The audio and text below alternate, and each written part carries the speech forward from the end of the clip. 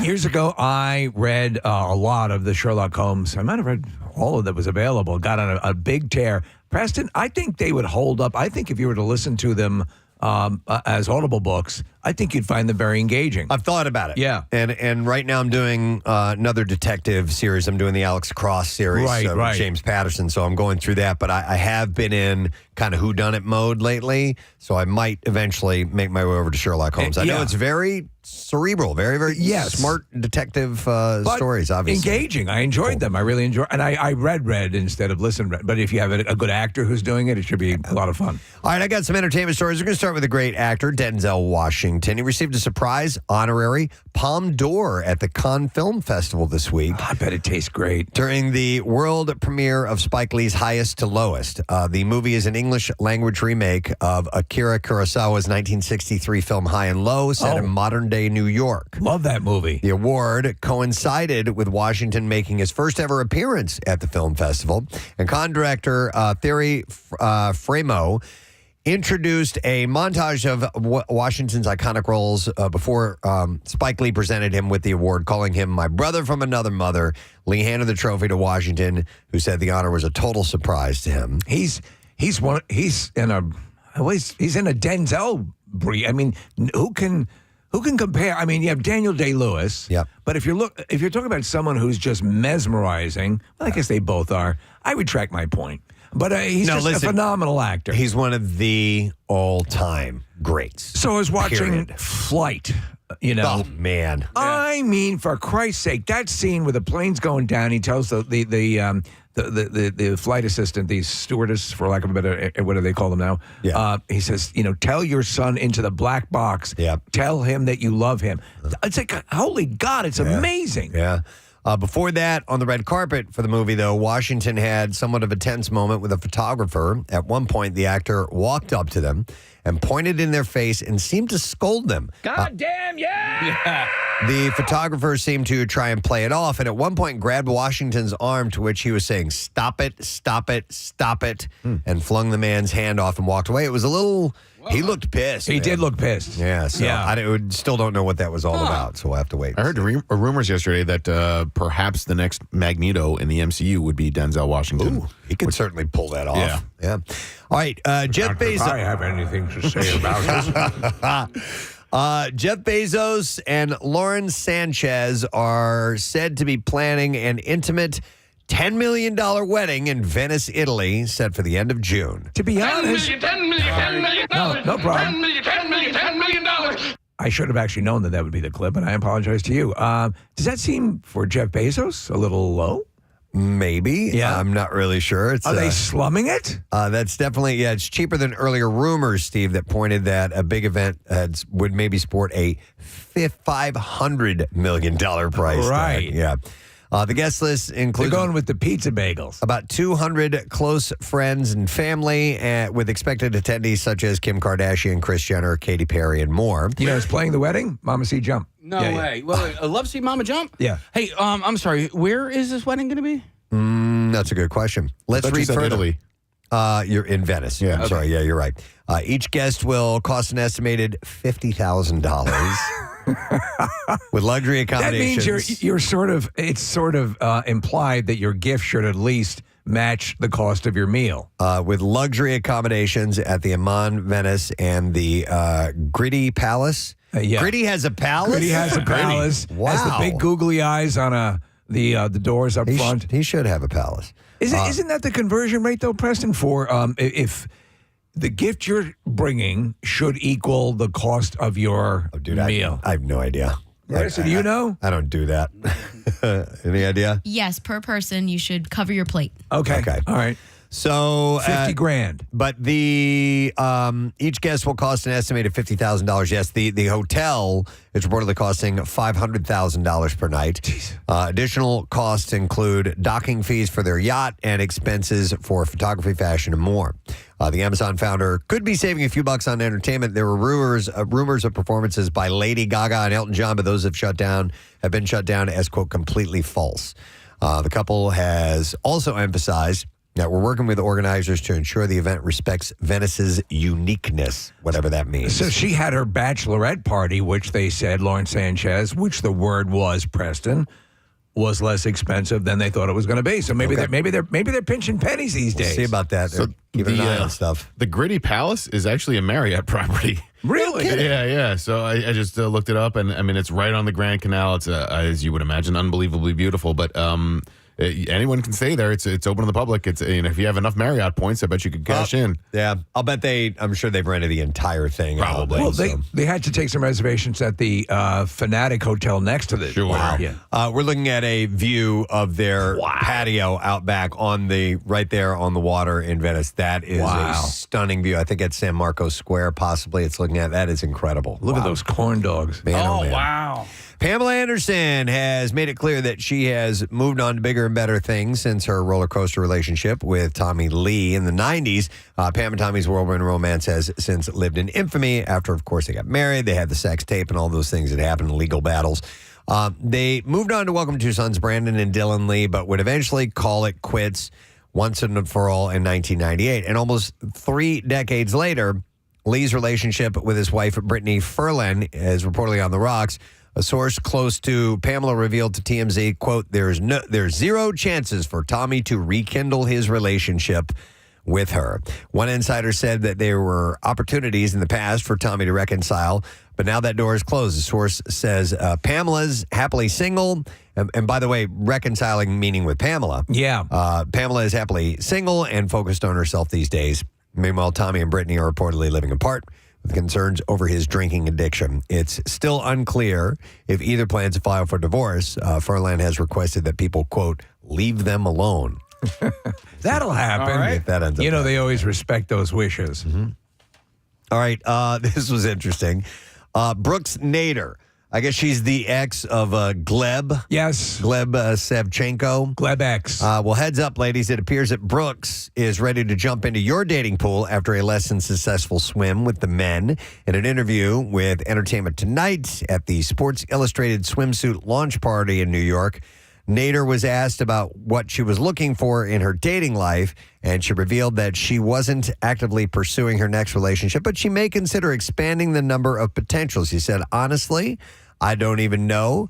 Maybe it's Mr., maybe it's Mrs. I don't even know. Who knows? Do you know what I think would be an obvious choice for her? Ralph Nader. Yeah. Wouldn't have to change any names or anything Right. like that.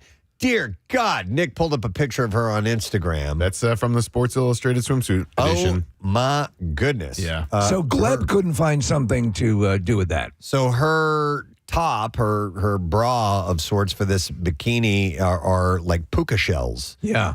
In a like a starfish shape.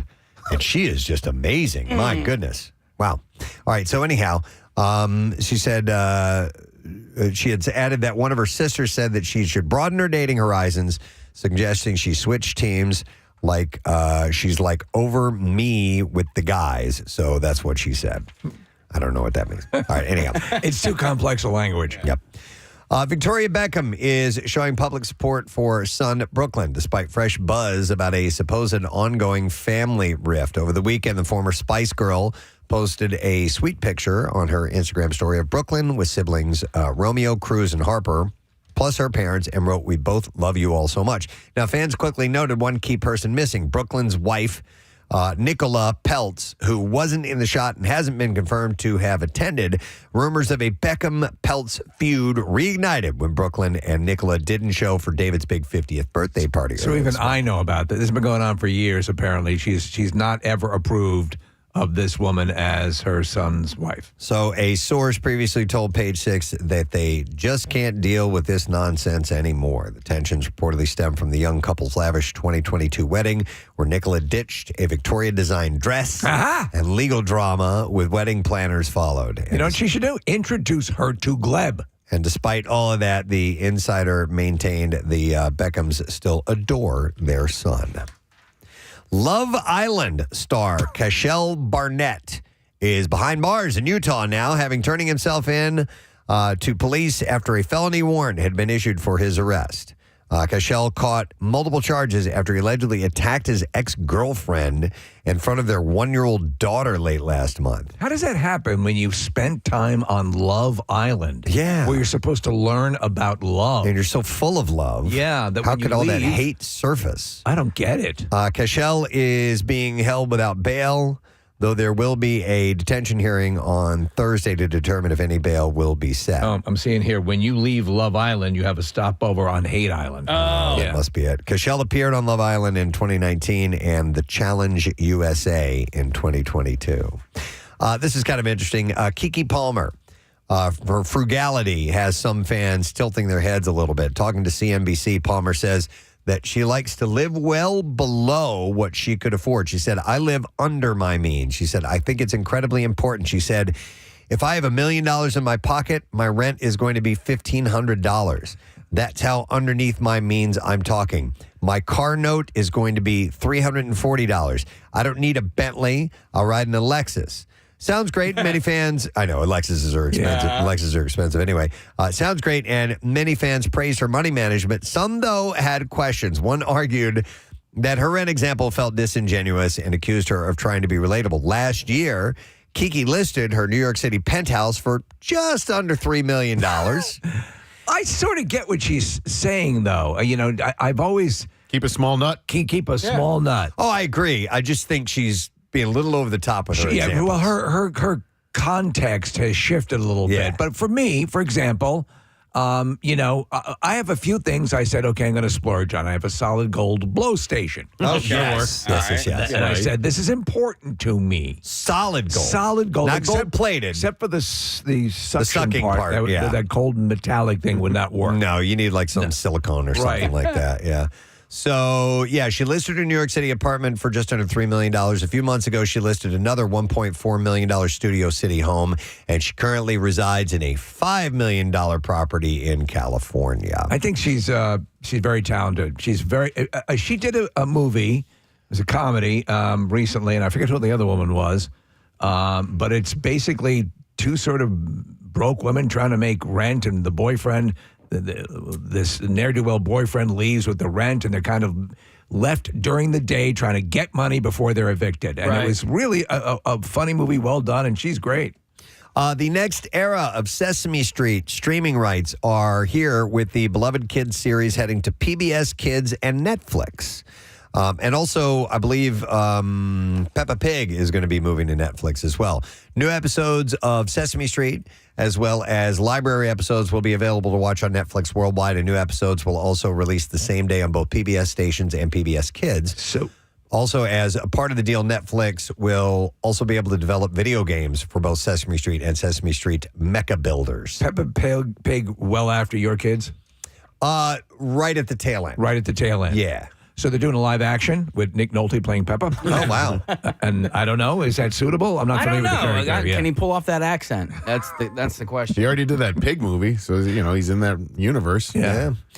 Sesame Street, the official account said the support of Netflix, PBS, and the cooperation of public broadcasting serve as a unique public-private partnership to enable Sesame Street public-private partnership to continue to help children everywhere be smarter, stronger, and kinder. Paula Kerger, the president and CEO of PBS, said, I strongly believe that our educational programming for children is one of the most important aspects of our service to the American people, and Sesame Street has been an integral part of that critical work for more than half a century. We're proud to continue our partnership in the pursuit of having a profound impact on the lives of children for years to come. Quick editor's note. It was Nicolas Cage. What did I say? In Pig. You Yeah. said Nick Nolte, and Yeah. I was thinking Nick Cage. May I correct. tell you, that movie Pig Yeah. is really good. I think that's probably why I Yeah. went down the Nick Cage path. I also fell down a Sesame Street YouTube hole a couple of weekends ago, stuff that I watched from childhood. And So great. It just was fantastic. The Milk one and Take a Breath and all of these Yeah. things that are just, these core memories and just, it was a lot of fun and very nostalgic and weepy-eyed. And there's some interesting stories behind some of those things. There's one that I think we might have played audio from it a long time ago, but it's It's like a 1, 2, 3, 4, 5, 6, 7, 8, 9, 10. It's a woman saying the numbers. And if now that I listen back to it, you can hear it. It's Grace Slick. No kidding. From Jefferson Airplane who did that. And so there were all these celebrities that were contributing to this, and you didn't realize it. I was a little older. My kid show when I was a kid was Jack Benny. So it was a little different. Now, I had, there's going to be season 56, so I'm very lucky. I was 1 year old when Sesame Street came that's out. great. It's just it's made for you. I mean, it's absolutely, positively what I grew up on. What I do remember was the sort of ASMR ending, which would be, as I recall, in the earliest days of Sesame Street, was from like through the windshield of a car driving down a country road. Am I misremembering that? I don't know. Yeah, it was kind of like good question. Brought to you by the Children's Television Workshop. And Maybe. Yeah. So there will also be some changes for season 56. Episodes will now center on, this is interesting, one 11-minute story, a more character-driven approach that mirrors other popular children's shows like Bluey, which is interesting because when my kids were growing up, they had added Elmo's World to Sesame Street, and that was its own chunk of Sesame Street. Like, it was a long segment. It went on. Really? Yeah, it was a lengthy departure, and so it was like a story that happened during Sesame Street. So your average Sesame Street episode was a half hour, right? I think so, yeah. So like half of that was Elmo's World. Yeah, and it was fun. It was a great show. Craig Legans is listening. He said the Pointer Sisters sang the numbers with the pinball machine. Oh, wow. Yeah. 1, 2, 3, 4, 5, 6, 7, 8, 9, 10, 11, 12. Yeah. This upcoming season will also see the return of favorite segments like Elmo's World and Cookie Monster Foodie Truck. That's pretty cool. Wow. So this news comes months after HBO Max opted not to renew their deal, which saw new episodes head to HBO before airing on PBS. The deal had been in place since 2016, but came to an end in 2024 as part of a strategy shift from Max as the streamer focuses more on adult and family programming. Sesame Street Library, however, will be available still on HBO Max through 2027. So you can go watch all the library of it, which is pretty cool. All right, the CW has announced that it is bringing back both Trivial Pursuit and Scrabble as the game shows. Scrabble welcomes Craig Ferguson for hosting duties. And LeVar Burton will continue as host for Trivial Pursuit. Both shows were given orders of 30 episodes, and about the announcement, Craig Ferguson said, I am cock-a-hoop to be hosting Scrabble. He's cock-a-hoop. Yes. Anybody want to guess what a cock-a-hoop means? Nah. It just means extremely and obviously pleased, especially about a triumph or success. Do you know, I fell down a hole of his late night talk show, which was great. If you can, Preston, watch the YouTube video of him, the compilation of him with Alice Eve. Oh, my goodness. I love her. You got to watch and they just flirt like crazy, right? Crazy. Yeah. All right, according to Variety, a reboot of the iconic show Seventh Heaven is in the works, and it's getting a new spin on the original Camden family. Oh, it'll be good to see Stephen Collins back. No, he's not going to be in it. Oh, what happened? While there's no details to spill at the moment, for those who don't know, he had like a pedophile moment. Yes, he did. While there's no details to spill at the moment, the series has linked up with showrunner Anthony Sparks and will be executive produced by none other than Jessica Biel herself. Variety sources say the reboot will center on a diverse family, and no original cast members are expected to return. No network or streamer attached to the reboot yet, but the buzz is still building. The original Seventh Heaven, created by Brenda Hampton, ran for 11 seasons. It was one of TV legend Aaron Spelling's final hits. It was a huge hit. Yeah. All right, then one more story, and then we'll wrap it up. Our friend Mike Birbiglia is back with a new Netflix special. The Good Life is dropping May 26th, and the teaser for the special reveals Birbiglia talking about his dad being his role model and his love languages as well. Do you think he... Listen, we were friends, and I think we are friends, but he's kind of fallen off the radar. Yeah, I here. mean, he gets back to me. He just, the scheduling never works out. So, right. I'll reach out to him again. You never know. You know what? You may want to, let's ask Bradley Cooper to pressure him a little bit, because I think we're tighter with Bradley at this point. Yeah. You just let him know that Tom Segura got back to me in 2 seconds. All right. And, Yeah. And he's going to be on with us later on this week. There we go. When does this special come out for Birbigs? It comes out on May 26th, Nick. So soon this week, yeah. Or, I mean, we should talk to him this week. He says Good Life Special is, quote, the most personal show that he's done yet. He said it's my life right now. He's always done it about his life. He's always been very personal. Yep. All right, here is our set of clips. We'll start with the first one. A new high school street racing drama, Motorheads, coming to Prime Video. And in this clip, Uriah Shelton and Nicholas Cantu talk about whether or not they love motorsports as much as their characters do. I'm just a civilian driver. I drive my car to work, drive it back from work, go to in and out, just regular use of a motor vehicle for me. Dirt bikes for sure. Broke my back on them. Motorcycles I've been building and doing stunts on them for a while. It's kind of cool to be able to take all that, experience and bring it over to the show. I blather on. That didn't go all the way. I blather on for hours. Yap. There we go. Motorheads starts streaming on Prime Video today. Here's our next clip. Long-awaited finale of Mission Impossible is almost here. And in this clip, Tom Cruise talks about how much Mission Impossible Final Reckoning means to the cast. I'm just really happy to be here. I'm very excited to finally share it with people because these are moments we dream about. And I have a tremendous amount of enjoyment in making these and exerting that effort and creating all of us together, and to have these moments right now with all of us. Yeah! Mission Impossible Final Reckoning will hit theaters this weekend. It's the big one. Yeah. There you go. That's the entertainment report for today. I wonder, Preston, now that they've added back the stunt category for the Academy Awards. Yeah. I mean, look at the stunts he's been involved with, for crying out loud. I wonder how much that will be on stunt coordinating or individual stunt performers or actors that do stunts. It's a good question. I mean, he's doing a wing walking fight or stunt on a plane that's flying along for real. He does the deal, man. Wow. All right, we should take a quick break, but not before I remind you that Upper Marion High School in King of Prussia, you're the one that was chosen for Coolest Teacher of the Year. To vote, you have until tomorrow morning. About 6 a.m. is when we'll wrap that up. So if you know someone who should be recognized, a teacher that's made a difference, it's simple. You just text the word teacher to 610-660-9333, and tomorrow morning we'll find out who the winner is. But make sure you do let them know if you go to school there in the front office that Upper Marion High School has been chosen. I want to congratulate again Mr. Mike McEwen from Collingswood High School. Math teacher, football coach, apparently a really good football coach. Yeah, I that's was the looking word. up his information. Is our winner, and he's going to get the prize along with the mug and the Dunkin' gift card and so on. So we'll find out who from Upper Marion gets that tomorrow. We're going to take a quick break. We'll be back in just a moment. Make sure you stay with us on this beautiful start of a Tuesday. We'll be right back. Preston and Steve. Yeah, there's this story. It's making the rounds. And it's actually a professional baseball player. Anthony Bass plays for the Toronto Blue Jays. And, you hear discussions about plane etiquette all the time as far as, sharing the armrest and taking your shoes off and all these other things.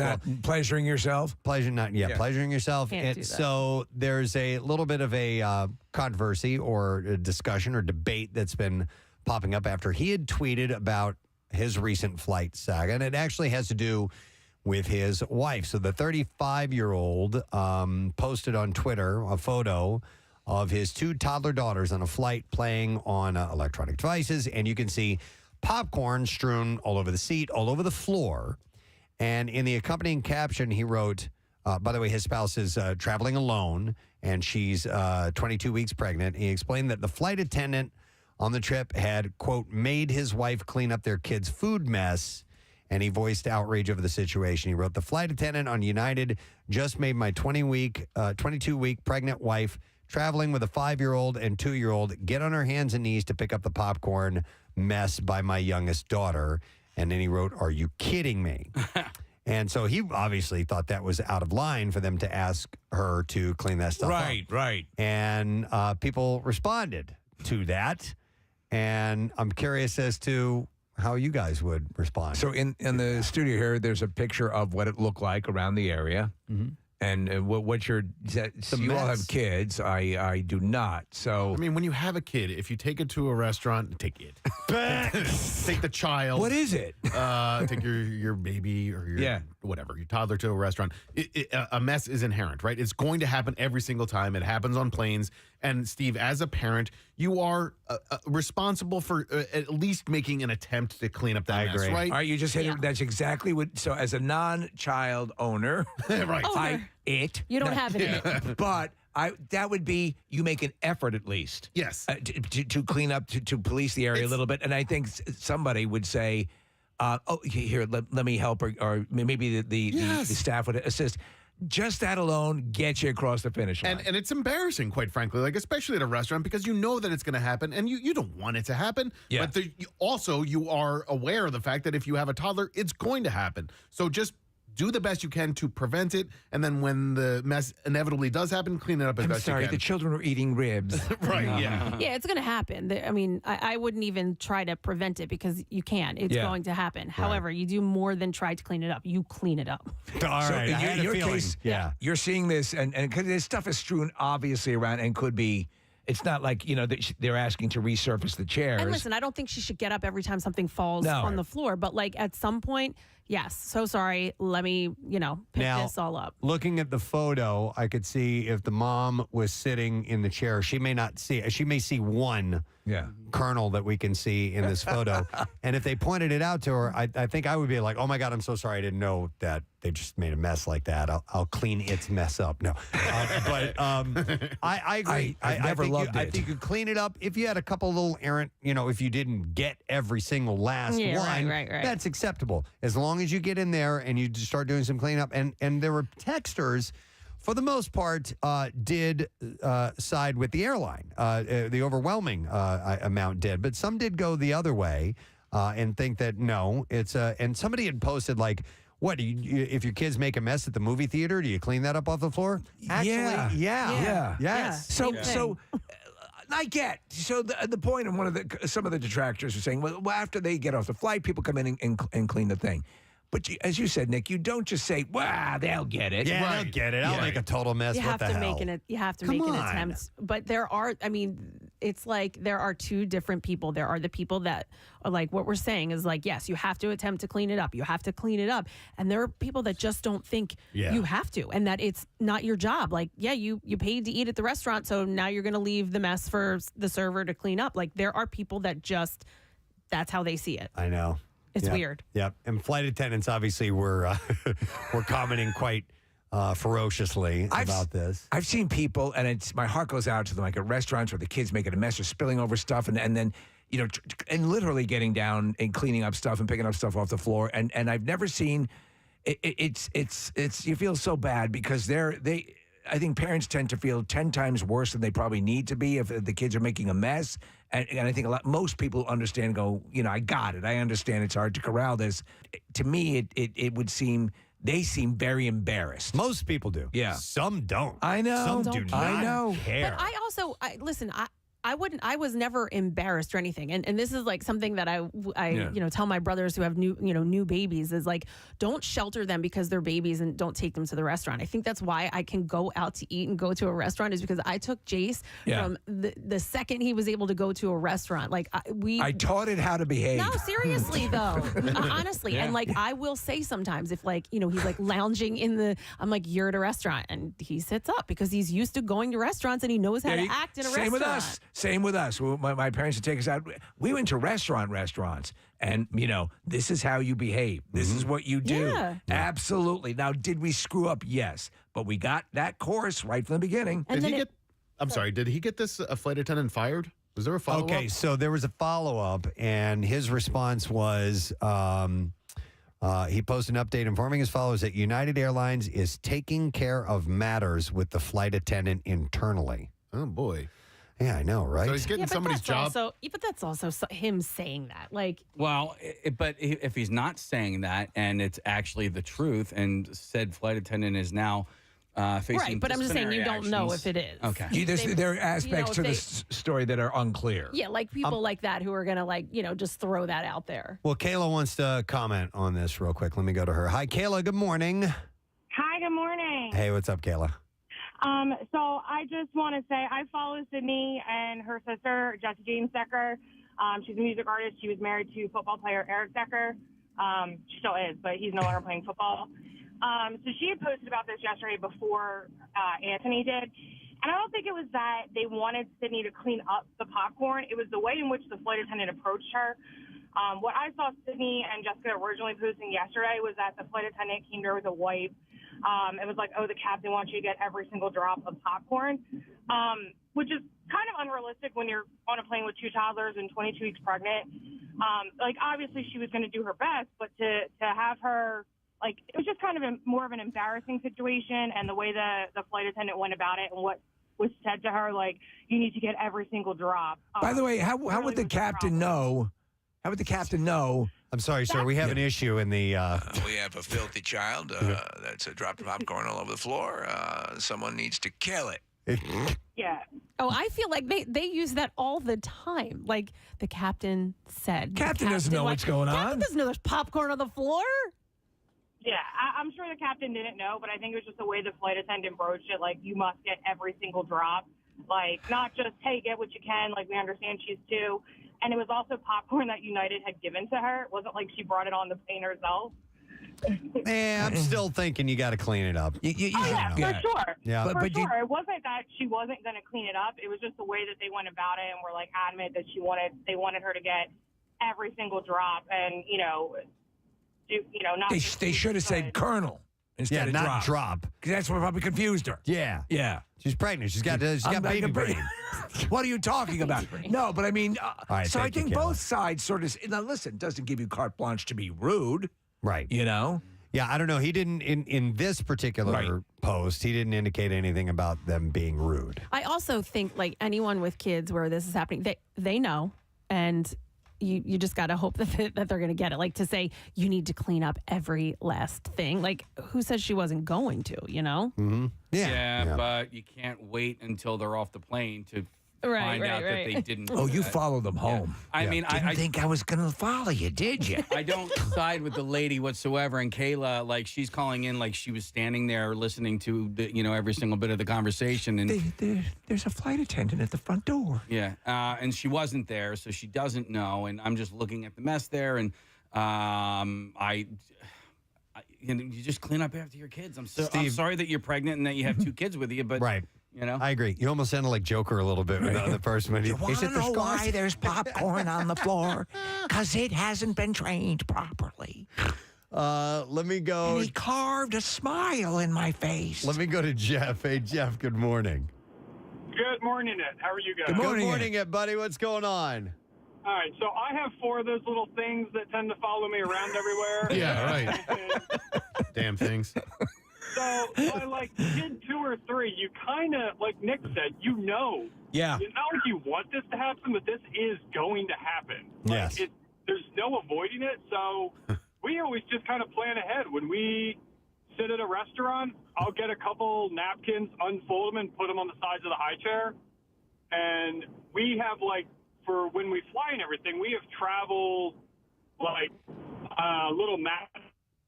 Oh, we're losing you. Travel. On there, you just bundle it up, little and mats. dump it out in the trash can, and move along. So Yeah, you should be prepared for the mess. Yeah, I flew, Jeff. I flew. In fact, it was it flying back from Florida? Florida. There was a mother and a kid next. This kid was like, mother.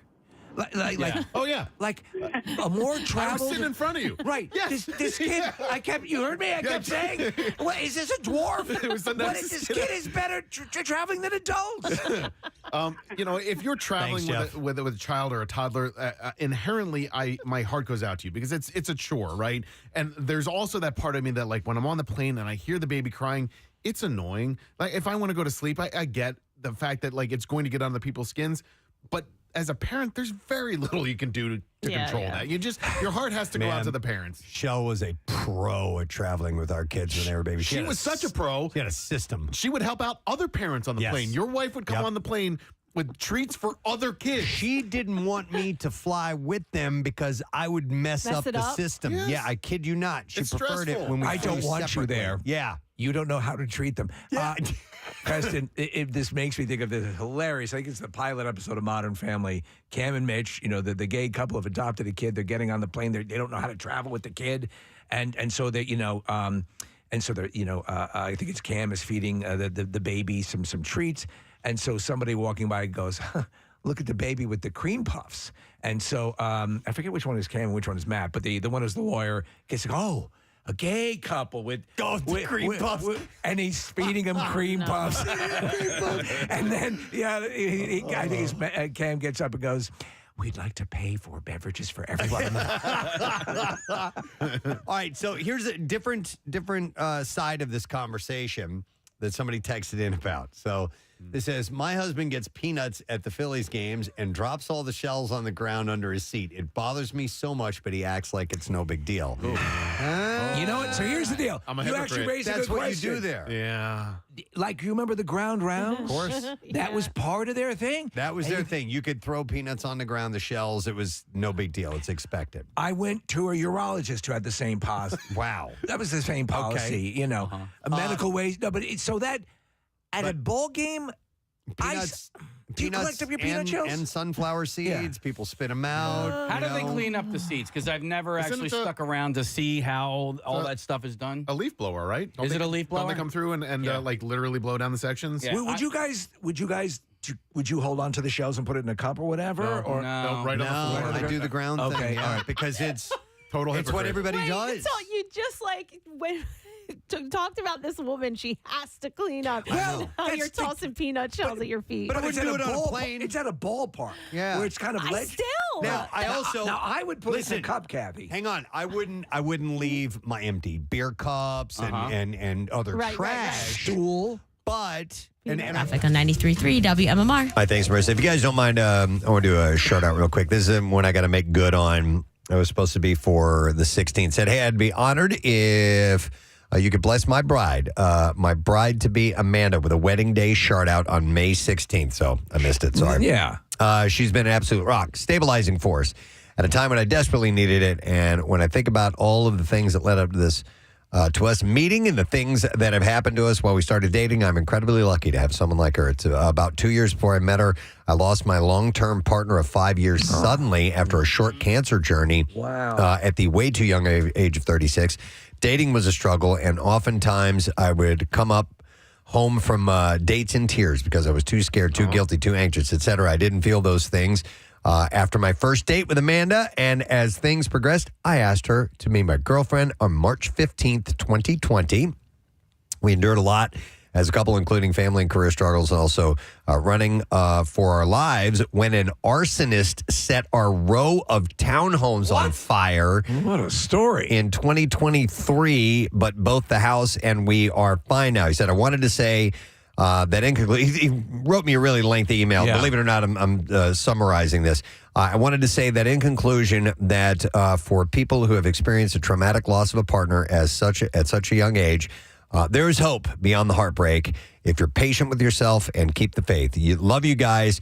Keep on trucking and keep the faith. And that is from Sean Ward. So Sean Ward. A shout out, please, for Amanda. And I'm sorry I missed that date, guys. I meant to get that in by the 16th. But nonetheless, that's a crazy story. And let Sean Ward, if you know a Sean Ward, any Sean Ward, that this has happened today. Hopefully we get the right Sean Ward. Yeah, let's make this Sean Ward Day. Sean Ward Day. Yeah, for all the Sean Wards out there. To all the Sean Wards I loved before. Actually, I would like to chat with somebody not named Sean Ward, but I would like to chat with somebody named Mike McEwen, who is the coolest teacher of the year. And we're going to get him on the line right now. He's from Upper Marion High School. Nope, and he's from Collingswood High School. I'm sorry. Yep, Collingswood High School. Today's school is Upper Marion that you need to vote for. But from Collingswood High School, Mr. Mike McEwen. Hey, Mike, good morning. Good morning, guys. Good morning. Hey, did I get that right? Is it McEwen or McCowan? How do you pronounce your name? First, I'm actually impressed because every time I grow up, people say McKeon, McCowan, but you got it correct, McEwen. Awesome. There you go. Hey, I'm actually impressed. The most impressive thing so far. I messed it up the first time, and then I figured it out. All right, so you're a math teacher, you're a football coach. How long have you been at Collingswood? I've been at Collingswood for 23 years. So, but I grew up. That's where I grew. My hometown, so I grew up there. I graduated high school from there. Wow. My family's been a part of Collingswood for 50 years, so it's like I tell people all the time, Collingswood kind of saved my life. So wow. It's something that I'm proud about. So it's actually a pretty cool award my kids from the football team were texting me. I said, I don't even know they listen to 93.3. Well, they do. They surprise you. I think it's so cool, and we hear this more often than not, that teachers grow up and go to school at the high school they end up working at. Yeah. And I think it's really neat. When you started working there, Mike, were there teachers working there that taught you? Oh, absolutely. Oh, yeah. So I have guys on my football staff that that taught me and coached me. So I have a guy named Mike Anderson that's been coaching 3 sports at Collinswood High School for I think it's 46 years now. So it's weird though. A lot of those guys are retiring now. So you know what I mean. It shows how old I am. So a couple of the guys that taught me and coached me are now put in retirement. So it's a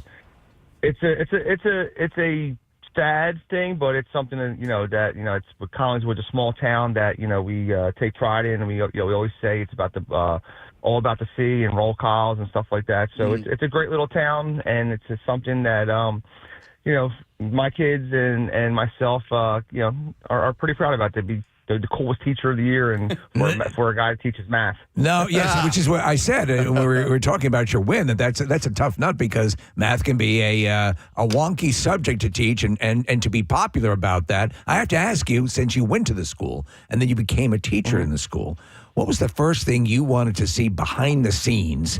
Was that opening the door to the teachers' lounge? Was that as pivotal a moment as we assume it would be? I try to stay away from the teachers' lounge a little bit. So what's going on in there? Yeah, exactly. You know what I mean. I try to stay away from the teachers' lounge a little bit, but when you walk in the building, at Collinswood, like I said, it's a small community that most of the teachers in the building are from Collinswood. You know what I mean. So we're Oakland, or a town that's that's the sending district to our high school. So it's weird. Like when you walk into Collinswood High School, it feels like a family. You know what I mean? I love something that. It's guys who coach me, their dads watched me play high school, who were took me under their wing and stuff like that. So it's something that we take tradition in around here. And for me as a football coach, I give out awards every year that are named after dads that helped me get through high school. You know what I mean? That weren't my real dads, but you know what I mean? There are people that played a real big effect in my life. Mike, I did a quick Google search on you. This is Nick, by the way, and I wanted to you guys have gone through some things over the last few years. Unfortunately, there was a coach who had passed away. There was a player who passed away, but it seems like the community has just sort of rallied around the football team and rallied around you, and you've done a decent amount of press about it. And that's a really cool thing, to take difficult situations and find heartwarming aspects to it, and just sort of focus that on the football team. Yeah, it's when we lost Coach Scott, he was my first kid I ever coached out of college for middle school basketball. He was the first kid ever came to my basketball meeting in 2001. So when I lost him, it was devastating for my kids, because he was one of those guys that they could relate to. That they went to, sometimes you got to be a good coach, bad coach. You know what I mean? I try to be, the bad coach and let my assistants be the good coaches a little bit. Yeah. And he was their guy that they all went to for anything that they, was going through, and he felt it. And at the end of the day, it's kind of set my program back a little bit, to be honest with you. We struggled a little bit since Coach Scott has passed away. And it's something that we hopefully we got to rebound somehow, some way with. But I do a scholarship in his name every year in honor of a football player who's played 4 years, very close to his mom still. And then the passing of Ryan Rodgers was just devastating. He was my guy. He's the one person that kind of reminded me of myself. He was a blue and gold guy. He did anything for the team. He's all about Collinswood, which you don't find much in high school anymore. You know what I mean? These guys, you know what I mean? He was an old school throwback kind of a player and old school throwback kind of a kid. So he would do whatever the team asked him to do. When I got the news that day, it was, it was sad, and it was devastating, and it was something that even my kids now feel effect from, because Ryan was, big into leadership role, which, I mean, nowadays these kids, leadership's hard. You know what I mean? It's hard for the youth nowadays with leadership. So we struggle a little bit with leadership, and hopefully, it's something that we've been trying to focus on in the off season. But Ryan was one of those guys that, he would still come back and talk to our young kids after he graduated.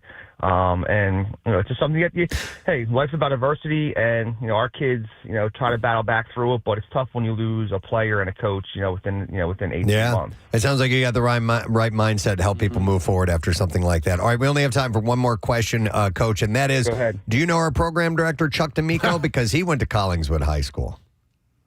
Oh, really? Where did he graduate? What's his graduation? Any idea, Case? Well, I mean, he's like 52 or 53 years old, so.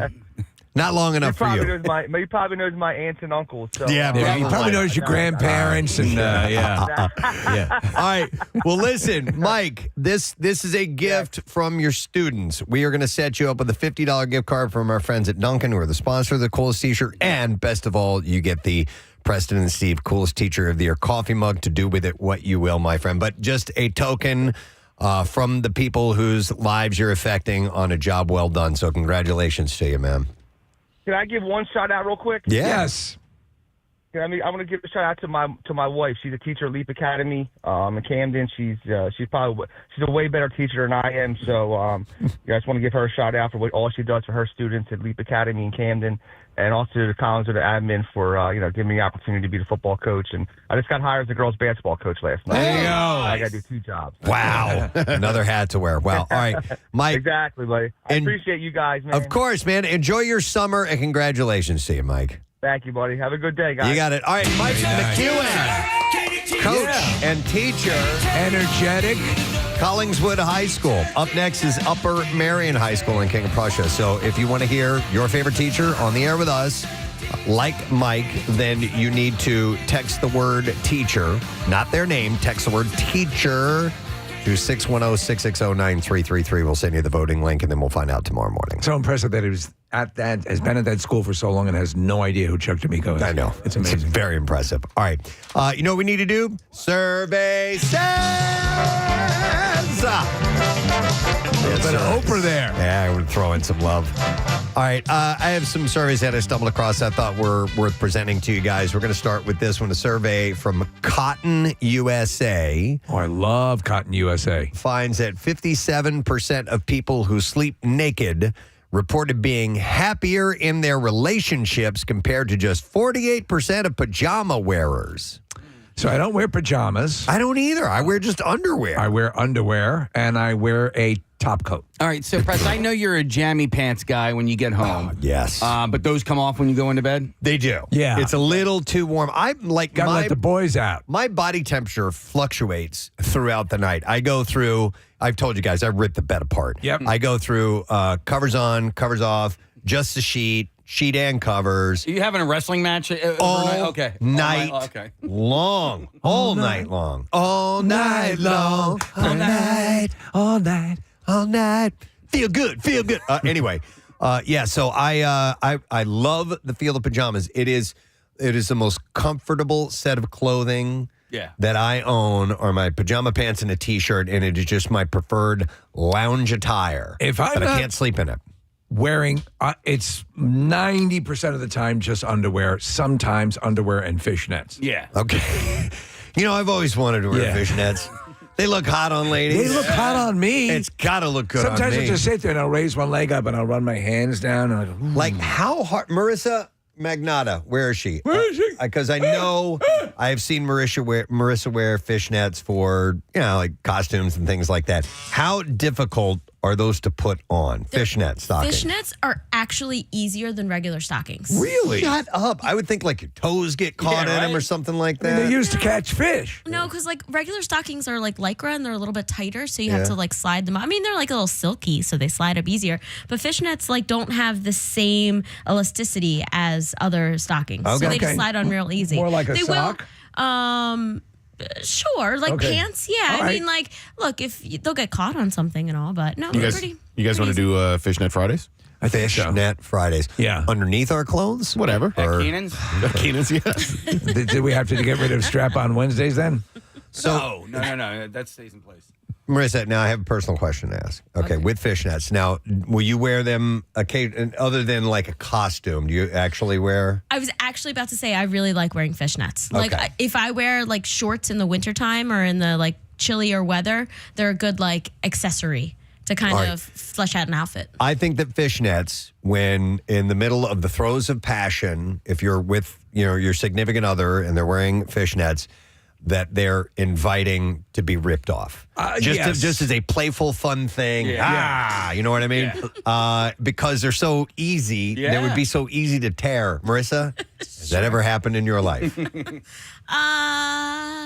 You would remember that. Come on. Well, okay, so different. So I think the only time that's happened, I was wearing like thigh-high fishnets. Okay. So I was already prepared. Okay. I keep an electric carving knife next to the bed. All right. So, according to this, practical pajamas like flannel sets, onesies, or overnight nightshirts can dampen intimacy. The expert in this interview says comfort kills urgency. And when partners choose comfort over attraction, the mindset can seep into other parts of the relationship. Science backs up the idea that ditching pajamas and sleeping in your birthday suit could improve both romance and overall satisfaction, and may have some other positive benefits as well. No, I don't like being too loose as I'm in bed. I don't like fully naked either. No, that's what I'm saying. My my nutsack. Dude, it's a guy. It's a problem. Yeah, it's your leg. And, and then it ends up over my shoulder, and I'm like, what the hell? I'm a little bit older. My dog ends up in between my legs, so I need a barrier. What are you doing down there? I'm not doing anything. Who's my daddy? So, a 2024 study from Avocado Green Mattress revealed that 62% of nude sleepers have more satisfying sex lives. It's like an environmentally friendly mattress. Oh, okay. And It's just a bunch of avocado. I think the name of the company is Avocado. Oh. Sleeping naked may boost metabolism, according to OBGYN Dr. Keisha Gaither. My gynecologist says the absolute opposite. Who says that going to bed without clothes helps regulate sleep hormones like melatonin, possibly helping with weight loss as well. So, Yeah. I don't know. Sometimes T-shirts, sometimes no T-shirts, but definitely underwear. I sleep on top. I have one blanket. I don't sleep under the covers. I never do that. And I keep my feet available in case a witch tries to staple me into the bed. So nothing covers you while you're sleeping? A blanket. So you do have a blanket? Yeah. All right, so you are covered. A blanket. Okay. Yeah, but I have to be secure. But you sleep on top of the made bed comforter. Yeah. And then you have a blanket on top of you there. Right. So the bed is made. I'm sleeping on top of the made bed with my blanket. Gotcha.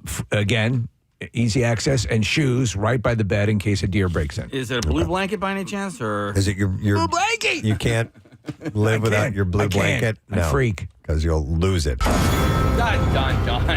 What is that? That was Game of Blue Blanket. Game of Blue Blanket. My blanket, my blue blanket. Give me my blue blanket.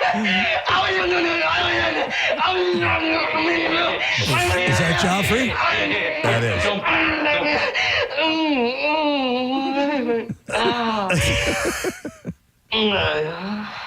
I gotta hear this. I'm sorry. I don't like people touching my blue blanket.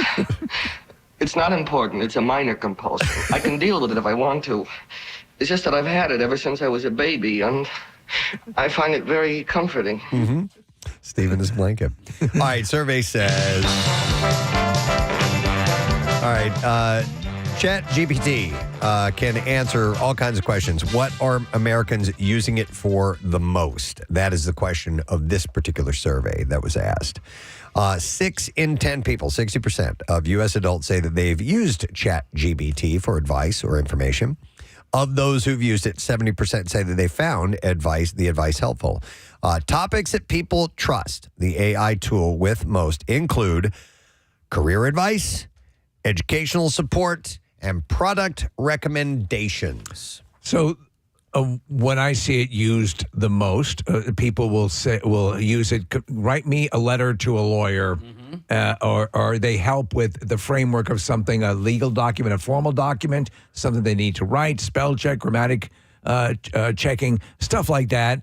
What do you use it most for? I had recently wonderful success with it. Oh, yeah? And so I was writing a letter to help someone in my sphere out with some financial trouble that has been going on for a long, long time. Right. I needed to share some very harsh information with this person. So I wrote down all the facts and I wrote it as I would write it. And then I took it to ChatGPT and I wrote in, I need to make this sound more encouraging. That's cool. Wow. Dude, it came back Get out. with the right words. And I tweaked a little bit of things that didn't sound like me. And I sent it off. And the return response that I got was even better than I had anticipated. Wow. So it was very helpful. You're relaying what is a key to this. Be as comprehensive as you can in your request. Give it examples of what you want. Describe tone. Describe all of this stuff. And you got back what you want. And then you tweaked it.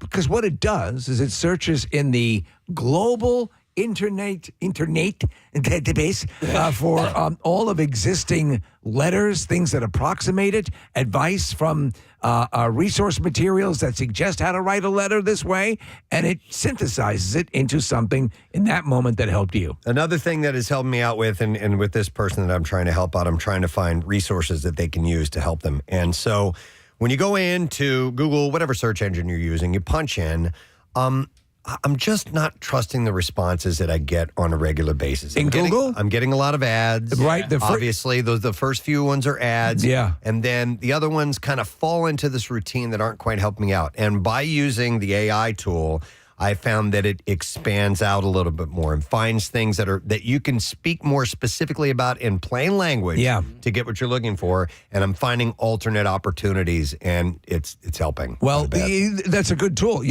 Right now, I don't know if you've noticed in the latest upgrades, if you ask Siri, it will now give you an option if you want to employ ChatGPT. Oh, okay. Yeah. No, I've not had that come across yet. But so a third of the users say that they actually trust ChatGPT more than a human expert in at least one area. But they don't trust it when it comes to two important areas, legal advice and medical advice.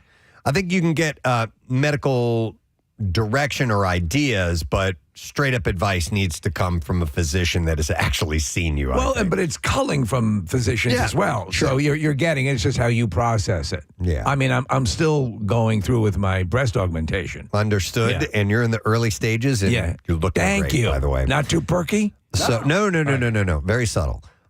Despite its growing popularity, just 11.1% think that ChatGPT will improve their personal financial situation. What about hygiene?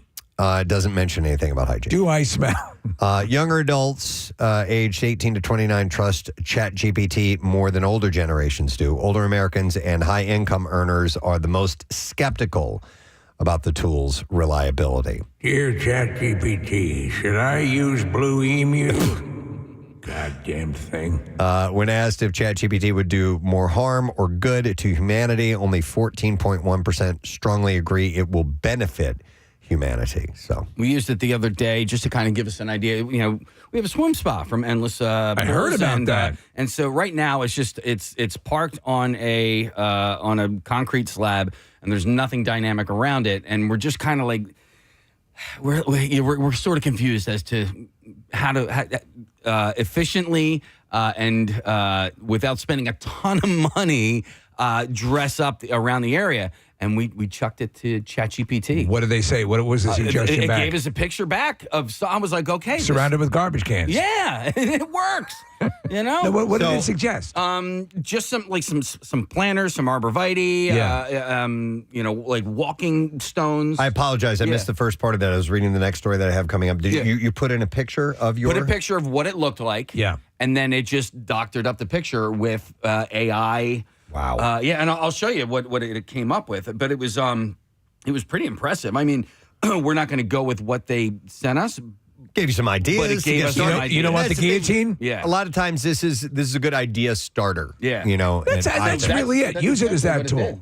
That's what it spit back out at. And what was the original? Where's the original picture? Well, I don't know what the original. Can I scroll through your photos? Yeah, go ahead. It was a D pic from me and my wife. Okay. Man, how many D pics you did? Oh my God. I didn't know you had that, Casey. Yeah, it's impressive. That's very impressive. Yeah, thank you. No, that looks really cool, by the way. Hold that up, Casey. I just want to see. Yeah. But yeah, so No, there you're are D. No, obviously a bunch of different, reasons and applications for that. So people are digging it. All right, I got another survey I'm going to share with you.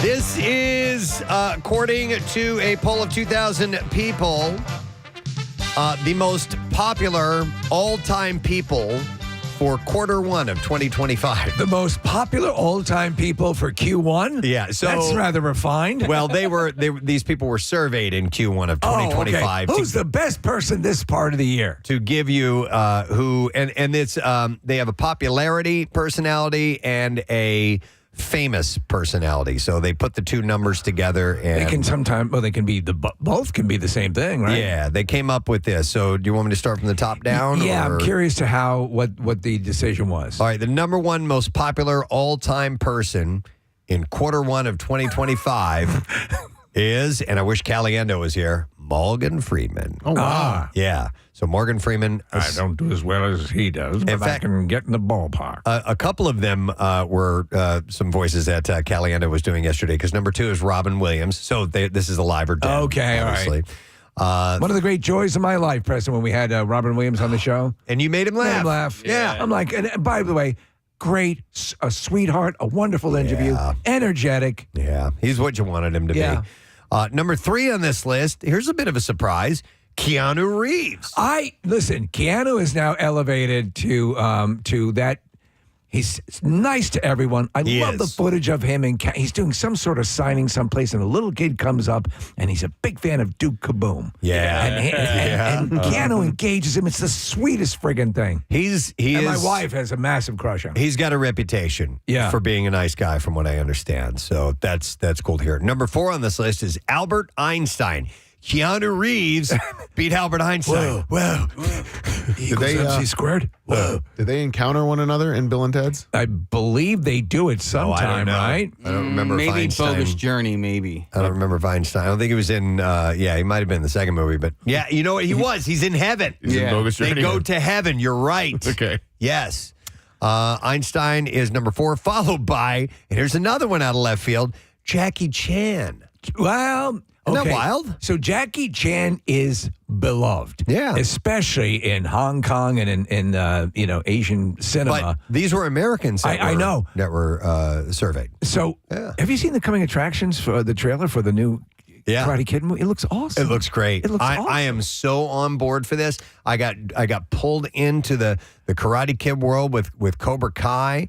I didn't think I would, and it became one of my all-time favorite shows. And now I see the Daniel LaRusso character as more viable in the martial arts world after watching this show, and I think this movie could really work. Well, you know what they're doing too? They're employing a type of martial arts that is very Hong Kong cinematic. Okay. So it's very true to Jackie Chan's roots. Yeah. And I love it. So in the trailer, they need to combine their efforts to help this kid out. He needs the whatever style that Jackie Chan is training him in, but they need the Miyagi-Do to balance this out, and so they want to work together, and I love this idea, and I hope this movie is as good as it looks like it's going to be. Are you a fan of his classic Hong Kong movies, like Police Story and stuff like that? I only know scenes from them. I don't know whole films. I mean, there's some that are, what is the Rumble in the Bronx, I think it is? Yeah. So they're hilarious scenes. They're supposed to be in the Bronx, in New York. Yeah. And you look on the horizon, you see snow-covered mountains. Yeah. Like, what part of the Bronx is that? All you got to do is get Jackie Chan doing the thing where he runs up the two walls, the corner, and I'm in. It's just you can't believe it when he does that stuff. Every movie has the outtakes and the stunt fails at the end. Yep. And he gets hurt bad sometimes. All right, number 6 on this list of the most popular all-time people, quarter one of 2025, Samuel L. Jackson comes in 6. And Samuel L. Jackson beats out number 7, Martin Luther King Jr. What? Samuel L. Jackson beat Martin Luther King Jr.? Which is pretty well. Wouldn't it be great to see Sam Jackson playing Martin Luther King as Jules from right, yeah. He Pulp Fiction. He flips. I mean, he does rattle off a fake biblical fake Bible passage. Yeah, that doesn't exist. Ezekiel 25:9. Right, that's created, but they do use it in at the end of Endgame. Yep. Yeah, it's on Check out the big brain on bread. It's on his tombstone, the path of the righteous man. It's not Endgame. It's Captain America. Winter Soldier. Oh, yeah. When they play off that he's dead. Yeah. I have put these monkey fight snakes on this Monday to Friday plane. Monkey fighting snakes on this Monday to Friday plane. All right. Then we have number 8, Betty White. Wow. Most popular all-time people. Number 9 is Abraham Lincoln. Oh. And then number 10, we were just talking about him earlier, Denzel Washington. Yeah. Yeah, none of these people are really divisive. You know, like there's not much about any of them that you're like, nah. I like Denzel, but You really, he's kind of a jerk. And, like most of these people are just nice people who don't say or do much to divide. You never hear people go, "Don't get me started about Lincoln." Right. Yeah. Here, let me rattle off a couple because number 14 is interesting. Number 11 is James Earl Jones. Number 12, John F. Kennedy. 13, Dolly Parton. And number 14, Danny DeVito. Danny DeVito. Isn't that great? Well, again, everyone loves Danny DeVito. Mm-hmm. I've met like 4 or 5 of these people. I met Sam Jackson, met King? Denzel, never met Martin Luther King. No, he died before I was born. Met Sam Jackson and Danny DeVito. Yeah, there's a few on this list that I've been lucky enough to have met. I can Steve, tell you were at a meet and greet with Abraham Lincoln. Abraham one time, Lincoln, if I and a remember. sweetheart, sweetheart.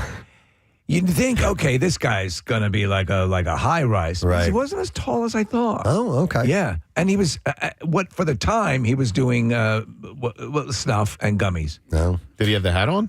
No, actually, when he That's why he took the didn't say hat stuff. off, his hair was in the shape of the hat. Wow. And he looked like Kid and Play. All right, I'll finish this up. Eddie Murphy, 15. Then Bruce Willis, Harrison Ford, Dr. Seuss at number 18, Leonardo da Vinci, and rounding out the top 20 is Sandra Bullock. Sandra Bullock and Leonardo da Vinci, the way history intended it. Yep. So these are the most popular people of all time. So quarter one. She's the only one representing Demolition Man in there. I think Lincoln was in that as well. Yeah, because Wesley Snipes didn't make it on here. Neither did Stallone. So, yeah, I guess you're right about that. Lincoln's also in one of the Bill and Ted's movies. That's right. He was in the first one. Yes. All comes back to Keanu. That's right. It does. All right, do I have time for one more? Yeah. All right, one more.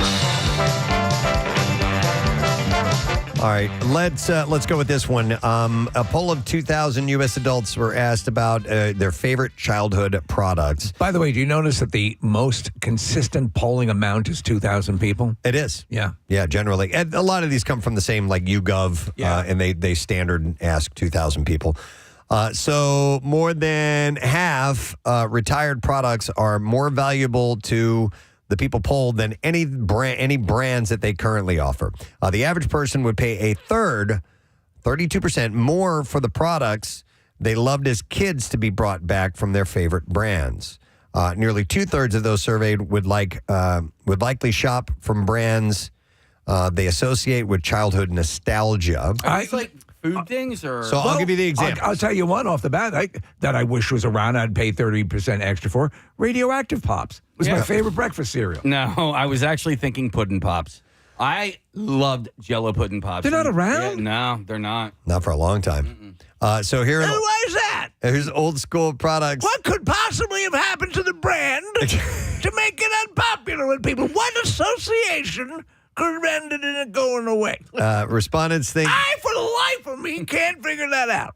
deserve a revival include classic Atari, Sega, and Nintendo consoles. So, okay, though there are emulators and there are systems that you could get that look like those classic systems. Then we have Crystal Pepsi. No, who likes Crystal Pepsi? Banana Nesquik, BlackBerry phones, iPods, Jolt Soda. Jolt Cola. Oh Yeah. my God! I Remember that? Yeah. Jolt Cola was the preferred finals week soda. Yeah. Everyone could figure that was giving them a rush. If you were a trucker, you needed all that sugar and caffeine. Yep. Then we have Surge Soda. Wow. So caffeine is clearly Yeah. a popular item. Nick, you don't remember Surge?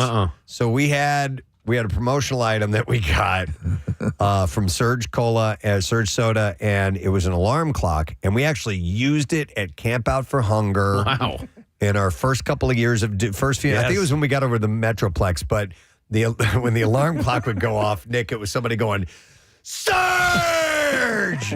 Surge! That's brilliant. Surge! And you just wanted to beat it with a sledgehammer. That's a good marketing It actually item. worked great for I getting wonder if your that ass would work for Pierre. up and out of bed. Nope. No. No, nothing would ever work. Discharge a firearm next to his head. Yeah. And then the other product that people would like to see, one of those mentioned, was bubblegum jeans. Anybody remember that? I don't remember. Will you chew your pants? Bubblegum jeans. No, I assume it's a brand name. Sounds familiar. Sounds very, very familiar. Those pants taste delicious.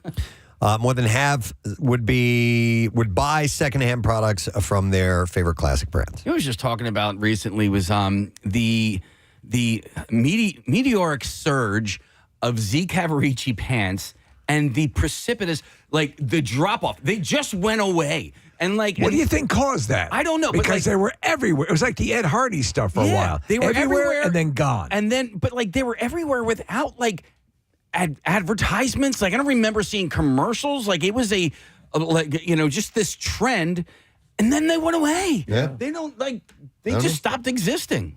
All right, you unlocked a memory. Bubblegum jeans were jeans you'd buy at like Wet Seal or 579. They were just a brand of jeans. Okay. But they were like, tight and very low rise, very Britney jeans. Okay. Oh, all right. I was totally thinking actual bubble. I know. I was thinking too. I was trying to remember. Like bubble yum. There is something that has made a resurgence that I haven't had since it's been back. Clearly Canadian. What is that again? I know that name. Do you remember that drink? So it was like sparkling water? It was sparkling water. Okay. It was when I was in like middle school, and there was wild cherry and grape, and it was in like a bulbous little clear. Absolutely. Lightly blue but clear. Yep. Yeah. Oh, yeah. And it had like a little picture of cherries on it or whatever. Exactly. I think you can get it at like Acme now. I don't think I am aware of this product. Interesting. All right. There was the jeans made me think of the brand that I used to wear, and I liked their marketing. Was Steve? Do you remember Britannia jeans? Yes, absolutely. Yes. Yeah. My home is Philadelphia, but I live in Britannia, and I loved those jeans. Nothing comes between me and my Britannia but a little bit of schmutz. Brand loyalty runs deep. That 73% say that they'd keep paying for their favorite brands and products even if prices skyrocketed. And overall, they pay about 25% more for them, but they'd be willing to pay more for gaming brands, jewelry and watch brands, and also fitness brands. Those are the most popular There ones. was a thing that I effing loved, and it came out about 12, 15 years ago, maybe a little bit longer. It was Google TV. You had a little wireless keyboard, and you could use your TV. Now you could throw your TV, your laptop up on the screen, right? But you could sit there. If you were looking for a movie, you basically turned your TV set into a full computer. Yeah, it was a monitor for you, right? Yeah. And it was great, especially when you're searching for movies. Now, mind you can just talk into the remote now and do it. But I loved the interface. And it was just wonderful. It was easy to use. It was cool. Yeah. And they just discontinued the whole freaking thing. Happens, folks, and then we got to deal with it. All right, that is all we have time for. And survey says, all right, we have stuff to get to. In fact, we have a meet and eat this morning. Yeah. Our friends from Mr. Sticky's in Pottstown. God, I love these friggin' things. Stopping by with their award-winning sticky buns. They have sticky buns of walnuts, cinnamon buns with vanilla icing, sticky witch breakfast sandwiches. I'll say that again. Sticky witch breakfast sandwiches. Preston, Ooh-wee. would you feed me one and spank me at the same time? If you're good. All right, well, listen.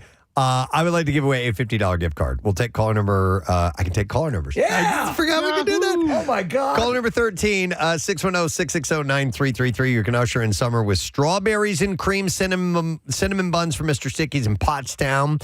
Follow them on Facebook for exclusive savings. Mr. Sticky's, warning, extremely addictive, and you will find them at 600 Heritage Drive in Pottstown, Pennsylvania. So caller number 13, we're going to set you up with that right now. When we come back, we're going to get to the bizarre file in a little while.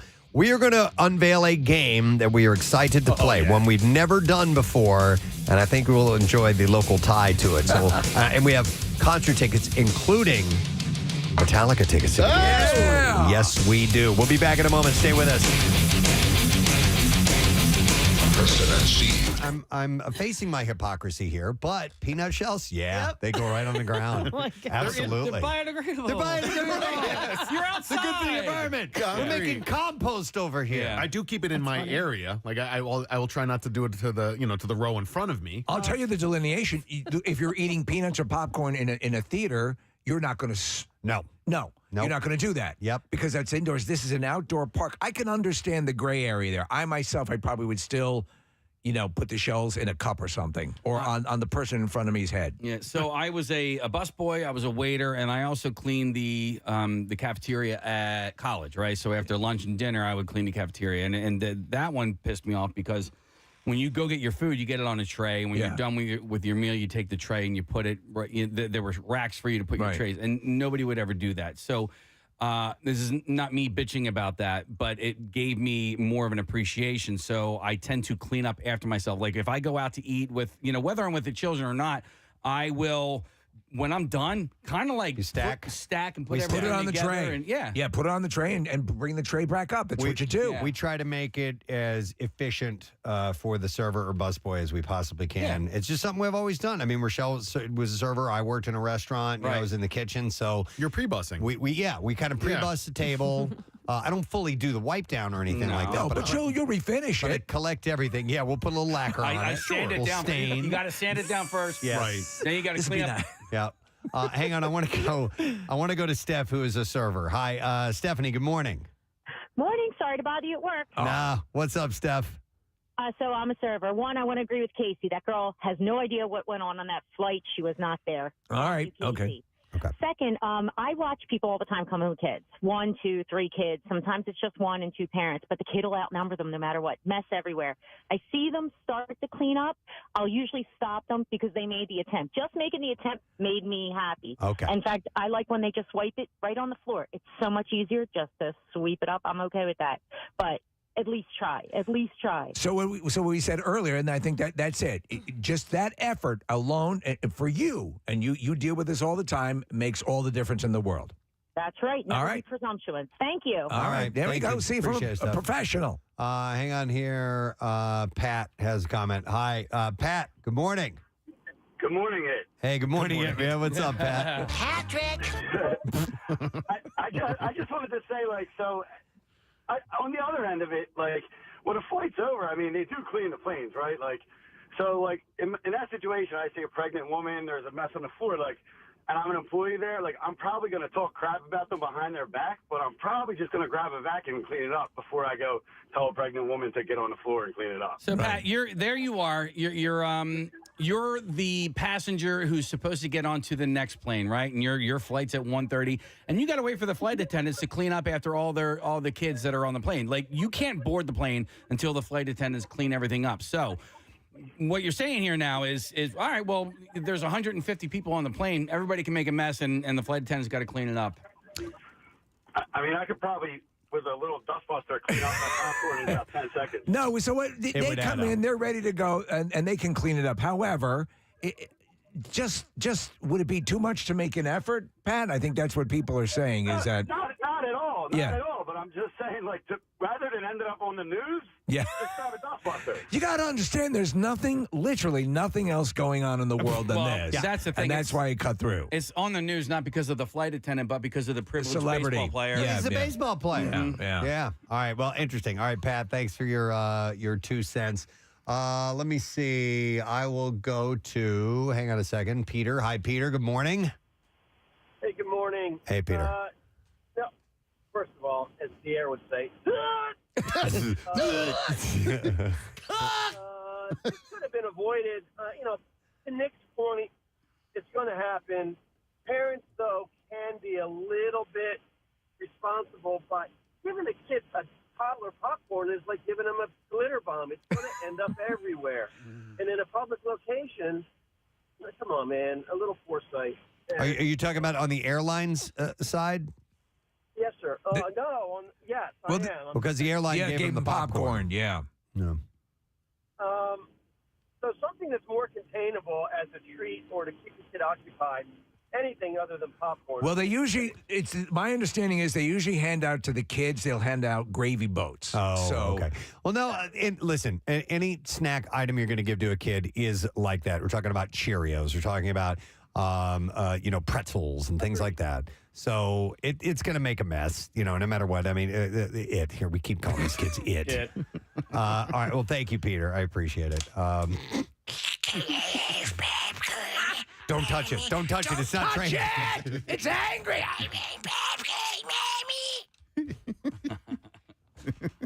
That sounded horrible. Oh, my God. I will. You spilled it all over the floor. I have Mike. Hey, Mike, good morning. Hey, bitches. Hey, what? What's up, Mike? How you doing? Good. What's up, buddy? A bunch of years ago, when my son was a lot younger, we were shopping at Acme, and he accidentally knocked over a display and knocked over a bunch of stuff. So he looked at me, I looked at him, and I said, you know what you need to do right now, right? He said, clean it up. I said, that's my boy. There you go. He started cleaning it up. No muss, no fuss. Next thing I know, a woman comes around the corner, sees what's going on, and chastises me because my son's cleaning up his own mess. And she started to clean it up for him. Wait, this was a customer, a fellow customer? Yeah, just some random person. Was it a woman? Does a woman just butted into your thing? What's that? A woman just started criticizing you out of the blue? Was that who came around the corner? I think we lost it. Yeah, it was a fellow customer. Yeah. Who said that? I think I'd mind your own goddamn business. I'd punch her right in the face. Yeah, that's basically what I said. I was furious. I looked at her. I said, he's my son. Nobody's upset. I'm not yelling. He's simply cleaning up his mess as if he was home. No, that's your business. You told him to do the right thing. If somebody knocks over a display, you're supposed to at least again make the effort and try to do that. Yeah. You were right. Exactly. She was wrong. And I looked at my son. I was like, thank you for being more mature than that person was. Yeah, no kidding. Mike, I hope you Exactly. follow her home. Thank you, Mike. Oh, my God. Yeah, get your nose out of this guy's business. Listen, Preston, have you ever? I've seen adults knock stuff over and walk away. Not even kids. Yeah. The other day, so I'm in Acme, and if anyone in Acme has wonderful chocolate chip cookies, and then they have these smaller versions now that are perfect to have with tea. So there's in one of those plastic containers, where all four parts of the corners the little dimples have to lock for it to hold. So I'm walking around, and of course I have a little bit too much in my hands, and it falls on the floor. And I'm like, so what? This is how I did it. And you can tell me whether I'm wrong or not. I collected up everything. I put it back into the container. I took the bar code off of it and went up and checked out too, because I dropped one of their things they were attempting to sell and made it unsellable. And so that's how I did it. I've seen adults. They didn't make you pay for it, I'm sure, right? I paid for it at the self-checkout just for the hell. I felt bad that I ruined a product. I know that might be a bridge too far for some people, but cleaning it up was the thing as well. Right. And man, those cookies were rolling all over the place. I broke a bottle. I was at a liquor store, and I went back into the cooler because they had beer there too, and I had a bottle of gin, and I dropped. Or no, I went outside. Actually, I went outside. I had just bought it, and I dropped it. I'm like, you've got to be kidding me! I broke this full bottle, and I brought it back in. I'm like, look what your bottle did. They said as long as the seal wasn't broken, that I could get a replacement. Oh, nice. So it was. They. That's pretty nice. They have that in place. Did you pick up the pieces of glass or whatever? Or? I couldn't. I mean, I told them that I made a mess, and of course they were going to. I can't go picking up glass. I don't have a broom or the dustbin. What I can do is give you a free commercial on the radio show. Hang on a second. Hold on now. Chris is a flight attendant. Hi. All right. Hi, Chris. Good morning. Hi, how are you? Good. What's up, Chris? So I'm a flight attendant, and kids come on all the time and make a mess. So do adults. But I would never have them clean up the mess. I mean, we talk about them afterwards and say what slots they are and love to see what their house looks like. But we never get them on their knees or even ask them to clean it up. We just talk about them afterwards. Okay. All right. Okay. So do you think this flight attendant was out of line to say? And I don't know how they said it. I don't know if they said, "Oh, ma'am, could you please? Your kid made a terrible mess here. Can you clean it up?" Goodness, I would never have even adjusted. I just talk about it and afterwards. Well, let me ask you, Chris, what is the one thing that passengers can do that are guaranteed to make the flight attendants talk about you? What do flight attendants hate the most? Oh gosh, taking their shoes off, constantly getting up and down or leaving the overheads open. Okay. And leaving a mess. I actually had an adult that went and he came on and he ripped up. He was mad and he ripped up the entire safety demo card. And I saw him doing something, and I thought he might have been doing that. And I thought, I'll just clean up his mess later. And he was just angry about his seat and everything. And as he was deplaning, he threw it all up as confetti, and it went everywhere. Oh, my God. What an idiot. Hey. So it's not just kids.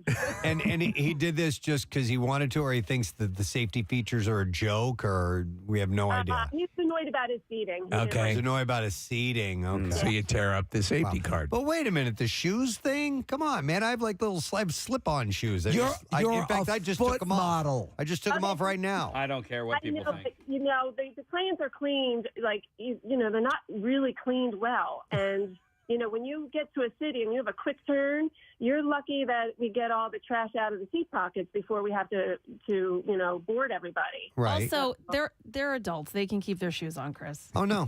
No, they're not. No, I mean, honestly, you, Kathy, Chris, whoever, you guys can think and say whatever the freak you want. I don't care. As long My as shoes are coming as long off. as your feet don't smell. Yeah. So what? You're Do not you at home. know, though? Are you nose blind? I am not nose blind. No, Kathy. I'm taking my shoes off. I don't give a crap. Mine are off right Well, now. Chris is a Yep. professional, says to keep your stinky feet in your I'm shoes. with you, Chris. Tough crap. I'm I don't taking have them off. stinky feet. Yeah. All right. Come down with ice on, spray your feet.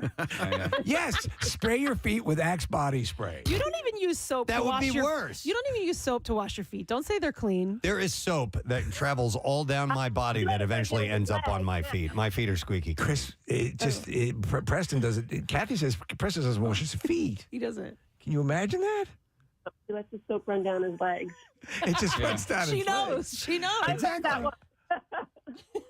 I think though they also give you the little slippers so you can put them on, right? No, I don't want slippers on. I want my Who gives you socks. slippers? Well, you just in your socks. You're not your bare feet. Then you're fine. Exactly. Yes. I don't take my socks off. I'm not an animal. Casey Come on, probably man. does. Casey, do you don't. take your socks off? No, and I Oh. resent you for saying that, Kathy. Thank you. All right. Thank you, Chris. They should give you slippers, though, right? Like as long as we're tossing stuff out there. Excuse me. It just took its socks off. I don't know. Slippers? That'd be nice. Yeah. Do you guys ever wear them? I did once. Yeah. I hated them. What, on the plane or at home? No. At home, around the house. There's slipper season. Hell yeah. Right now? All No, year, we're coming out of. Yeah, we're coming out We're of almost slipper done. Yeah, season. No. We're in flip-flop season now. I never year. wear. Casey, I can't believe he just asked who wears slippers. I wear Casey- slippers. Casey and I wear the same UGG slippers. If you don't wear slippers, you have to get these, and you'll wear Okay. slippers. I do like slippers. Yeah. I will wear I'll the try them out. sneakers or whatever my footwear was, unless it's like formal stuff. Yeah. On the switch. You don't know if a deer is going to come jumping through that window. don't. Right. You got to be able. But that's why you keep your slippers by the door. You No, you jump gotta in wear and them. get out of sneakers there. by the door. I can go outside with slippers. Yeah. Oh, Well, totally. these In an are like emergency. rugged outdoor, indoor Yeah. slippers. They're yeah. tactical slippers. Yeah. These are, and those are, I would say, more of the colder weather slippers. Traffic on 93.3 WMMR. All right, thank you very much, Marissa. Real quick, 2 shout outs before we get into the bizarre file. This is from Megan Diener, Diener. I'm not sure how you pronounce it. Diener. She said, hey, would you please say happy birthday to my brother Jimmy? Jimmy, happy birthday. He turns 30 on Tuesday, May 20th. He's got a great ass. Oh, it says he usually listens on his way to work between 7 and 7:20. So you guys, somebody's going to have to tell Jimmy about it. Jimmy. She says, you guys are awesome. Love your show. And thank you so much for the Laughs Gadzooks. And that is Megan from Warminster. So happy birthday, Jimmy. And then the last one, it says, hey, send a big messy shout out to my amazing daughter, Kelsey, and her husband, Brian, as they count down the days until their little boy, Lane Michael, makes his grand entrance. Our whole family is giddy with excitement as we get ready to welcome my first grandson, who is due on June 12th. If anyone is ready to take on motherhood, it's Kelsey. I have no doubt that she'll push. See what I did there? He says, through these final weeks beautifully. Kelsey listens to your podcast every day, and I hope hearing this will give her a smile, maybe even a laugh as she waits for Lane's arrival. Thank you Preston, and the entire MMR crew. And I hope that you all have a safe and memorable summer. And that is from Holly Artilio. So here is a shout out and good luck with everything. 2 more birthday shout outs. One personal one for my nephew David. Today is his birthday, so happy birthday, D Money. And then also our friend Mike Green, Limo Mike.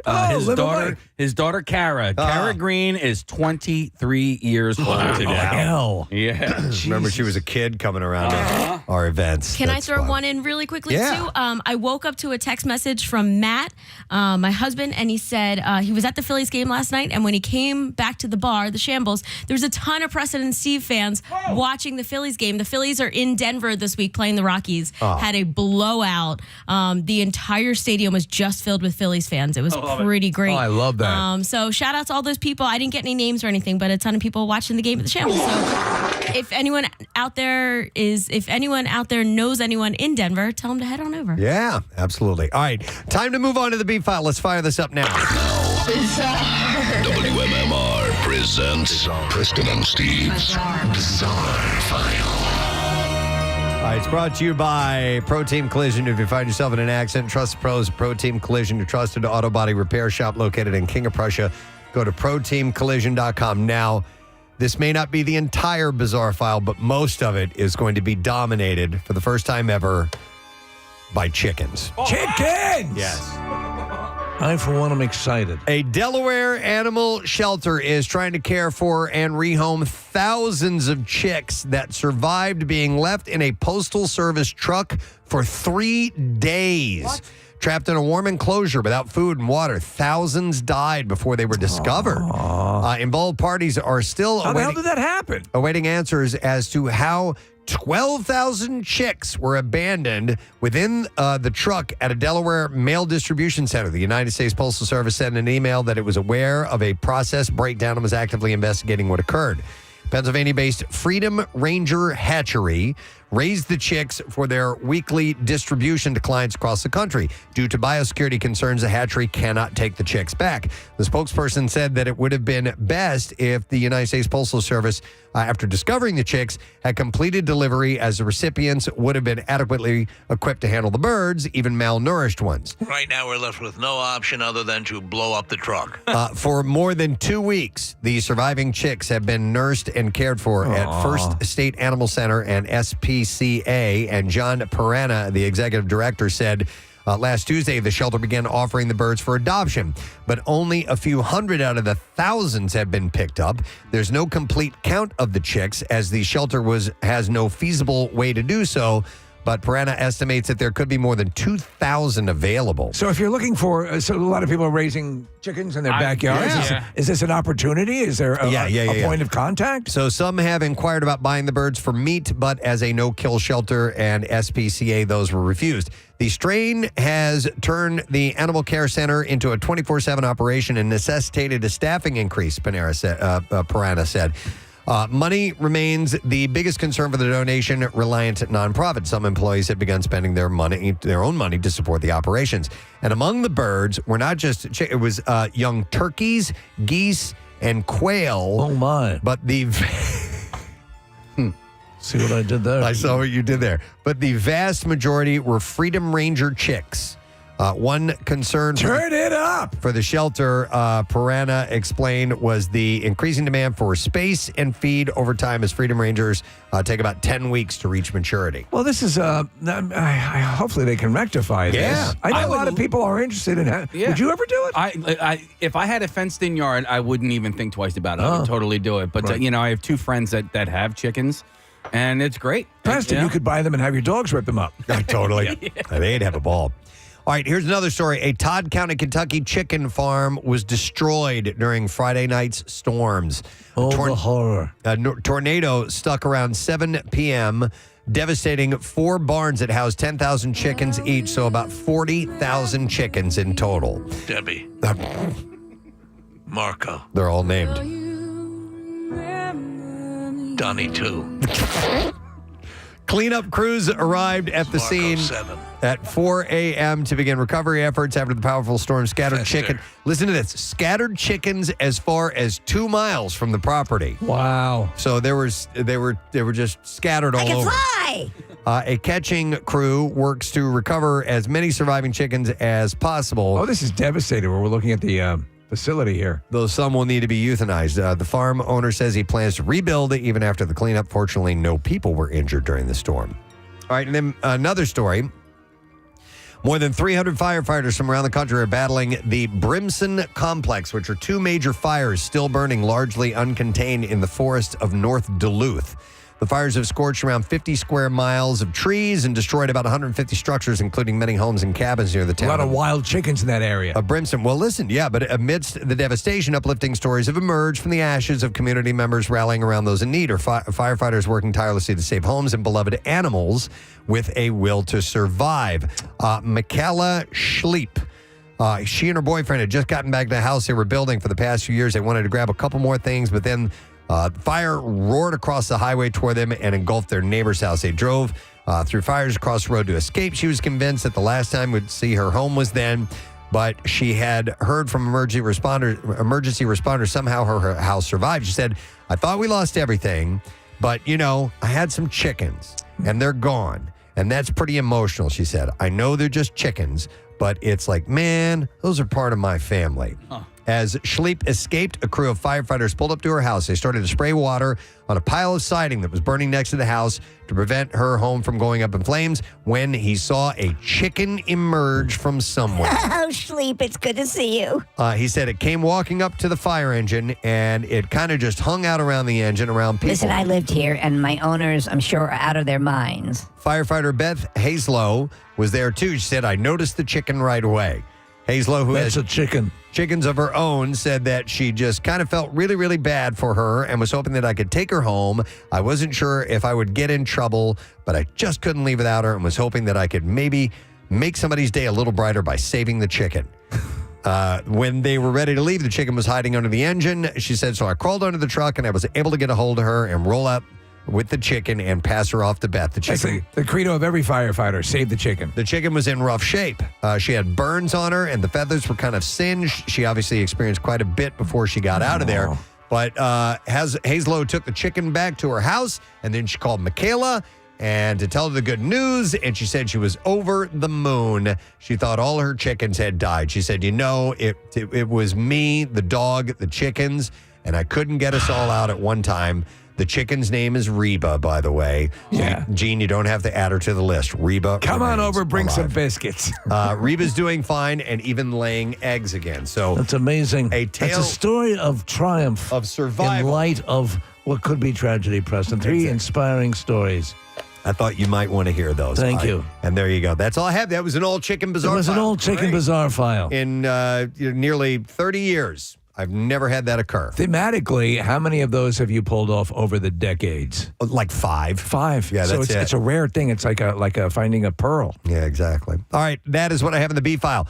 Couple of things here. Mr. Stickies is here. Yeah! We have got some goodies to give away. I have a $50 gift card for Mr. Stickies in Pottstown. We'll take caller number 9 at 610-660-9333. Before you head out for Memorial Day weekend, make sure you pre-order Mr. Sticky's award-winning sticky and cinnamon buns.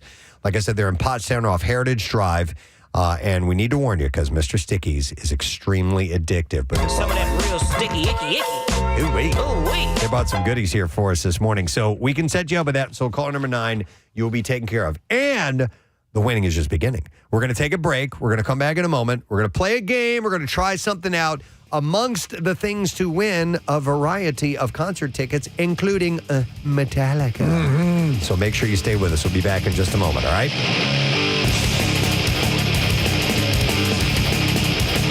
Preston and Steve. They have warm weather slippers as well. So do cold weather slippers, that coincides with sweatshirt season, right? I think so. They're the same, like hoodie season? Okay. Yellowstone pajama pants season. Yes. We're working our way into foot bath season, by the way. Real quick, I just want to ask Casey one question because I think here's where we're going to separate. Do you wear those? Do you actually wear those slippers outside? I do. Okay, yeah. Not like now we're on different pages. Well, like to take the trash out or something like that. Take the If it's trash chilly, out, you got to run or- outside real quick, go get the mail, you know. Stomp down the mulch. Or Yes. if I'm like I got to go pick somebody up from class, not class, but like practice or something like that. she if I'm just gonna be got in the car. side-eyed by Kathy on I'm that. like Wear pajama pants to Wawa. Yeah, but that's what the Oh, kids are dude, doing. I want to have I want to get a group of people to go to Wawa in pajama pants because it's very freeing. Talk I is love cheap. it. Let's Yeah. do it. Let's do Let's it. rent a bus of people. We'll get rent a bus. We'll get everyone in their pajama. Yep. And socks, no shoes. I would love to do that. All right, hang on. I want to go to Todd, who worked in a store that kids would frequently mess up. Hey, Todd, good morning. Good morning. How's everybody doing today? Good, buddy. What's going on? So I actually have an interesting story. One of our beloved Philadelphia Flyers, I'm just going to keep his name private. Okay. He came in with his wife and his two little crotch goblins, and the kids were running all over the place. They were throwing pillows all over the floor. They had like cookies or. This is a mattress store that you work at, right? Yes. Okay. So, and look, it's expected. You know, I've had it a million times where people come in and they throw pillows around. Right. It happens. You know, I get it. But the idea is, like, at the bare minimum, tell your kids, pick the stuff up. Yeah. Or make an attempt to just, before you leave, yeah, follow them around and pick stuff up. Sure. That's all you ask. When they left, the you know, like I said, our beloved Philadelphia Flyer, and his wife did nothing to pick anything up. They walked out. Now, they bought a lot. I was happy with them because they bought a lot. I got a good commission from it. But Were they still, French like, Canadian by chance? They were not. Okay. That narrows it down. All right. Well, yeah. So you left. They left, and you had a bad taste in your mouth because it was just disrespectful. Exactly. All right. Yeah, I think It's a courtesy. you're obliged, I even agree. if you're a Philadelphia Thanks, Flyer. Yeah. Your kids, if your kids go in and do something, you need to correct what they've done. If it's knocking down a display, if it's sullying the reputation of the NHL, it's what you do. Let me see here. It's Eric that we're going to go to next. Hey, Eric. Morning. Hey, good morning, it. Hey, good morning, it buddy. What's happening? Hey, congrats to Marissa for getting married. Pass along your love. So I used to work in customer service, retail. I work in construction now. Shout out to Glazers 252. But I was raging to Nick through the text earlier. This Anthony Bass guy. What gets me the most is the entitlement, like the basic human decency of just pick up after yourself. Teach your child to pick up after yourself. It's your job as a parent. And Nick, you can check the stats on me. He can't even do his own job as a closer in baseball.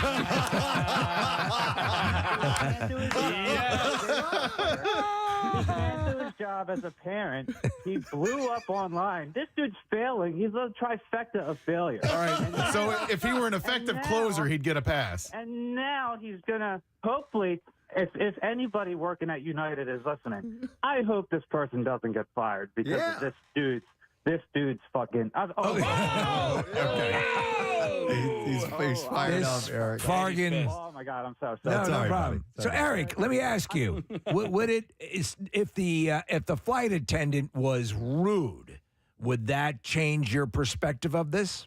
Okay, so I understand there's probably, three sides to the story. What the flight attendant says, what Anthony Bass says, and then what actually happened. I'm sure what really happened is somewhere in the middle. Yeah. But how he came across in posting, like what he did on Twitter, it just ruined anything that could have gone in his favor. And to top it all off, if you go back and check his Twitter, he posted a picture of his kid holding a bag of popcorn, like, oh, look at my cute little kid, like as a deflection. Like, come on, dude. Well, no, I agree about the nature, the tone of his original post seemed a little pompous. Yeah. And by the way, you're right, Eric. His ERA is like 7.36 or something like that. So it's terrible. And the fact that he doubled down on it, saying, "Oh, I got," they're going to take care of it internally. United, whoever's listening, please don't let somebody lose their job because this guy can't teach his kids how to clean up after themselves. Okay. Yeah.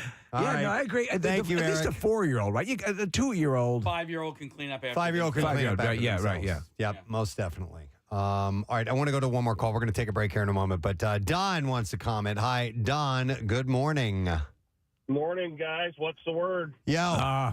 Nope. No, not gonna do it. Too late. All right, so you are you're a rideshare driver. Yeah, I'm an engineer, but in my off time I do ride share, and people get in and they treat these cars like their personal trash pit with their kids. I'm sure. They get in, they want to eat food, they want to have chips, and when something happens, they don't say anything, or they're just like, they'll get out of the car. Even the adults do the same thing, and it's just they don't teach themselves. They're not parents to their kids. They think it's somebody else's problem to clean up. Yeah, and it's the wrong way. I remember years ago, Preston. You remember the Good Charlotte we had on years ago, and one of the guys, Benji or Joel, or maybe it was their mother who had worked in a hotel and would clean rooms, and There were some girls who went up and hung out with them in their hotel room, and they were the girls were getting a little bit rowdy, and they were making a mess. And one of the guys, Benji or Joel, goes, "Hey, somebody works here, and they have to clean that stuff up, right?" And I think they said, "Yeah, our mom was worked as a hotel, maid or staff or whatever." And they were like, "Don't do that." Gives you a different perspective. Yeah, I was like, I thought it was pretty cool. Yeah, of them too. That's why we eventually married those guys. Be observant of that. No, they got married to Lionel Richie's daughter. Wait, Nicole Richie and Cameron Diaz. So I always consider us them. I know. Me too. Yeah. All right, I lied. I have time for one more call. All right. I want to go to Kendra. Hi, Kendra. Good morning. Hi, good morning. Kendra, are you weighing in on this whole mess thing, or what are you calling about? I just won $1,000. It's our concert cash winner, Kendra. And Kendra, you also get tickets to the Barbecue as well. How's about that? That is so great. Yeah, congratulations. $1,000 going to buy a lot of popcorn. Yeah. Yes, definitely. And my birthday's Friday, so I can buy myself a nice present. Oh, that's awesome. birthday. Huge. We are so happy. Where are you from, Kendra? I'm from Cherry Hill, New Jersey. All right. Thank you, Jersey girl. We appreciate you listening and especially calling in and winning. And we will see you at the Barbecue, and we'll give you $1,000 for listening to MMR. All right, Kendra? All right. Thank you so much, guys. All right, Let's hear it for Kendra. All right. Next chance coming up about 1 hour from now exactly, because it is 9 o'clock. So hang in there. All right, Casey wants me. We're going to, do it when we return. Yes, sir. We have a concert announcement when we return. So we'll take a quick break. I know it's a lot to take in. We'll come back in just a moment, and we'll get to all that. Stay with us. And Sarah Silverman is going to be joining us as well. Stay put. Preston and Steve. Preston and Steve. On 93.3 WMMR. MMR. Thank you very much, Kathy. As we have stated a couple times, today is April 20th, which is 420. And that is, of course, the international celebration. I assume it's international. I know it's definitely national. Of marijuana and all things pot. As you're saying all this, I realize, what is the derivation of Ford? I'm glad you asked that, sir. Because I've got the history of it. Right. And I know we've mentioned it before, but it's easy to kind of forget because it's this weird little thing that happened. The most credible story traces to Marin County, California in 1971. That's it. There were 5 students at San Rafael High School, and they would meet at 4:20 in the afternoon by the campus statue of Louis Pasteur. Right. And they would get high. And they chose that specific time because extracurricular activities had usually ended by then. And the group of guys, Steve Capper, Dave Reddix, Jeffrey Knoll, and Larry Schwartz, and also Mark Gravich, became known as the Waldos because they met at a wall. There was a wall there, and they called them Waldos. As simple as that. So they would say 420 to each other just as a code. Yeah. So, if they were in the hallways at school, they'd say, 420, and it was just for them to know. Now, the interesting thing is how it got out into national. Yeah. And to become part of pop culture. So, and I want to find out if it has extended to other countries as well. That is a good question. I'll bet you it has. So Reddix, one of the guys, told Time Magazine in 2017, he said, "We got tired of the Friday night football scene with all the jocks. We were the guys sitting under the stand smoking a doobie, wondering what we're doing there. And it continued long after 4:20 p.m. as well. The group challenged each other to find ever more interesting things to do under the influence, calling their adventures safaris. Safari. Yeah. Sick. Going safari. Doobies. So here's where it started to catch on. So later on, Reddix's brother helped him get work with the Grateful Dead bassist Phil Lesh. Oh, boy. As a roadie. That's like the dream job if you're a pothead. So the band is said to have helped popularize the term 420. And on December 28th, 1990, a group of deadheads in Oakland handed out flyers that invited people to smoke, quote-unquote, 420 on April 20th at 4:20 p.m. And one ended up with this guy named Steve Bloom. And Steve was a former reporter for High Times magazine. Is that even around anymore? Yeah, I believe it is. I would Steve. imagine, God, if it had gone away before all of this, it'd be a crime. So the magazine printed the flyer in 1991 and continued to reference the number, and soon it became known worldwide, it says here, Steve, worldwide as code for marijuana. You know what High Times should have done? And if they haven't done it yet, maybe they can, because it's such a good idea, Steve. One of their pages should be smokable. I think I know the case. I think years ago when it was really a controversial magazine and be on the shelf, didn't they include what they call a roach clip in one of their issues? No, but like it's a they paper, did something like that. Yeah, it's a paper magazine, like maybe page 4 or page 20. Right. You know, it's smokable. Rolling papers or actual marijuana? No. Like, but something like a you can rolling roll paper, up like in. a blunt wrap, or something that you could roll it into. I get and Acid smoke that, magazine and their tabs of acid on it. No, it's. I remember how controversial that. Look, I don't smoke. I don't use the product myself. Yeah, but again, it's another. So we're gonna do a game. The game that we are going to do, we are going to take winners or contestants via Zoom today. I know we have the phone line set up, but we're going to try Zoom. We're gonna bounce back and forth from time to time and use these varieties of technology that we have at our fingertips these days. If we don't do this, how are you going to have a cerebral hemorrhage? This is true. So if you want to get in on this game, you got to text the word Zoom to 610-660-9333, and you can play. Now, the game we have never played before. Ladies and gentlemen, the first time we ever have done this, we are unveiling a new game, and it is called Rizzo Quizzo. Yeah. All right, well, what the hell does that mean? You crumb bum. So we have actually gotten Frank Rizzo, the Frank Rizzo. Just me. Yeah, him. To ask a series of general trivia questions, general knowledge trivia. And if you answer it correctly, we got some great prizes to give away.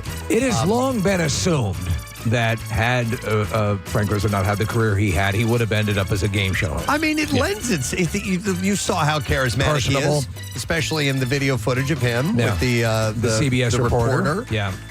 So, Casey, do you have our list of prizes to give away? I do. Yeah. What all do we have a chance for people to win? Well, it's a series of concert tickets, right? So we have tickets to see Mount Joy at the Man in September, or we have tickets to see Metallica on Sunday at the Link.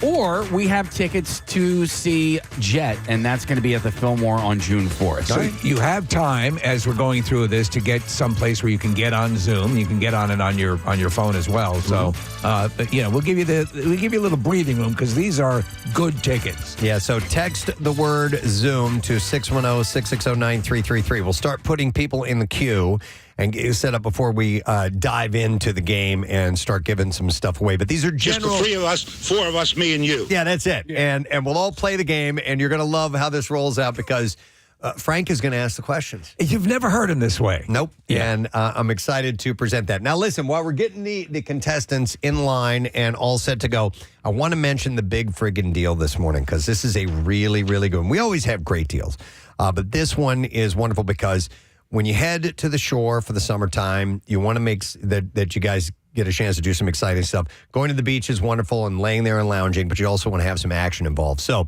the big friggin' deal, this week is for Maury's Piers. And you can get same-day ride and water park combo tickets for just $70. And that is a $50 savings per ticket. That's awesome. And you end up with unlimited rides on 3 piers and both water parks for a whole day. And you can make this summer unforgettable at Maury's Piers. So what you need to do is go to WMMR.com/deals.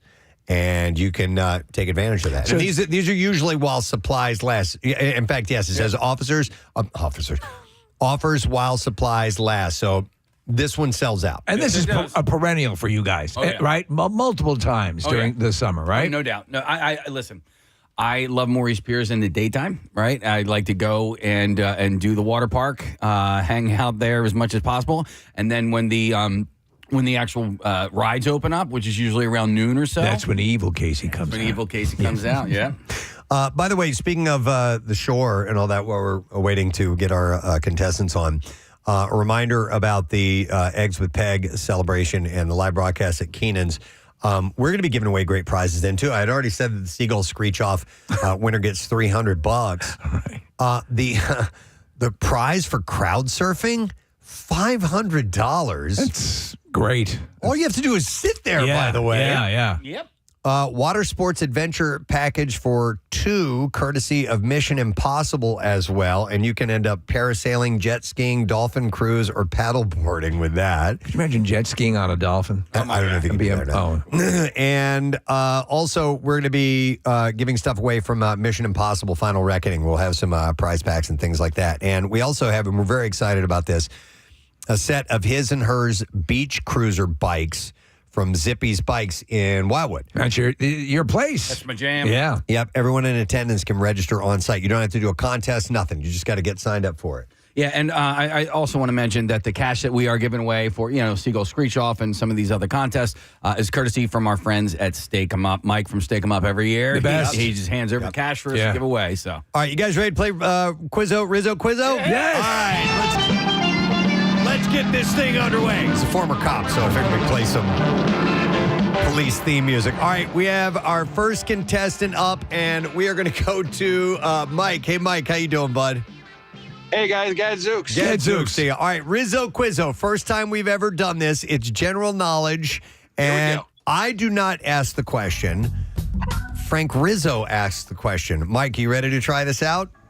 We're going to try this out. All right, here's our first question. All right, here we go. Mr. Rizzo, let it rip. What did George Jefferson do for a living, you dumb son of a bitch? Didn't he own a salvage yard? No. I know who you're thinking of. Yeah, that's Fred Sanford. Fred Sanford and Sanford and Son. Let me play that one more time. What did George Jefferson do for a living, you dumb son of a bitch? All right, sorry. Sorry. Don't know. Sorry. We got to let you go, Mike. Thank you anyway, though. Thanks. We appreciate it. So do we reveal or do we go on to someone else? I think we reveal because somebody can easily look up the question after that. So, no, he was a dry cleaner. In fact, owned a chain of dry cleaning stores. That is correct. All right, we have our next contestant up for Rizzo Quizzo. And in case you want to add something? just Marissa wants me to ask our Zoomers to please disconnect after our call is over. Oh, yes. Please disconnect after the call is over, if you would, please. All right, up next is Brian. Hey, Brian, how you doing, my man? Good. How are you? Good. All right, Brian, Rizzo Quizzo, you ready? Ready. Here's our next question. Let's see what we get. Okay, you piece of shit. What is the full title of the 4th Indiana Jones movie? Wow. He brought a little bit of extra oomph. Yeah, I'm going to play that again. Here we go. Okay, you piece of shit. What is the full title of the 4th Indiana Jones movie?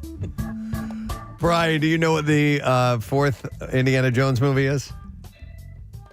I'll go with Raiders of the Lost Ark. That is incorrect. Sorry, bud. No, it was Indiana Jones and the Kingdom of the Crystal Skull. All right, Brian, you need to disconnect from the call, please. By the way, as time goes on, is a much more enjoyable viewing experience. There are some good moments in that, especially, there's despite protecting yourself from a nuclear bomb by hiding in a refrigerator, there's some really good moments. All right, up next we have Chad, who's joining us. Yo, Chad. Hey. What's going on, guys? Gadzooks. Gadzooks. All right, so we've had 2 questions so far. Did you know the answers to those? I didn't even hear them. I'm driving. I was All right, that's all right. You're fresh. We got a new one for you, and let's see if you know the answer to this one, Mr. Rizzo. After I take all of you behind that fence over there and beat your lush, creep, crumb, bum, crepe, cream, creme faces in, you might have me arrested for committing what? All right, if he beats your ass. What was that again, Chad? Assault. Assault is correct, yes! All right, what are we going to give Chad? Does he get to choose, or are you going to give him something? Chad, no. I'm going to hook you up. I'm going to hook you up with a pair of tickets as MMR Rocks Metallica M72 World Tour this Sunday, May 25th at Lincoln Financial Field with Pantera. Pantera's opening up that show on Sunday. Single day tickets are on sale right now for both shows via Ticketmaster. It is a no-repeat weekend with 2 different sets performing in the round with different openers each night. What do you think about that, Chad? Bro, I am super stoked. And this is Chad the Rad, by the way. Chad the Rad. All right, Chad the Rad. Hang on, man. We got to get your info. We'll make sure that Sam in the other room takes care of all that. Okay, so we got a winner. That's wonderful. All right, we have several other. We have 10 of these all together, so we got a chance to get some winners. All right, next we are going to talk to Jen. Hi there, Jen. Hi there. Nice to see you joining us via Zoom this morning. Where are you checking in from today, Jen? I'm down near Harrisburg. Near Harrisburg. And Oh, cool. I stream you guys every morning. Oh, thank you so much. We love it. All right, Jen, we're going to try this out on you and see if you know via Frank Rizzo. You ready? Okay, give it to me. Rizzo Quizzo. Here we go. Listen up, you jerk off. What is the most common element on the planet Earth? Wow. And for the record, I couldn't give 2 shits. Wow. He's cantankerous, isn't he? I'll play it one more time, Jen. Hang on. One more time. Here we go. Listen up, you jerk off. What is the most common element on the planet Earth? And for the record, I couldn't give 2 shits. What is the most common element on Earth? I think you probably can put this together. Can't give 2 shakes. Do I say, is it sodium? That is incorrect. Sorry. We were pulling for you, too. Thank you so much for listening. Oh, I knew that wasn't going to be right. All right. Well, thank you, Jen. Take a second guess. We can't give you the prize. Well, Oh, we lost her. Yeah. All right. It has here the answer is oxygen, but I thought it was nitrogen. It said oxygen when I did the check. Okay. But whatever it was, I thought it was it wasn't sodium. All right. It definitely wasn't sodium. All right. Let's get another contestant up to play Rizzo Quizzo and see if you can answer the questions that the former mayor has. He says he's a wealth of knowledge, actually. He is, and his approach is different than, say, your Alex Trebek's or your other classic game show host, but he brings a little extra spark, I think. All right, we've got Ian joining us next. Hey, Ian, how you doing, man? Good. How are you guys? Good, bud. All right, I saw you're wearing some kind of work gloves. What are you doing right now? I'm doing fertilizing. I'd wear gloves too. Yeah.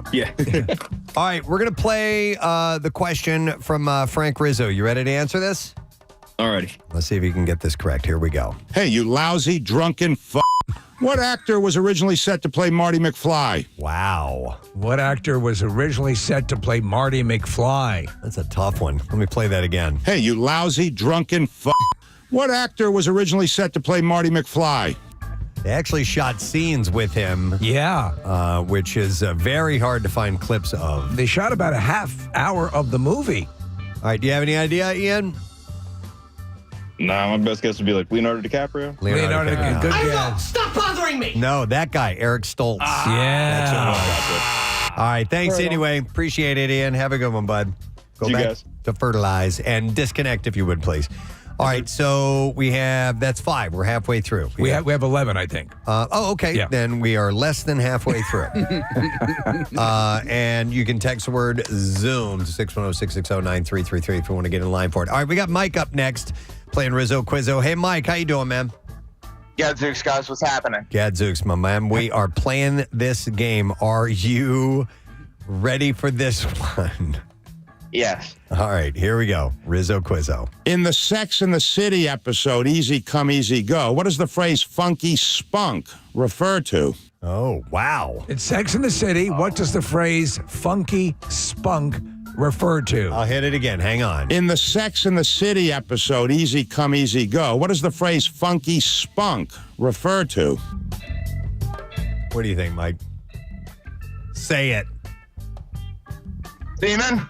Yes! You nailed it! He was sitting there second guessing, oh man, can I say this or not? Is that what it is? And that is correct. And therefore, we have a prize, Casey. All right, for you, Mike, we're going to hook you up with a pair of tickets as MMR rocks Metallica's M72 World Tour this Sunday, May 25th at Lincoln Financial Field with Pantera. Single-day tickets are on sale right now for both shows via Ticketmaster. It is a no-repeat weekend with 2 different sets performing in the round with different openers each night. Nice job, my man. All right. Oh, awesome. All right, Thanks, guys. You got it, bud. Have a good time. We're going to have you disconnect. Steve, you had to follow up. In the Earth's crust, the most common element is oxygen, followed by silicon. And actually, sodium is 6th. There you go. So she did pretty she well. Was doing, I was pulling for her. We're pulling for everyone. You know, Rizzo's knowledge base is just massive. I was thinking gas. Yeah. I was thinking in the atmosphere, but it means in the crust. Okay. Enrico Palazzo just texted me and said, dude, this Frank Rizzo contest is my new favorite bit.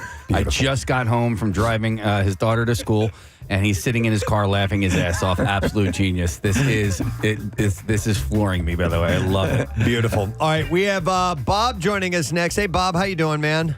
Good morning. Sorry to bother you. That's all right, Bob. It looks like you're at home. Where you live, bud? I'm up in the Nazareth area. No, I mean your exact street address. Where do you live? No, I'm kidding. Don't worry about it. Pennsylvania Avenue. No. Yeah, 1600 Pennsylvania. All right, are you ready for Rizzo Quizzo? Absolutely, pal. All right, let's see how well you do. I'll play it twice for you. Here we go. You're a drunken jackass. But if you were a drunken mule, what 2 animals would have had to get it on to create you? I'll serve that up one more time just so you're aware of the question. Here we go. You're a drunken jackass. But if you were a drunken mule, what 2 animals would have had to get it on to create you? All right, let's see if you know the answer to that. Bob? I'm going to have to go with a horse and a pony. Not a horse and a pony. Sorry, man. A pony is a little horse. Yeah. It is a donkey and a horse. Donkey, I mean. That's what you meant. No, sorry. Nope. I You was only get trying for you, buddy. one shot at it, but thank you. We appreciate it, my man. All right, let's see. Who else we can get? We have 1, 2, 3, 4 more to go. And we'll try to find more winners because we got concert tickets aplenty. All right, and it's Denise who is joining us via Zoom. Hi, Denise. Hello. All right, Denise, Rizzo Quizzo. You ready? This is great. This is great. All right. Let's see if you know the answer to this one. Here it is. In what movie did Nicolas Cage play a real lush? I know a lush when I see one, and Cage was a real lush crumb creep. I'll hit it. Oh, While you're thinking about it, let me play it. Hang on. While you're thinking about it, play it one more time. We'll just give you a little extra time. In what movie did Nicolas Cage play a real lush? I know a lush when I see one, and Cage was a real lush crumb creep. All right. he was a drunk. Somewhere Vegas. Oh God, I can't think of the name. Keep thinking. You're leaving Las Vegas. You got it. You nailed it. Stopped it. All right, what are we going to give her? All right, Denise, you and DeNephew are going to go to see Metallica M72 World Tour this Sunday, May 25th at Lincoln Financial Field with Pantera. Single-day tickets are on sale right now for both shows via Ticketmaster. It is a no-repeat weekend with 2 different sets performing in the round with different openers each night. And there we go. All right, Denise, congratulations. Are you a Metallica fan? She's gone. Yeah. All right, we'll get another caller, another Zoomer, I should say, for Rizzo Quizzo. See if we can walk out here with some more tickets. All right, up next, she looks very excited. We have Melissa. Hi, Melissa. How are you? Wonderful. Where are you checking in from today? Turnersville, New Jersey. All right, first Jersey, I think. South Jersey. South Jersey. First South Jersey. All right, here we go. This is the Rizzo Quizzo. Here's your question. Even a stupid, dumb bastard crumb creep like you should know who wrote Moby Dick. All right, I'll hit that one more time while you're thinking about it. Here we go, just to reiterate the question and make sure that you know what it is. Even a stupid, dumb bastard crumb creep like you should know who wrote Moby Dick. He's so agitated. Wrote Moby Dick. I don't know. Who? No? You're not going to guess any author. The author of Moby Dick. Go back to your high school days. Think of a whale. Freezing. You're freezing? I'm freezing. Put on a sweater. I don't know. No. All right, sorry, Melissa. Herman Melville. Herman Melville, sorry. And he was related to Moby, the musician, hence the name, Moby Dick. He took that. And that's why he got the name, in case you did not know that. All right, we have 2 left. Let's see if we can get another winner. All right, we've got Christian who is joining us, and he's got a MMR and Preston C banner where he is hanging out. Hey, how you doing, Christian? Good, how are you? Good. Are you at work or home, man? I'm at work. Nice. Hey, I just had a quick question. Do you have a sister, Christian?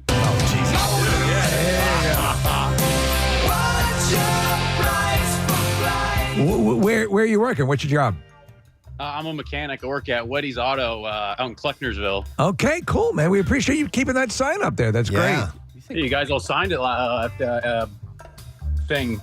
Yeah, I can see my horrible penmanship. Yeah. Did you say Klecknersville? Yeah. Where's Klecknersville? You know where Blue Mountain Resort is? Of course. Right near there. Wow. All right. Wonderful. All right, well, we're playing Rizzo Quizzo. You ready? Yep. All right, here is your question. 1, 2, 3. 3 is a magic number. Yes, it is. What band recorded that dumb song, you scumbag? Wow. Wow. One more time. 1, 2, 3. 3 is a magic number. Yes, it is. What band recorded that dumb song, you scumbag? That's my favorite one by far. All right, do you remember who did 3 as a magic number, Christian? Uh, Do you know the song? No. 3 Oh. is a magic number. Yes, it is. Oh, man. Sorry, bud. It was Blind Melon. Blind Melon. And that was our last one. No. I skipped over this skipped one, it one. looks like, yeah. Oh, okay. Yeah. All right, we'll do one more. That's all we have time for right now. And coming up next, we have Chris joining us. Hey, Chris, how you doing, man? Good, guys. Good morning. Good morning. All right, Chris, we have one last one. Rizzo Quizzo. You ready? Yes. Here it is. If there's a gang of you totaling 8 crumb creep lushes, and I take on 3 of you physically and beat you to bloody pulps, how many crumb creep lushes will be left standing? Oh, wow. Okay. It's a math problem. Math problem. I'll do that one more time just so you follow along, Chris. Here's the question again. If there's a gang of you totaling 8 crumb creep lushes, and I take on 3 of you physically and beat you to bloody pulps, how many crumb creep lushes will be left standing? All right, Chris, how many crumb creep lushes are left standing after that?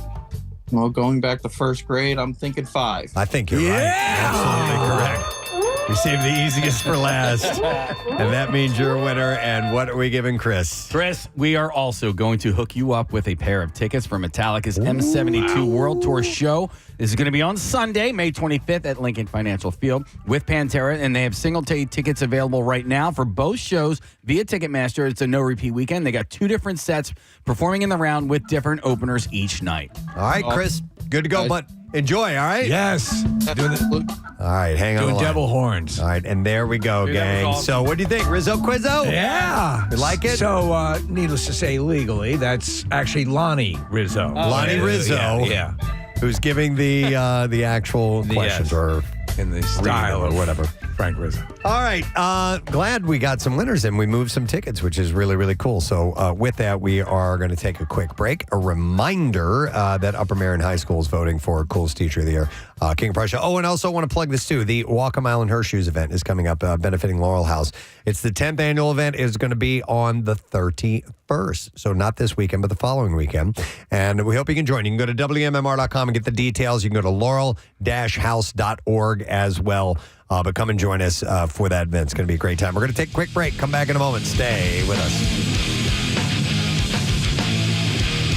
Preston and Steve. One of these situations where I'm fascinated by it. Yeah. I was fascinated by What's the big in Amsterdam? They have the Cannabis Cup. Cannabis Cup. There's a documentary about it that is amazing. I mean, I don't smoke anymore either, but like I did, and it was like sort of ritualistic. I will tell you that like once I started it like kind of like took over. It was like everything to me, and I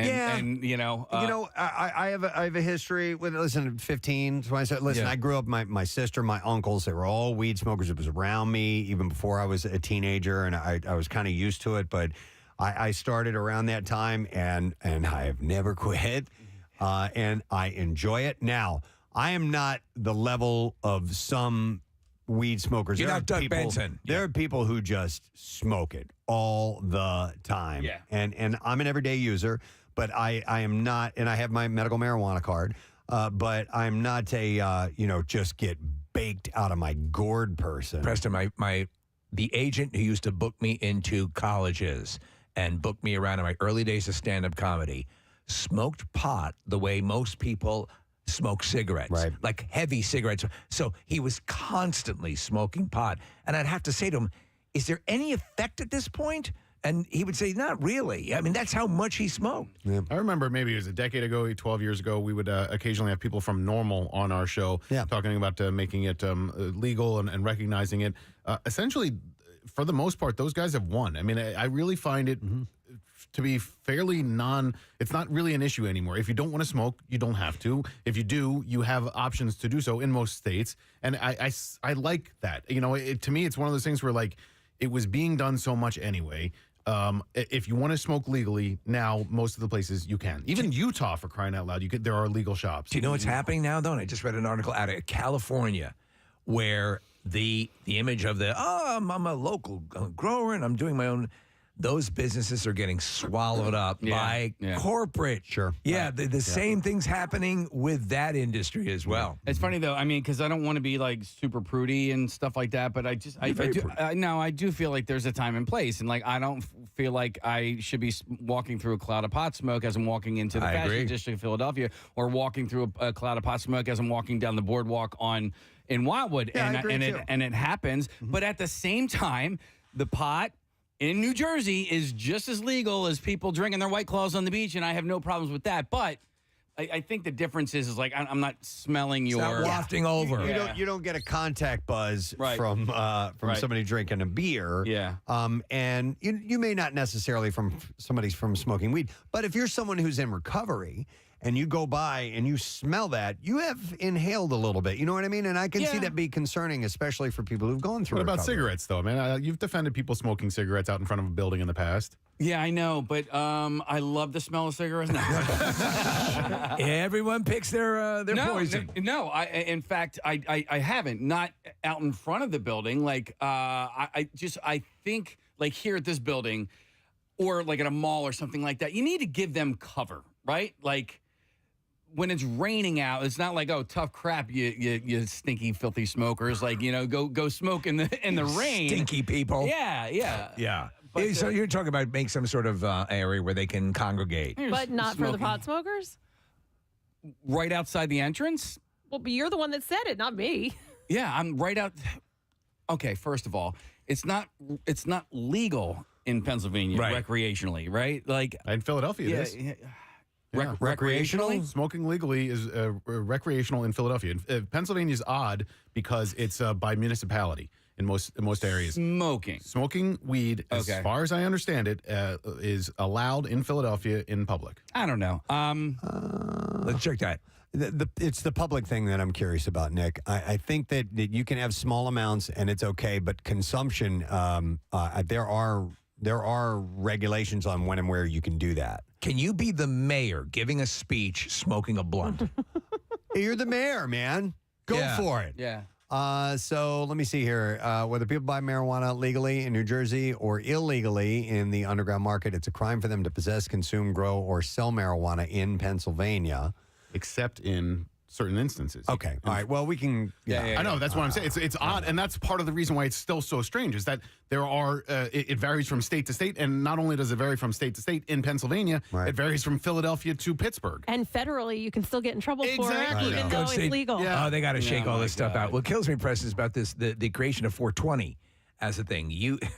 There's a good organization attached to a commercial that we run on air that mentions DBH.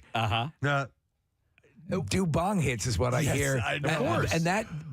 But this thing would take off and become the thing from a school playground. With DBH was your school thing. Yep, that was our thing. Yeah. Yep. And our DBH, thing- we had it written all over our notebooks and stuff. Yeah. Our thing in college was, Hendrix, right? So we would, be at a party or whatever. Like, okay, we're going to be at Hendrix at like midnight. All right, meet me at Hendrix. But Hendrix was a gravestone. It was somebody's name.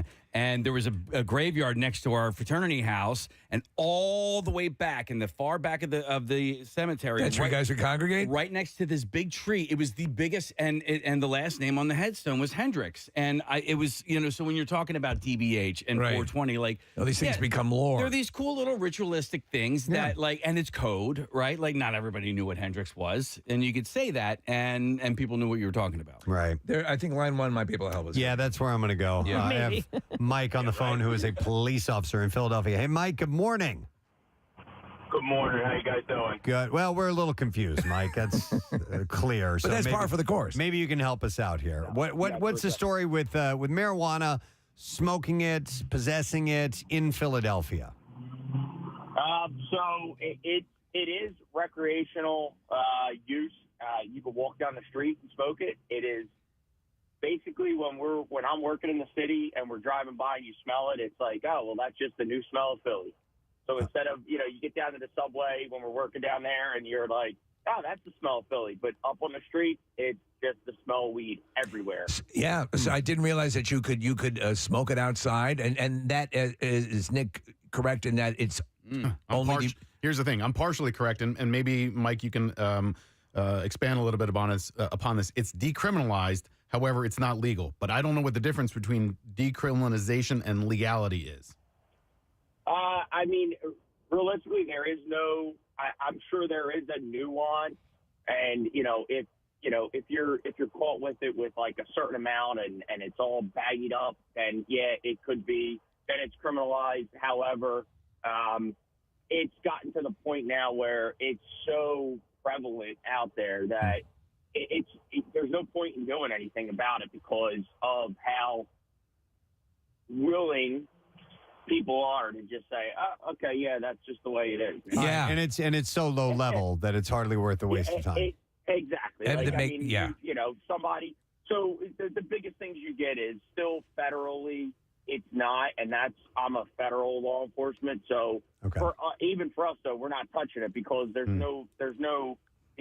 Nobody's going to touch for a couple joints or a couple, whatever. Yeah. Nobody's going to even mess with it. But if you're flying out of the airport and you have it in your bag, like your carry-on bag, and they do the search, yeah, it's getting confiscated. You're not going to go through it because at that point, once you go through, it's a federal building. That's why you got to pick up the ass buddy for transporting your pot. Right. I mean, So they're going to confiscate, but they're not going to arrest you? Correct. It depends on the amount, though. I mean, you might get like a citation and like almost like an ROR where they're going to give you a citation for it, depending. But most of the time, they're just going to take it and let you travel on, especially if you have a medical marijuana card. Yeah. But they could, and right? There are some nuances with that where, and I'm not. I'll be honest. I'm not 100% privy on it because that's more local level. Right. And I know for us, we're not dealing with it unless we're actually finding it by the tonnage or the big towns, and then it's like, oh, all right, that's for us. Hey, Mike, can I ask you a different question? Because I've heard about from people who said they don't want to get a medical marijuana card because then they wouldn't be able to purchase a firearm. It's like you can have one or the other, but you can't have both. Is that that is false? Okay. False. Okay. That is false. So I have friends of mine that have the medical marijuana card and also have a Pennsylvania state carry permit. So it is false. It's there's obviously if you get caught carrying and you were smoking and you're high, yeah, there's some implications, right? It's just like drinking. Like even for me as a Fed, I can basically carry anywhere. However, where I can't carry is anytime if I decide to have a drink.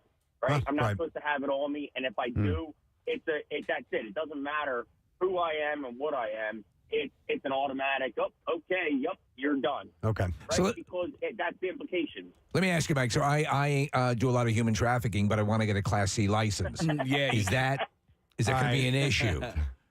I mean, it won't be, but what's your address again? All right, Mike. We appreciate the info. Take care, bud. No problem. Thanks for talking. All right, see you later. Hi, Mike. All right, we actually have a police sergeant. There you go. Who wants to correct a couple of things that Mike may have missed out on. So, and he's in Philly as well. Hey, Joe. Good morning. Hey, it's just that you look so nice. That's a great callback. All right, Joe. What? We're good, man. So, what's the? What can you clear up about this conversation? Yes, I need to retrain Mike. Mike's pretty close on a couple things. It is not legal. It is decriminalized. Okay. Meaning, anything less than 30 grams possession, it will be confiscated, and you get issued a ticket for $25. Okay. If you're smoking it, the ticket is actually $100. But a code violation notice is the same thing we issue for a house with high grass, or if you're like smoking in the entrance of a business because businesses don't allow smoking. It's a ticket. Okay. So it's not that big a deal as long as you pay it. There's no criminal offense. You don't have to disclose anything on a job application. Okay. Oh, all that's right. That's what I thought. I thought that there was that you can't be just standing out on a sidewalk, on a public sidewalk, just huffing away. I thought that was, if not illegal, some type of a violation. Yeah, but it's become so prevalent. It's almost become that drinking a beer in a brown paper bag. Right. Cops aren't going to chase everybody through the park. Yeah, you're on your it's porch, or your situational. house, you're in your car. We're not going to make an issue about it. Joe, you'd gum up. I mean, if you were to go after everybody, you'd be gumming up. The paperwork alone would be insane going through all that stuff, right? Exactly. Yeah. I don't think I'd make it 2 blocks from headquarters before I Yeah. So, All right, say, Sergeant, real quick, because I just got another text from my friend who is a state trooper here in Pennsylvania, and he says that guy is absolutely wrong about the medical marijuana card and firearms. He says you absolutely cannot have a medical marijuana card and purchase a firearm in Pennsylvania. He Is said it that purchase is a firearm or purchase concealed permit? purchase a firearm. Your state trooper friend is exactly right. If Okay. you have a medical marijuana card in Pennsylvania, it automatically prevents you from being able to apply for and purchase a firearm. But if you had a firearm first, what if you? I'm sorry. What if you had a firearm first? In theory, you're supposed to turn it into the state if you get caught. Now, I imagine nobody's kicking down your door to take your legally purchased firearm because you got a card. But it's probably in your best interest to maybe not disclose. Wow. Why is that, though? Just go visit Jersey more often. Why is that? What is the reasoning behind that?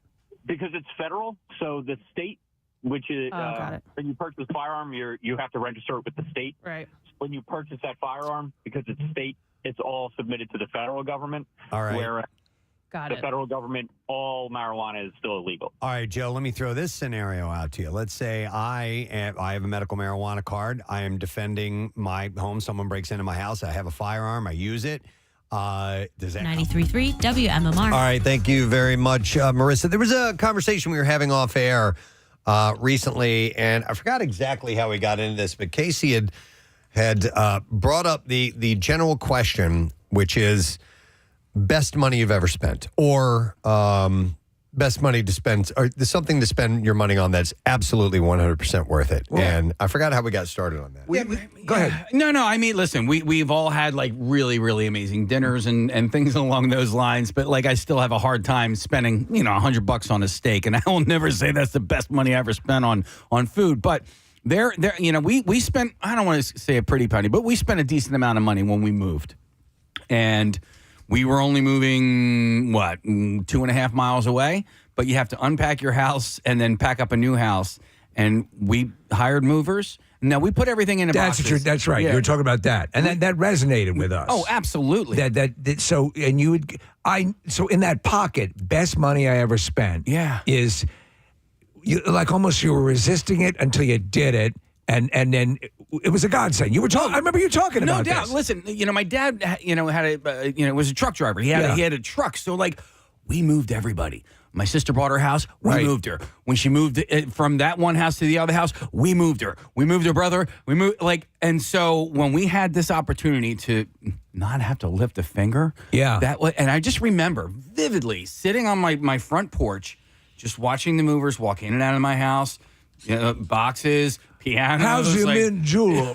No, listen, I didn't feel, but I know what you're saying. I'm like, this is the best money I've ever spent in my entire life. So here's the deal. It is such a meticulous, arduous, energy, life-sucking thing to pack up your house. But what a lot of people don't realize is that these companies will come in and they will pack things up. They will mark the boxes. They will do the whole thing from soup to nuts. And you did not have to worry about it. And so all things considered, minus the therapy, minus the injury, minus the years you would lose on your life, worth it, right? Totally worth it. So the cost was justified. I mean, because I know that you and Diane definitely watch your money and you only spend on things that are necessary or you have saved up enough for this particular creature comfort. Right. But this one was like, you guys were like, okay, this is going to cost us, but in the long run, this is absolutely going to be worth it. And I think because we, I have an informed mind when it comes to moving things because I've moved. It's in the family. So I know what I saved myself. I know exactly what I spent that money on. And it was still hands down the best money I've ever spent. You know what it is? It's something that you're inclined not to do because we all try to be, we're not Bezos, for Christ's sake. No. Where, So you're trying to say, you know what? I don't need that. I don't need that. I don't need to do that until you do it. So one of the options on cars I've always had is the tire protection service. The tire, the rims and the tires themselves. Oh, what do I want to spend on that? Why do I want to spend that? This year, I had 2 flats from the gaping potholes, and I had the protection. Oh, thank God. And I just brought them in, and I got those tires replaced. Yes. And no problem, is no charge. And I'm like, that's something that I would have said, oh, that's ridiculous. I don't need that. So to me, that was money well spent, especially in this area with cataclysmic potholes. All right, 610-660-9333. Best money you've ever spent. Something that just stands out above all others that, okay, I spent this money, I either splurged or whatever it is, and it ended up paying off in the best. So mine is a material thing. I think anyway, we've had it for over 20 years now. We bought a gym quality, like a public gym quality elliptical. Okay. It's a Precor. Yes. And we bought it used. We bought a guy who sold used gym equipment. I'm like, yeah, sure, we'll use this. We'll exercise. Why not? And, sometimes you do, sometimes you don't. Let's shake on it. So we bought this thing. It's big, bulky. It weighs 1,000 pounds. I don't know how much it weighs, but it is, my God, is it huge. And we have used that consistently for 20 years. It is not, I only had one time the battery went out on it. I had to pay $60 for a new battery, put it in there. And we have put thousands and thousands and thousands of miles on this thing. And I used it yesterday and the day before. I still use it all the time. It is a workhorse. So it's some of the best money I've ever spent. Likewise with the treadmill. I didn't go because you got to figure. Yeah. And here's you're going to beat the crap out of that You thing. stop and think about this, right? In days past, you would have said, I don't need that. I don't need that. I'll go to Boscov's and get to what do they got there. Yeah. And not that it's not going to be, you get a good unit, but you know what you're going to do. You're going to get a gym quality one. That's going to make the difference. Yep. And so like with the treadmill that I'm using every day along with hiking and other stuff, yes, it pays to spend on a little bit extra. And again, you've had that thing how many years? Yeah, over 20 years. Yeah. Yeah. I mean, come on. And we have put, like I said, thousands of miles on it. It is just, now watch, it'll break tomorrow. It's going to set the house on fire. And Rochelle's going to divorce you. But it has been, it's been one of those things where every now and then I'll mention Rochelle. I'm like, damn, we got our money's worth and then some. Now, other things I've wasted my money on and thought were going to be a good thing, but this is just one of those that came out above the rest. I have one that I can say, and some people might consider, I don't know if I want to do that. When we moved into the house, we getting everything done and, sod put down and so on and so forth. This is years ago. And one thing someone had told me, and they said, it's money well spent, to put in a sprinkler system. Oh. Because you get the plant, you pay to have, your plants and your lawn or whatever. Anything that you're doing, if it's not being watered properly, you're just wasting money. You're setting it up to die. And so what we did is when everything was exposed, had this gentleman, Eric, who's right in the neighborhood, he's actually over in Roxborough, but close. Anyway, his company, he came in, he said, small outfit, set up these things ahead of time. And so in the summers past when we were having droughts and plants were dying and everything was just, whatever you invested on your shrubbery went out the window, this has been working and keeping everything good. So you look at it on the front side and you go, I don't know if that's worth doing. But when you think of it in the long run, then if you're going to be losing and replacing and all of this stuff is going to go out the window. So for what is essentially a fairly nominal investment, and it stays, you make that initial thing, you don't have to worry about it. And you're not overwatering. You don't have the water running constantly. Yeah. It's not excessive. You have like drip hoses and stuff like that. It's wonderful. So my buddy Steve just texted me, and so he's a single guy, right? So this would work for him. This wouldn't work for me. The hose thing? No. This, what I'm about to say. Oh. He got one of those washer dryer in one unit things. Yes. Where you just stick the laundry in. And No, it's just one. It's not a stackable. I know what you mean. Yeah.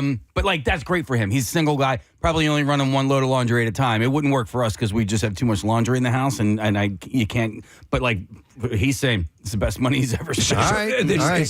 They're connected. No, so it's just one. I don't It's understand. not stackable. Oh, it's a washer dryer combo. It is one box. It's not stacked. The washer and dryer are the same unit. I don't think I've ever seen this. Yeah, they've been out for a long time. People go back and forth. You either love it or you hate it. Yeah. Some people say it's not worth it. Other people love it. And we looked into it for a little while because you just have one unit. It's one tub, but it can function as a dryer and a washer. If I were to do that, I would just get two of them. You know what I mean? Because at my house, if I'm running the wash, I can run the dryer at the same time. If I'm running the dryer, I can. You're saying with this guy's situation, my consideration would be if the unit goes down, you can't do either. Yeah. So there you go. All right, hang on. Let me go to now. Some of these aren't like big appliances and things. Some are just a bargain that you got, and it's paid out in the long run. And that's what Justin is going to talk about. We're going to go to him. Hey, Justin. Good morning. Good morning. What's up, man? Yo, can we go back to that washer dryer thing? Yeah. Fire up. Yeah, no, that's very interesting. No, my whole thing is so I bought a folding stool, like one of those cheap generic plastic ones that you get on Amazon for like $11. Yeah. I don't have to bring in a 6-foot ladder to change people's filters, and I got a nice little sitting spot when I'm working on outdoor units. All right, so you spent $11 on a little folding stool, and this thing uses for both work and leisure because you sit on it. And this was some of the best money you've ever spent. Oh man, it paid off like within the first week. Justin, so I bought it may be the exact same thing. It holds like 300 pounds. It gets you up like if you're replacing recessed lights. Yeah. It's super light. And the steps is like a hard plastic. You can pick it up with a couple fingers, but it is really sturdy. And I end up defaulting to this thing, and I think it was about $15, Justin. It sounds like kind of the same thing. Honestly, this thing is like 1 foot tall. It's only 1 foot tall? Yeah. I have something similar to that. How does that help you? Oh, man, it helps a lot. I mean, you're saying you don't need to get on a full-on... I'm like 5'8" over here, right? Yeah. Dude. All right, money well spent. We appreciate it, man. On a Thank 1 you. foot ladder. We still have a little step stool thing. It was made by Play School, like the kids product line. Still use that all the time. Yeah. Our kids are obviously have grown up, but they didn't need it ages ago, and we still use it like in our pantry. Yeah. There are 3 different items that I got for the beach, and one of them is a collapsible stool that. So that is money well spent. The other one is actually 2 different types of collapsible stools, and then the one that I really love is my Gatorade water cooler. Because we were going through so much bottled water down the beach, and now I'm like, we're not bringing bottled water anymore. We're just going to fill this thing up with the hose. This is what we drink on the beach. It's the best money I've ever spent. I remember something you did. You made an investment. I thought this was a great idea. You installed a ceiling fan that stops when you open the door. Right? Nick, you're a bargain hunter. Is there anything that comes to mind of honestly, best money you've ever spent? I've been trying to rack my brain. The moving thing is definitely at the top of the list. I mean, my mom said this to me a long time ago. Whenever you move, you quite literally have to touch everything in the house. Yeah. And she's right. And so, Casey, I couldn't agree with you more. Like, spend the money. If you have it, obviously, if you can afford it, spend the money on it because it just saves you so much headache and hassle. I hate moving. I hate helping people to move. I hate everything that surrounds moving, the stress before and during and after. So that money, I think, is great. But, Steve, I was thinking about, like, every now and then I've splurged on something like travel-wise. I bought first class for myself one time on a flight, and like it was an affordable first class upgrade. I was like, I'm gonna treat myself, and like that to me seemed like that was money well spent. Well, here's the thing, and I say this again, unless you're Bezos, and you have whatever you have going on. If you're going to take a trip of a lifetime or a bucket list trip, or it's been 5 years you've been planning, and you're traveling a great distance, if you're going to Europe or if you're going someplace, no matter where it is, and there's a lot of flight, try to do that, Nick. Try to collect what you can. At least once or twice. Right, because if you fly and you get no sleep, unless you're the kind of person that can just pass out in any seat, for me, it's like, if I can do it, I try to get that extra comfortability so I have a shot at getting rested so I'm not half a zombie for the first few days of this vacation that I've saved for to enjoy. We did a trip to the Southwest a few years ago, and we did do Grand Canyon and Bryce and Zion National Parks. And for the first 2/3 of the trip, we roughed it. It was a lot of camping. It was a lot of outdoors, and so we didn't splurge at all. At the end of that trip, we stayed in a nice hotel. So for me, that was like the reward for roughing it and camping it and not getting great night's sleep. And then at the end of the trip, that's a good idea. Air conditioning, a big comfy bed, a toilets.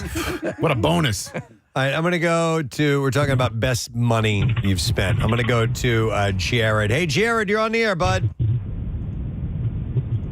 Hey, good morning to see you guys. Good morning, Jared. All right, you tell us, best money you've ever spent.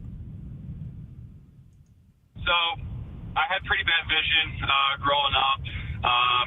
Contacts were starting to get a little bothersome on my eyes. So, best money I spent outside of my engagement ring to my wife, if she's listening, I got vision correction surgery for my eyes. Oh, yeah. Vision correction surgery. Wow. What did that run you? About $3,200. Financed it, and actually, I won a contest where for a drawing where they gave $1,000 off to the whole.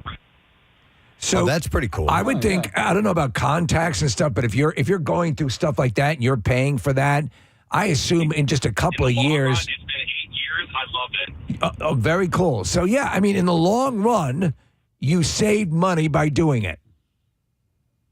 Yes. Yeah. Yeah, true. Right. Yeah, glasses, expensive, and all the other things that. And that's the thing. Thank you for the call, by the way.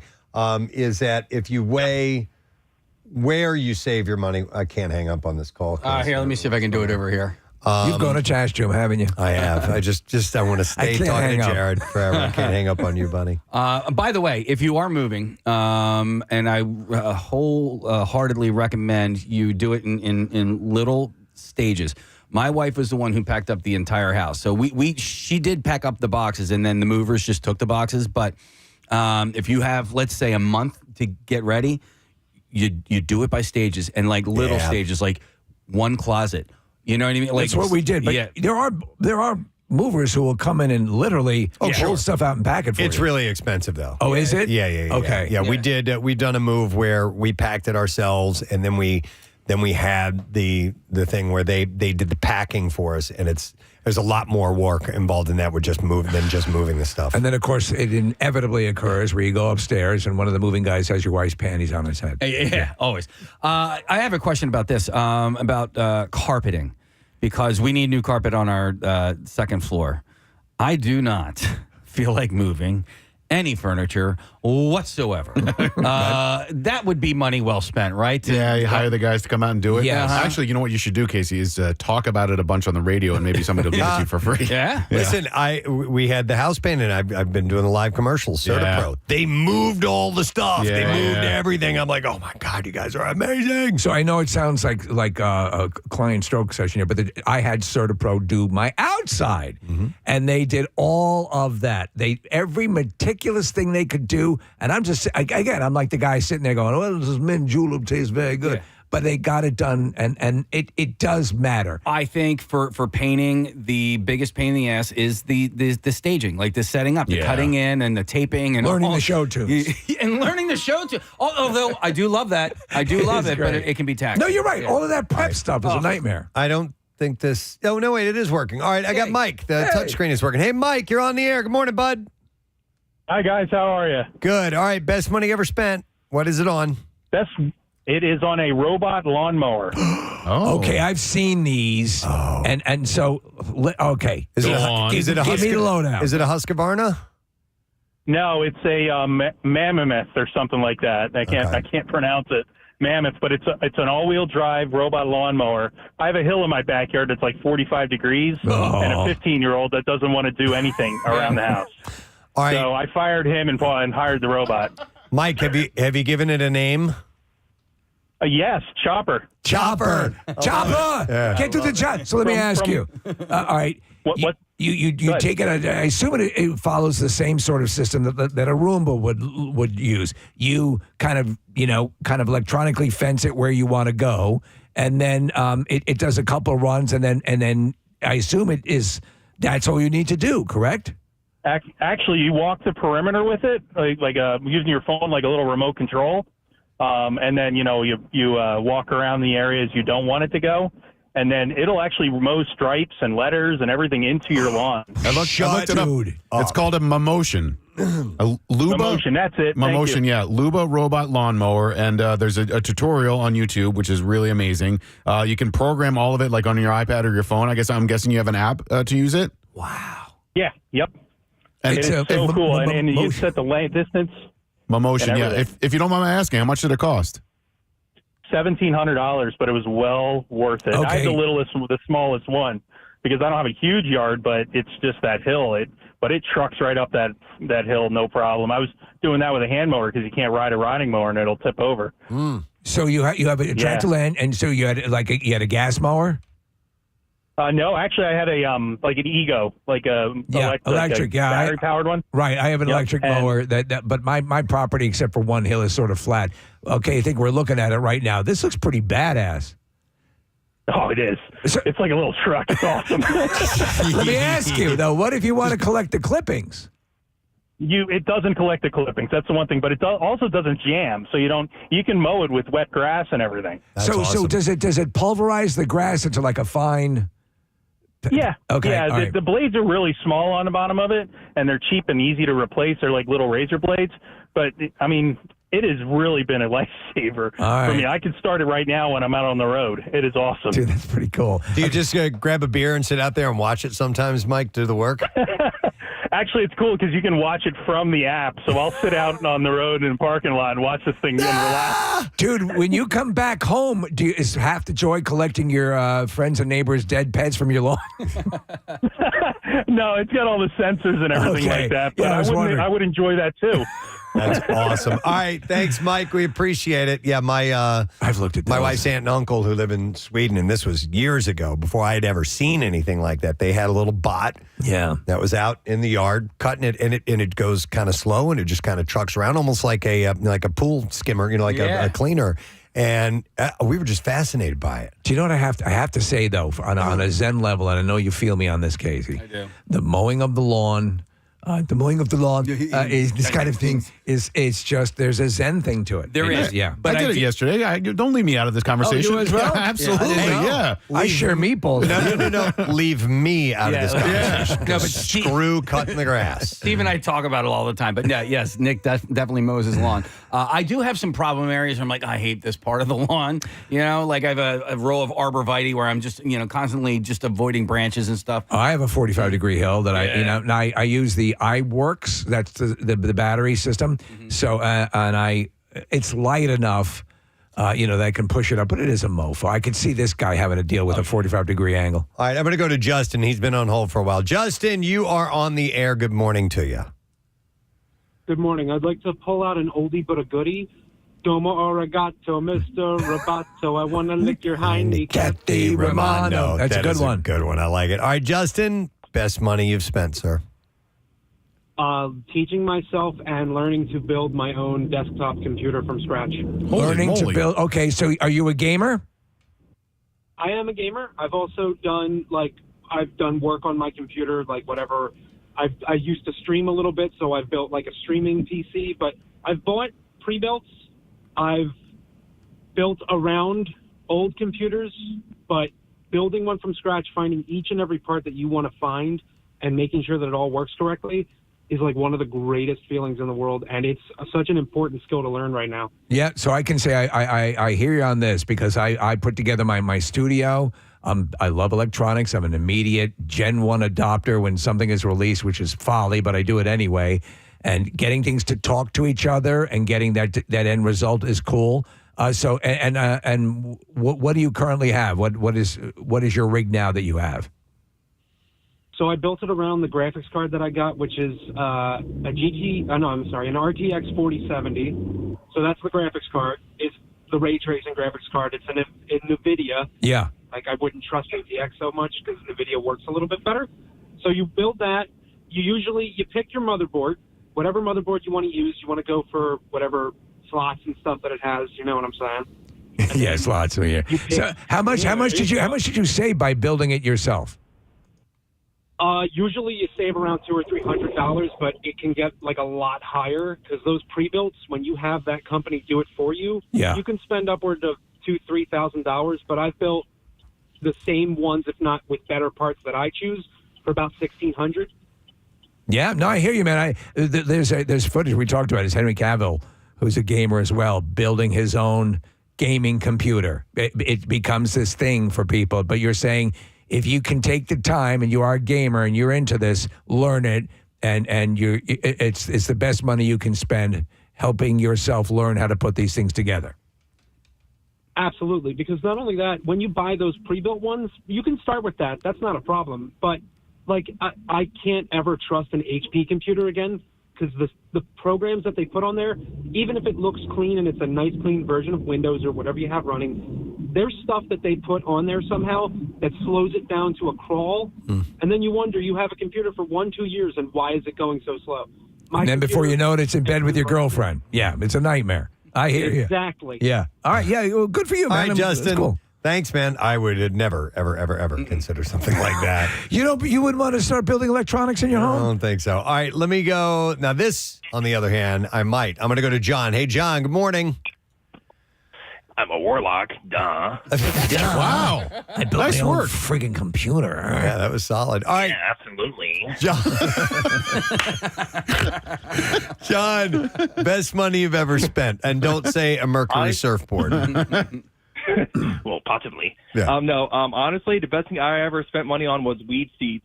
It was just off a whim. I wanted to save some money because I'm tired of buying it. So it's marijuana. Yeah. Okay. Yeah. All right. I spent $40 on the seeds, and about 5 months later, I have 4 plants growing. Where did you get the seeds? It's a site called homegrowncannabis.com. Okay, and you did you grow these outside? Yeah, actually, I just wanted to because I never done it before. This is my first time. Yeah. So I did it outside. Just popped them in the garden near my mom's tomatoes, and they've been growing. I just had some of that interesting flower out there. I'm tripping balls. Why have I never thought of this? We grow herbs in my backyard. We grow tomatoes. Why not, man? Why have I not considered What this? is the law? Not that that's not. In Pennsylvania, I don't you can know. up to 6 plants. No, I'm asking about tomatoes. So you can grow up to 6 plants? Yeah, in Jersey, I think it's up to 6 plants. Is it difficult to cultivate? Like once you've grown the plant, is it difficult to then harvest it, smoke it, make it something that you would actually want to consume? Yeah, so there's a whole a curing process after it's ready to harvest. Right. You have to cut them off the plant, and then you let them dry for about another 8 to 9 weeks. Wow. Yeah, Okay. I had them in my shed, hanging upside down on some coat hangers. But that's all you have to do. Nothing more complicated than that. No, and not really. Can you order these in Pennsylvania? Oh man, I'm not too sure about that. I'm going to guess no, but You have a house in Jersey, man, that makes sense. Yeah, I you do have have a house in Jersey. Just say they have it sent there. Hey, how much when you're harvesting? How many pounds will one plant yield? So the one plant I had was about half a pound. Really? Wow. You got to see the look on Preston's face. It's just amazing. Wow. I remember the first time I saw a half pound of weed, I'm like, it's all the pot in the world. This is unbelievable. So you have 6 plants yourself? I have 4 right now, Okay, but all 6 is the limit you can have. And, and one more question. How long does it take for you to grow one to maturity? So I have a seed called autoflower. It's a bit different. That one takes about 3 to 5 months at most to grow, and then another 9 weeks to cure. Okay, so you need to plant now. Yeah. Actually, this is the best time to do it. May until October is the best time to do it. Okay, all right. Wow. Yeah. And listen, if you indulge, and it will definitely save you a bunch of money, Nick. We grew a plant by accident outside one of our dorm windows because people kept chucking seeds out the window after smoking a whole bunch. And so, I don't know, at some point in the spring, actually probably right around now, April or May, we looked outside and we're like, holy crap, that's growing in the wild. It was kind of miraculous. Did you cultivate and partake? No, and that's the thing. Like we dug it up, we put it in a potted plant. Tried to harvest it. Tried to like Steve in 1996 or 1997. It was like discovering gold. Yeah, but it never really yielded any fruit. All right, John. Thank you for the idea. I appreciate it, man. All right, we'll see you. You have no problem, guys. Have a great day. Here's a couple of texts that came in that Marissa had highlighted for us. Somebody said, my vasectomy was the best money I ever spent. But you guys can speak to that. Yeah, it's true. Somebody else said TSA pre-check. Oh yeah, I got to get on board with that. This is one I have yet to get to, and I'm on the tipping. This is exactly what we're talking about. I know it's going to save me time, totally, and yet for some reason I've been reticent. I'm going to do it. It's like $80 to $100, and it's 5 years. And what's the top one then, or the newest one, the Clear or whatever? Like there's Clear Check, I think is what it's called, and there's Global Entry. Right. If you plan on, so I have Global Entry. If you plan on, visiting another country, Marissa. I just found out because one of my best friends, Liz, who literally travels for a living, did not have TSA. She just got it this week. Chase and American Express and some other credit cards will refund your TSA. So if you your go get pre-check? it, yep, exactly. Wow. So for me, I like to smuggle narcotics. Okay. Would this benefit me? Yeah. It's not going to hurt. It can't hurt. Yeah. Somebody texted in and said, my sleep number bed is the best money I've ever spent. Goddamn right. I absolutely believe that. They're amazing. Let's see. Central air in my very old house. Yeah, that's a great investment. If you can afford that, for sure. And let me tell you something. If your house does not accommodate that, if you have an older house, get the inverters, the units that you see them. There's a system for you, whatever your house is. All right, somebody texted in and said, my Roomba, it's named Dallas because Dallas sucks. Somebody said a small generator that powers the house, as well as one of the best investments they've ever made. And then somebody says $400 for auto start for my car.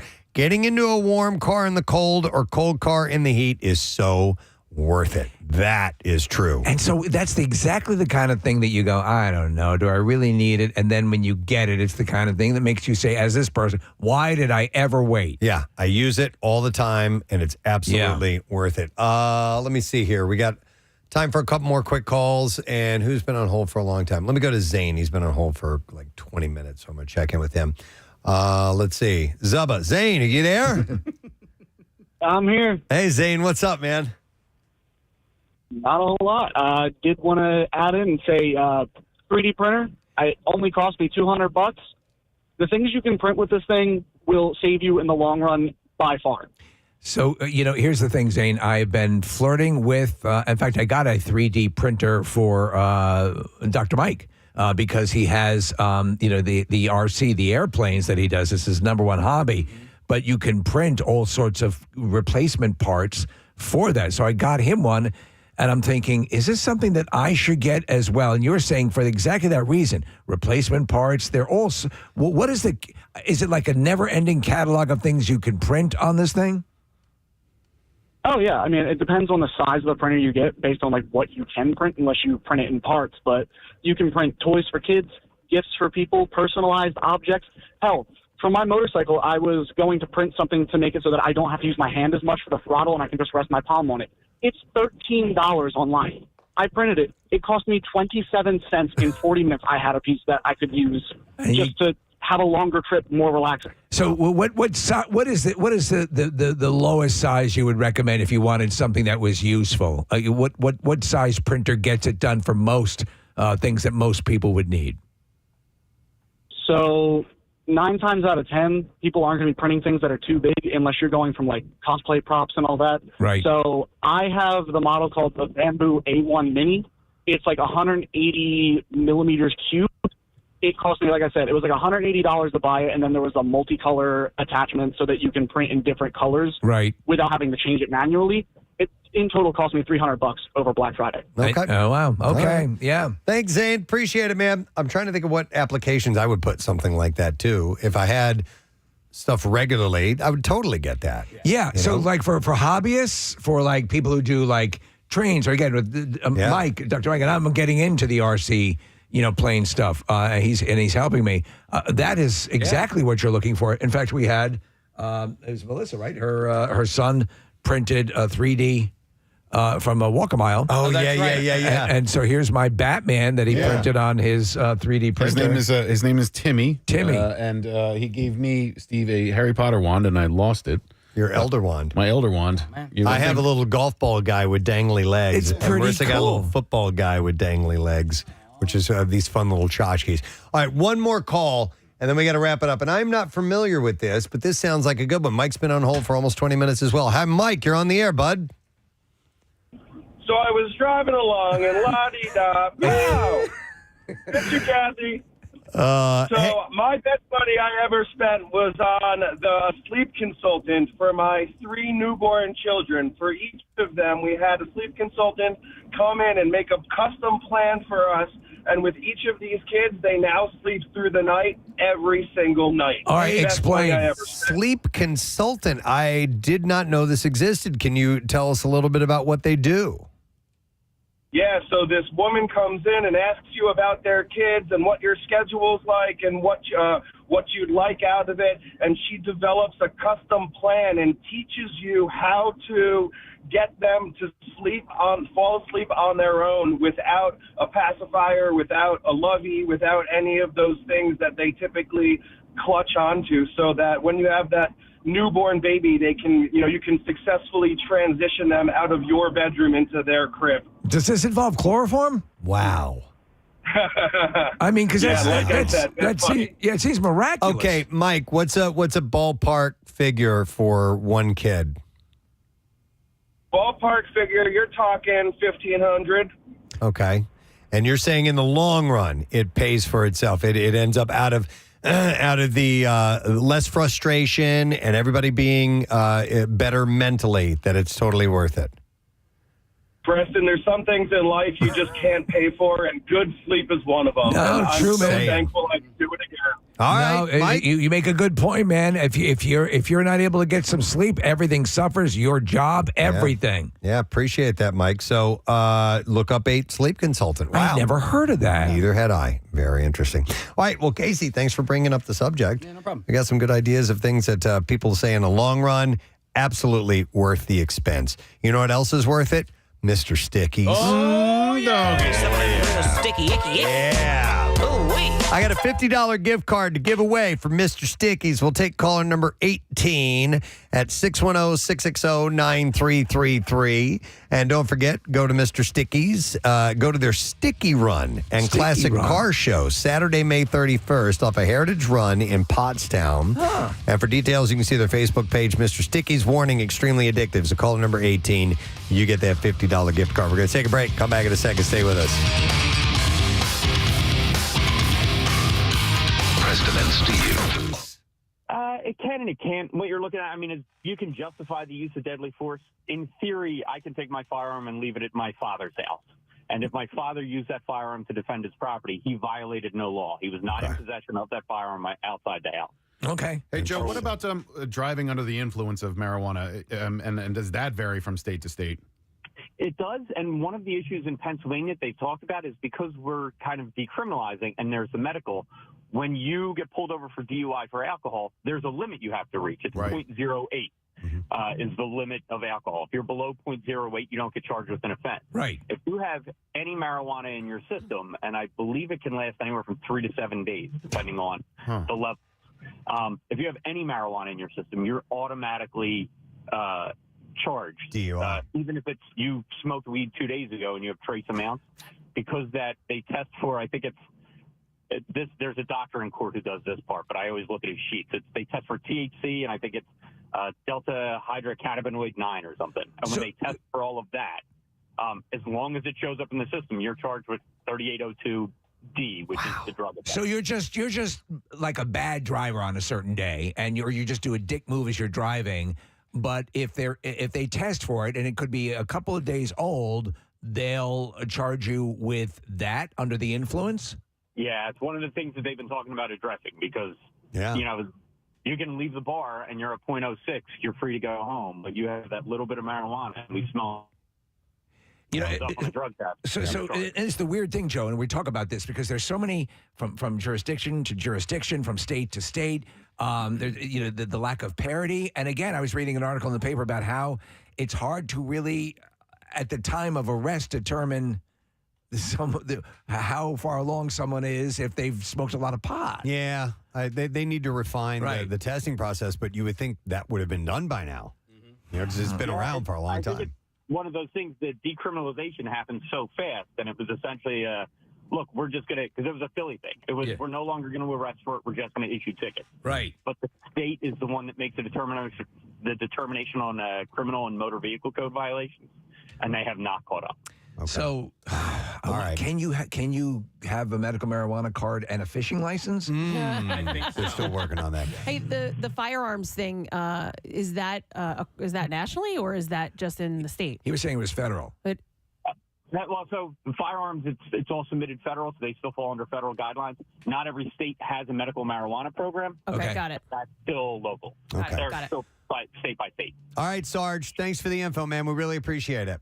Yeah, have a good one, guys. All right, you too. I'd be the worst. But my brothers are all both law enforcement. I'd be the worst at it. What code is this again? Yeah. I forget the Miranda rights, all that stuff. I'd be the worst. Wow. I mean, I couldn't even umpire a softball game. Could you imagine going into a drug bust? I thought you said go into the bag. Is this infield fly rule?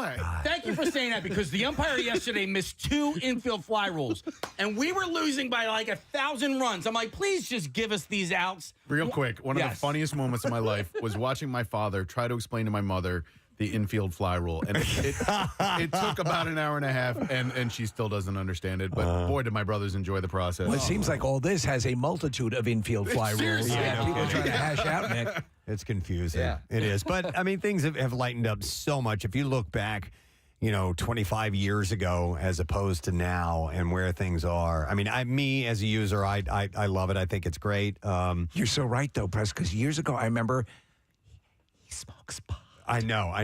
Or if I were to mention it on the air, would have been, even just a couple of years ago, would have been really taboo. And now we have advertisers. Yeah. Bill walks around toking all day. I still think of it that way, though, a little bit. Like, I'm like, oh, yeah, he's a pot smoker. My romance with weed is I can remember back to my teenage years, like really good bags specifically of pot that Play I some would Journey get. faithfully. And just I hold these great little memories. Now, I also did some really stupid stuff while being high throughout the years, especially in those earlier days, because when you first start trying it, it's augmented in its effect. I mean, and of course they have strains now that'll still get me baked out of my mouth. One of the highest I've ever been. And I'm not going to retell the story here because I've told it 1,000 times, was when we went to Hawaii. Oh, yeah. And went to this couple's house, and I smoked some local stuff. And I'm like, I am so high. I couldn't believe it. Pierre's mentioned that over the years about how that now they can be more specific and the strains are more powerful. And, oh my God. And a good friend of ours, Steve McLean, I guess he took a gummy or something at a wedding. Yeah, it was a gummy. It was an edible, and he had a reaction. I just said, let's try had this. to go to the hospital. Well, had to be brought out on a gurney. When I went to my very first meeting as soon as I got my medical card and went to a dispensary, and I met with the pharmacist who sat me down to walk me through the process. It's funny because he goes, all right, so, just to find out what your tolerance level is, he goes, what you do is you take a hit of this, and he goes, and you wait 15 minutes and see how you feel. And he turns to me and goes, and really wait 15 minutes. Like a real 15 minutes. Because the mistake everybody makes, especially with edibles, is they take this half hour, 45 minutes later, they're like, I'm not feeling anything. Let me take another one. And then they're gone. They didn't realize that it takes an hour and 15 minutes for it to kick in. You've got to wait. Yeah, you have to wait. End up curled up. Until you find out what your level is. In the fetal position. I am pro weed. I do think that when it comes to teenagers, you really have to be cautious. Yes. It affects teenage brains differently than it affects it absolutely adult brains. does, yeah. And so I think that needs to be, you have to be really, really cautious if you're younger than 18. Preston, have you ever been to Amsterdam? I have not. I have. And it's beautiful. And when I went there, it was like 96 or 97. The fact that weed culture was legal there really changed my perspective on a lot of things. And I think you would enjoy it. Okay. It's fun to get high and go to art museums. Steve, I just out of nowhere just started getting like really paranoid on it. And so like that's a common side effect, is it not? Well, it can be, and so, but and I had a friend who stopped because she was getting paranoid on, and I didn't get that. It didn't register with me until it started happening to me in Preston. One time, we partook, and then we were at a bar, and it was on the same day as the Kentucky Derby, and there was a guy at the bar who was just taking bets for the Kentucky Derby. So, no harm, no foul. Right. It's not some big gambling ring or anything like that. So I placed a bet for a trifecta and then I sit down and I see these guys sitting at a table, and I was convinced that they were the FBI and they were going to oh my God, and that they were going to bust the place for illegal gambling. I called my wife and had her pick me up. I was like, get me out of here. Well, we're going to get arrested. To be arrested by the FBI. Yeah. Oh my God. Right? I swear to God. Homeland Security's here. They're going to arrest me. That's why, honestly, I've never been drunk and I've never been into this, but I have no issue with it whatsoever. My thing is that paranoia and fear of losing control. Paranoia, anxiety. I'm like, oh my God, I'm going to be the first person that dies of a heart attack from smoking pot. I think I'm too much of a puss. Yeah. I think the NBA just took steps recently to decriminalize it amongst players because it's so prevalent among NBA. I mean, a lot of athletes. They haven't been testing for years. Right, but you could get fined or suspended for it. And then, I think a lot about hockey players because they beat the crap out of each other every night, and then they turn to opiates and or coke or alcohol. Yeah, and there's a strong movement in the NHL to make weed legal in that sport because it can treat players a lot. Riley Cote, man, that guy's an interesting dude, and his perspectives on marijuana are fascinating. He made a whole cottage industry out of it. When I go to a dispensary, almost always you will see people sitting in the waiting room. Sometimes you have to wait to get back. Preston! To go in. No. Well, actually, they do.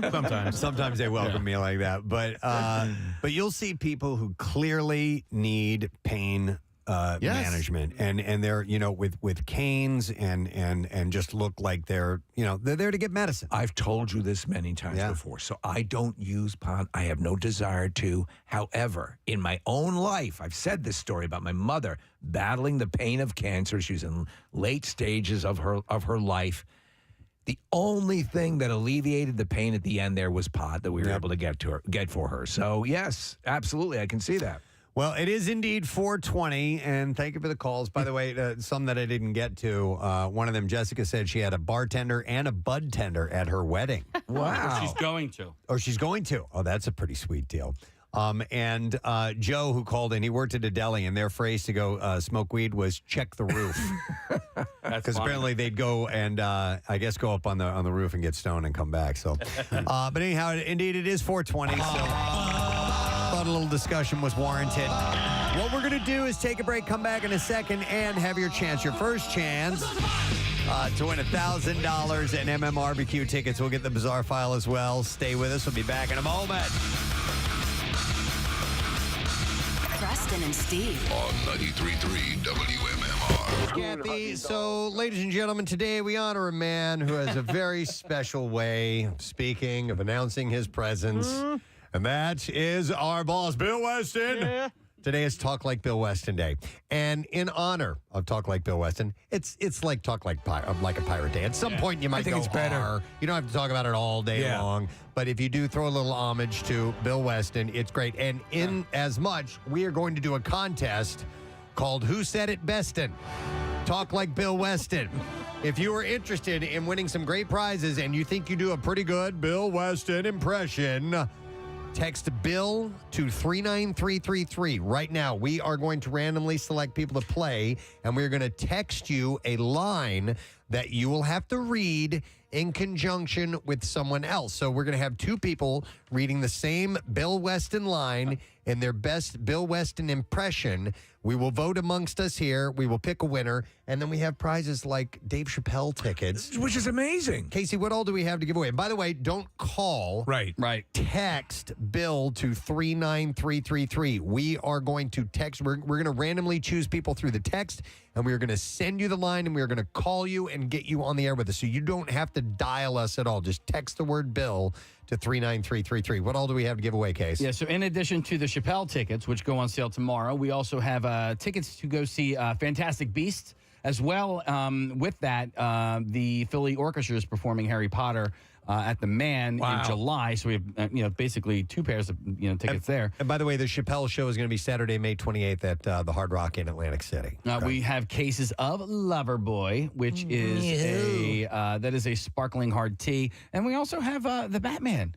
We got the Batman on digital. Awesome. The Batman. He's like a bat. All right, so text word Bill to 39333, and we will see if you've got what it takes to talk like the best in Bill Weston. Would you explain the origin again? Because it was simply by happenstance. Yeah, we were talking to actor Ed Begley Jr., who you know from Christopher Guest movies and all kinds of stuff, and he had used the phrase low-hanging fruit.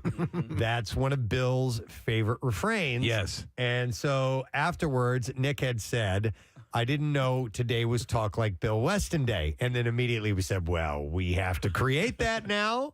And so therefore we have done it. So April 21st is Talk Like Bill Weston Day. There are countless arbitrary national this and that days. There's no reason this should not be a national day. The funny thing is it takes place on Dr. Mike's birthday, where we could clearly do a Talk Like Dr. Mike Day, too. Because all you have to do is talk like that. Well, in a weird twist, the reason why we started saying privileged was because of our association with Dr. Mike. That's true. That's weird.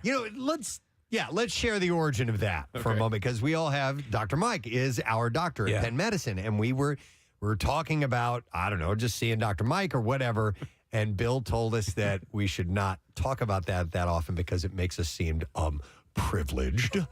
And because we go to the doctor. Because we go to the doctor.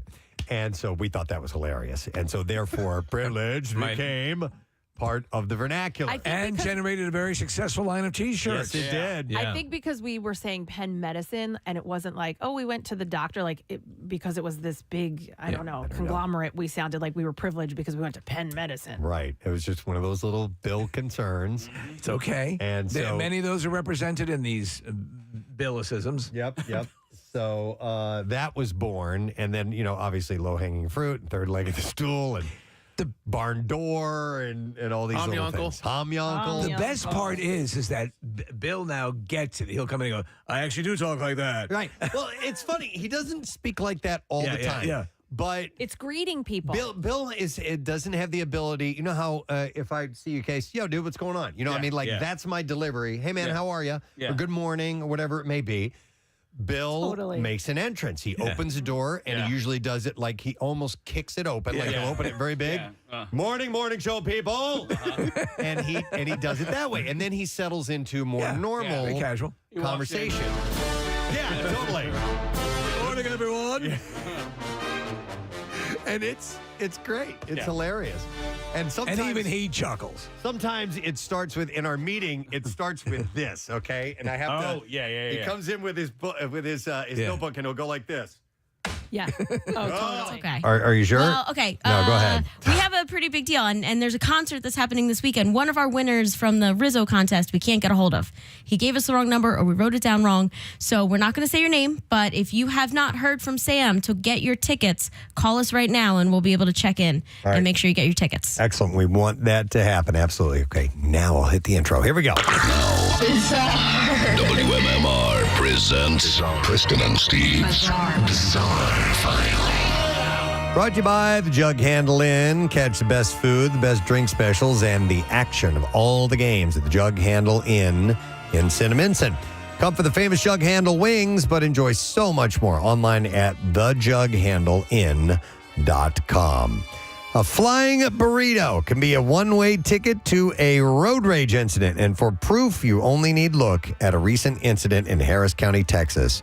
Arturo Villarreal was with his two daughters in the parking lot of a Dollar Tree store when he got into a confrontation with another driver. Reportedly, Villarreal tried to drive off when the other driver, also known as the complainant, followed and hurled a burrito at his car. There's so many cases of people throwing burritos at Yes. other people. Why the burrito? Do you remember the band? The Flying Burritos, right? Yeah, the Flying Burrito Brothers. Yeah. Bernie Leadon was in that before That's he joined right. the Eagles. Yeah. So maybe this thing's been going on for decades. Maybe this, yes. In fact, the scene from Anchorman just was called up. That kind of food waste crossed the line as Villarreal then allegedly spun his car around and rammed the other driver, causing major damages. The burrito tosser wasn't taken into custody. Yeah, that just happened. Or charged in the incident. Villarreal was, however, charged with felony, aggravated assault, and with a deadly weapon as well. It might be the most throwable food.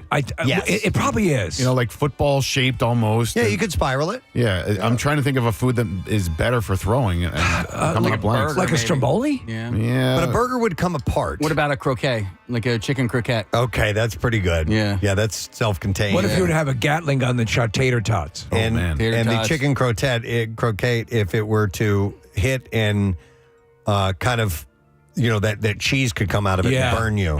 So, yeah. a good weapon. That's pretty Pierogies good. are good too, guys. Freaking pierogies. Ooh, how about Chinese, dumplings from Chinese dumplings. restaurants? Yes. Yeah. But if you're talking something with the girth Or of smaller. a burrito, Yeah, that's got more weight yeah. to it. You For want sure. some burrito damage. number one. Yeah. All right. The Burrito Supreme would be pretty Yes. good, too. Yes. All right. So 70 racing pigeons. I had chicken stories earlier. Yeah. Now I got pigeon stories for you. I'm going to tap out. 70 racing pigeons worth about $10,000 were stolen from a 73-year-old farmer in the city of Hokota, Ibakari Prefecture. They here's don't a- drive. Oh, they don't? No. Oh. Here's an obvious. How does the jockey sit on them? Yeah. So according to police, the farmer had been keeping the pigeons, each with a yellow leg band and a wooden coop on his property between New Year's Day and May 8th. And the number of pigeons had been decreasing by a few at a time. Then on May 9th, 30 birds went missing altogether, leaving only 6. By May 16th, those remaining 6 pigeons had also disappeared. The coop has no security camera installed and was not locked. While the farmer Seems very safe. suspected his pigeons had been stolen, he said that he was too busy with work to report the matter to I was police. looking over there. Since there were no signs of disturbances by animals such as weasels or cats, and none of the pigeons have returned, the local police are investigating the case as a theft. 3 teenage boys were arrested in Seattle Monday after stealing condoms from a mini mart and then starting a wild chase. It began when one teen took condoms without paying, and another pointed a shotgun at the clerk. Over rubbers? They ran off, hopped into a stolen car, and sped away. We're going to put these on our boners. Police chased them, but the teens crashed into a police car and kept going. Officers finally stopped them using a special move to block the car, and inside they found the shotgun, stolen condoms, and 3 young girls who looked like they might be in trouble. The boys, who were 14 to 16 years of age, were taken to a youth center and could face charges like robbery and assault. Pull a shotgun on someone. And police are still looking at what happened to the girls, yeah. In Arizona, 2 moms were arrested on Wednesday after leaving 4 kids in an unlocked car while they drank at a bar. Now, police found the children, who were aged 6 to 10, alone in the parking lot with a bag of marijuana in the car as well. Kids told officers Here, play with this. that they had been there for hours. The moms, 31-year-old Stevie K. Benali and 34-year-old Renee L. Barlow. Don't tell me I'm not a good parent. Came out of the bar drunk when police called them. They eventually admitted to leaving the kids to go drink after initially claiming that they just went in to use the bathroom. I left them with some pot. Both were charged with child abuse and drug possession, and the kids were safe and handed over to family members. Police said that the situation could have been dangerous since the car was unlocked and the kids Fiddlesticks. were alone. Fiddlesticks. All right, and then we'll do one more story, and then we will wrap it up. We will end with this one. It's a short one, but it's definitely a little interesting. This is in France. A small town in the Brittany region of France witnessed an unusual spectacle, to say the least. Thousands of people dressed up as Smurfs and gathered together to set a new world record. The event in Landerneau saw 3,076 participants donning the iconic blue and white costumes, surpassing the previous record of 2,762. Ladies and gentlemen, the largest gathering of people who won't get laid. Paramount Pictures France organized the gathering as part of the promotional activities for an upcoming Smurf movie set to be released in July. The Smurfs are French in nature. Belgian. They're Belgian? I thought they were French. They Schtroumpf. Oh, okay. But they're very popular in France, They I guess. sure are, yes. Right, there you go. That's what I have in the bizarre file for you. I won a quiz bowl by getting that question correct. Nice. Yeah, Les Schtroumpf. Les Schtroumpf. All right, as we are taking a break, we can give away our last $50 gift card to Mr. Sticky Wicky Ickies. Ooh-wee. Some of that real sticky, icky, icky. Ooh-wee. All right, so Mr. Stickies and Cinnamon Buns in Pottstown. We'll take caller number 12 at 610-660-9333. And you should follow them on Facebook at Mr. Stickies Pottstown for coupons. And you can see their new menu items. Mr. Stickies, warning, extremely addictive, of course, but they brought by their award-winning sticky buns with walnuts, cinnamon buns with vanilla icing, and Sticky Witch breakfast sandwiches. So we will set you up with a gift card for caller number 12. We'll be back in just a moment. Lesson question, trash music news. They're on the way.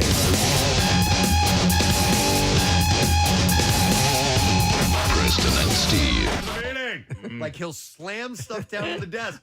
There's just something about, and it's great. Yeah. And it's not mean spirited. Not at all. It's just his and now time to get to work, people. It's like his indicator that we're starting. we're beginning, or a slap like that. Yeah. He'll do some How kind can of he slap? How can he slap? But anyhow, it's an endearing quality that Bill has. It's very funny, and we have fun with it. The thing is, it's so similar to Ted Knight, and his delivery is very similar.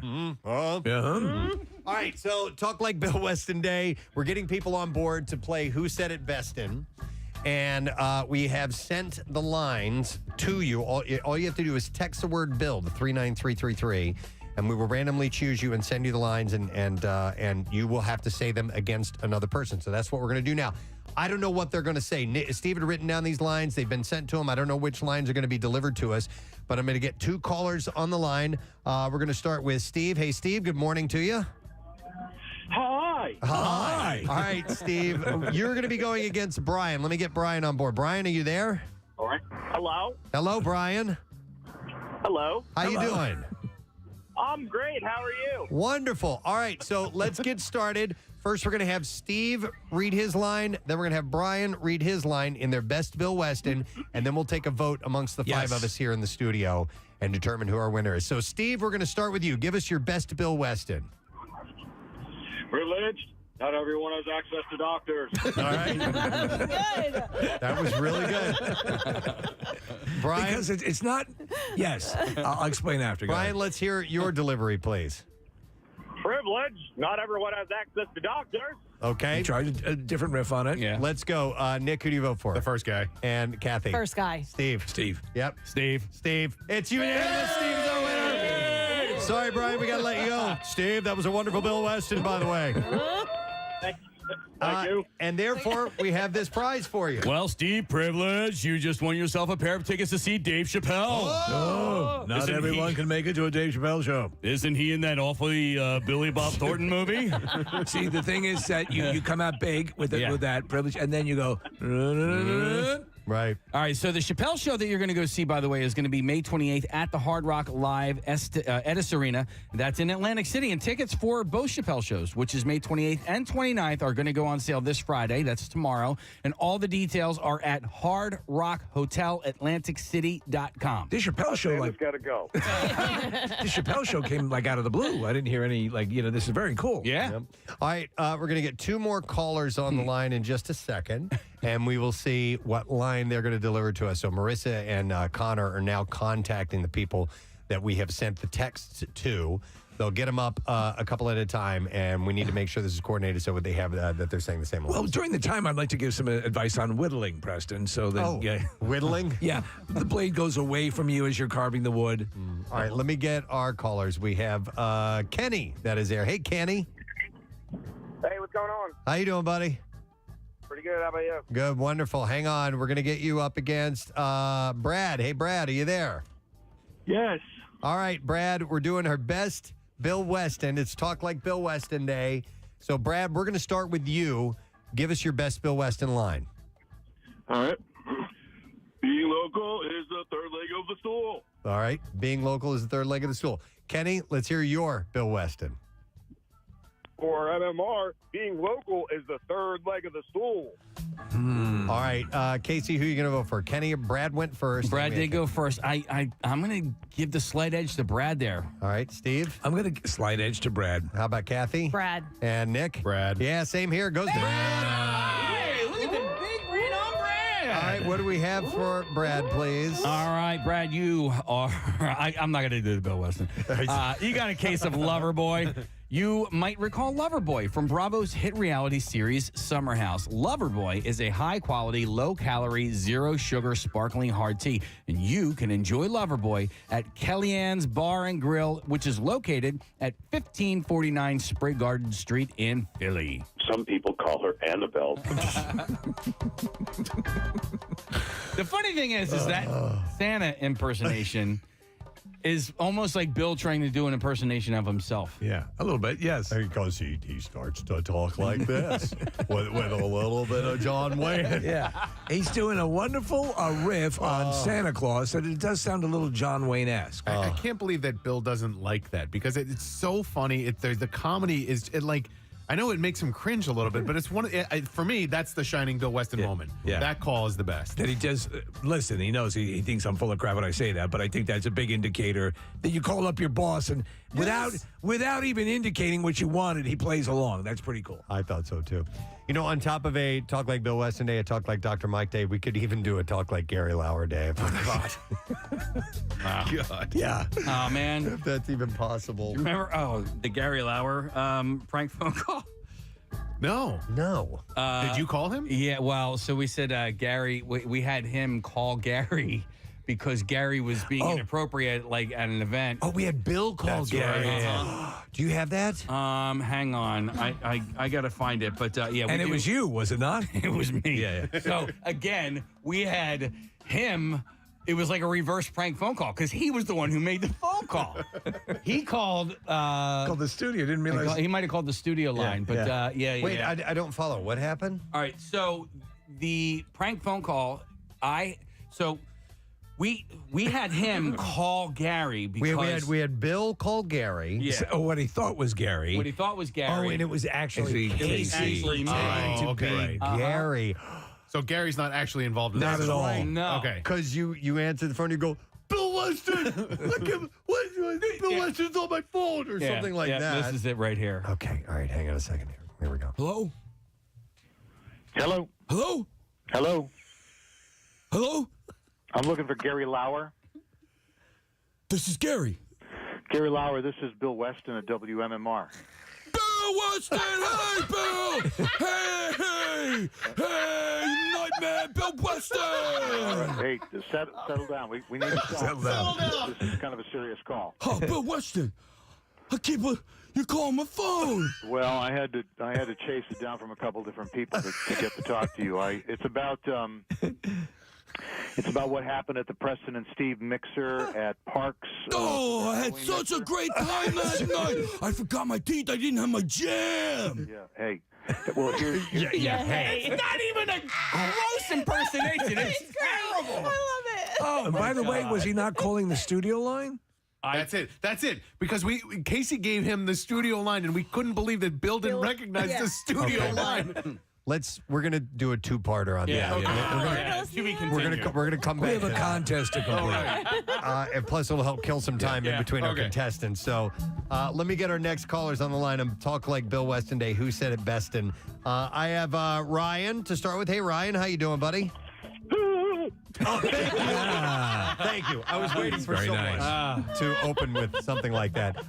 Keith, are you there? I'm here. All right, Keith, we're going to do Talk Like Bill Weston, Who Said It Best? And I will start with Ryan. Ryan, please give us the line that we gave you.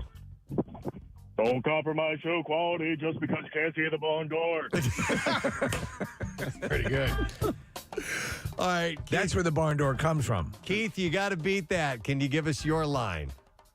All right, do not compromise show quality just because you can see the barn door. Wow, those are pretty good. Yeah. All right, let's start with Kathy. Kathy, the first one to go was Ryan, and the second one was Keith. Who's it going to be? Ryan. All right, Ryan. Steve, who do you think? They were really good, but I'm going to have to say Ryan just by a little bit. All right, Casey? I agree with both of you guys. Ryan. All right, Nick? Yeah, Ryan as well. And Ryan as well. It's a clean sweep. Thank you for your call, Keith. We appreciate it. But Good Ryan job. is our winner. And what do we have for Ryan, Casey? Ryan, you have the Batman on digital. The Batman is caught in yes, you are privileged, in a deadly game of cat and mouse with the Riddler in this gritty thriller starring Robert Pattinson and Zoe Kravitz, and you can own it on 4K Ultra HD on May 24th or on digital right now. By the way, it's not just a signal, it's a warning. Yes. All right, here's a little bit more of Casey pretending to be Gary Lauer when Bill had called him to talk him. I guess he had to chastise him a little Yeah, bit. he acted up inappropriately a little bit at one of the mixers. Here we go. It's about what happened at the Preston and Steve mixer at Parks. I had such a great time that night. I forgot my teeth. I didn't have my jam. Yeah. Hey. Well, here's the problem, Gary. Wait, is there a problem? Oh, I didn't bring my camera. I had a picture taken with Kathy Romano, but I didn't get a camera and I don't have email. Can Kathy print me out a picture? Because I got a picture with her and I got a picture with Marissa. I couldn't find Casey anywhere, but I got a picture with them, and I don't have email. Gary, I need you to stop talking and listen to me. I want to hear that last part again. Hang on there. Gary, I need you to stop talking and listen to me. All right, we have to come back for part 3. We'll continue with the stammering. All right, we will go to our next two callers. We are going to have Horace. Hey, Horace, good morning. Good morning. Morning, Horace. All right, hang on. We're going to have you on board with Chris. Chris, good morning, buddy. Good morning. All right, so whoever said it bestin is going to be our winner. Horace, we're going to begin with you. Give us your Bill Weston line, please. This humyuckle thinks she's some kind of Susie cream cheese. This homyuncle thinks he's some kind of Susie cream cheese. Yeah. All right, Chris, let's hear yours, please. This homie uncle thinks she's some kind of Susie cream cheese. All right, we need to vote. Casey? The first one. Horace. Yeah. All right, Steve. Though Chris did a fine job, because it's hard to hit that tone, I'm going to have to go with the first one. And Kathy. Horace. Yep. And Horace, yeah. And Horace on me, too. Yeah. It's a clean sweep.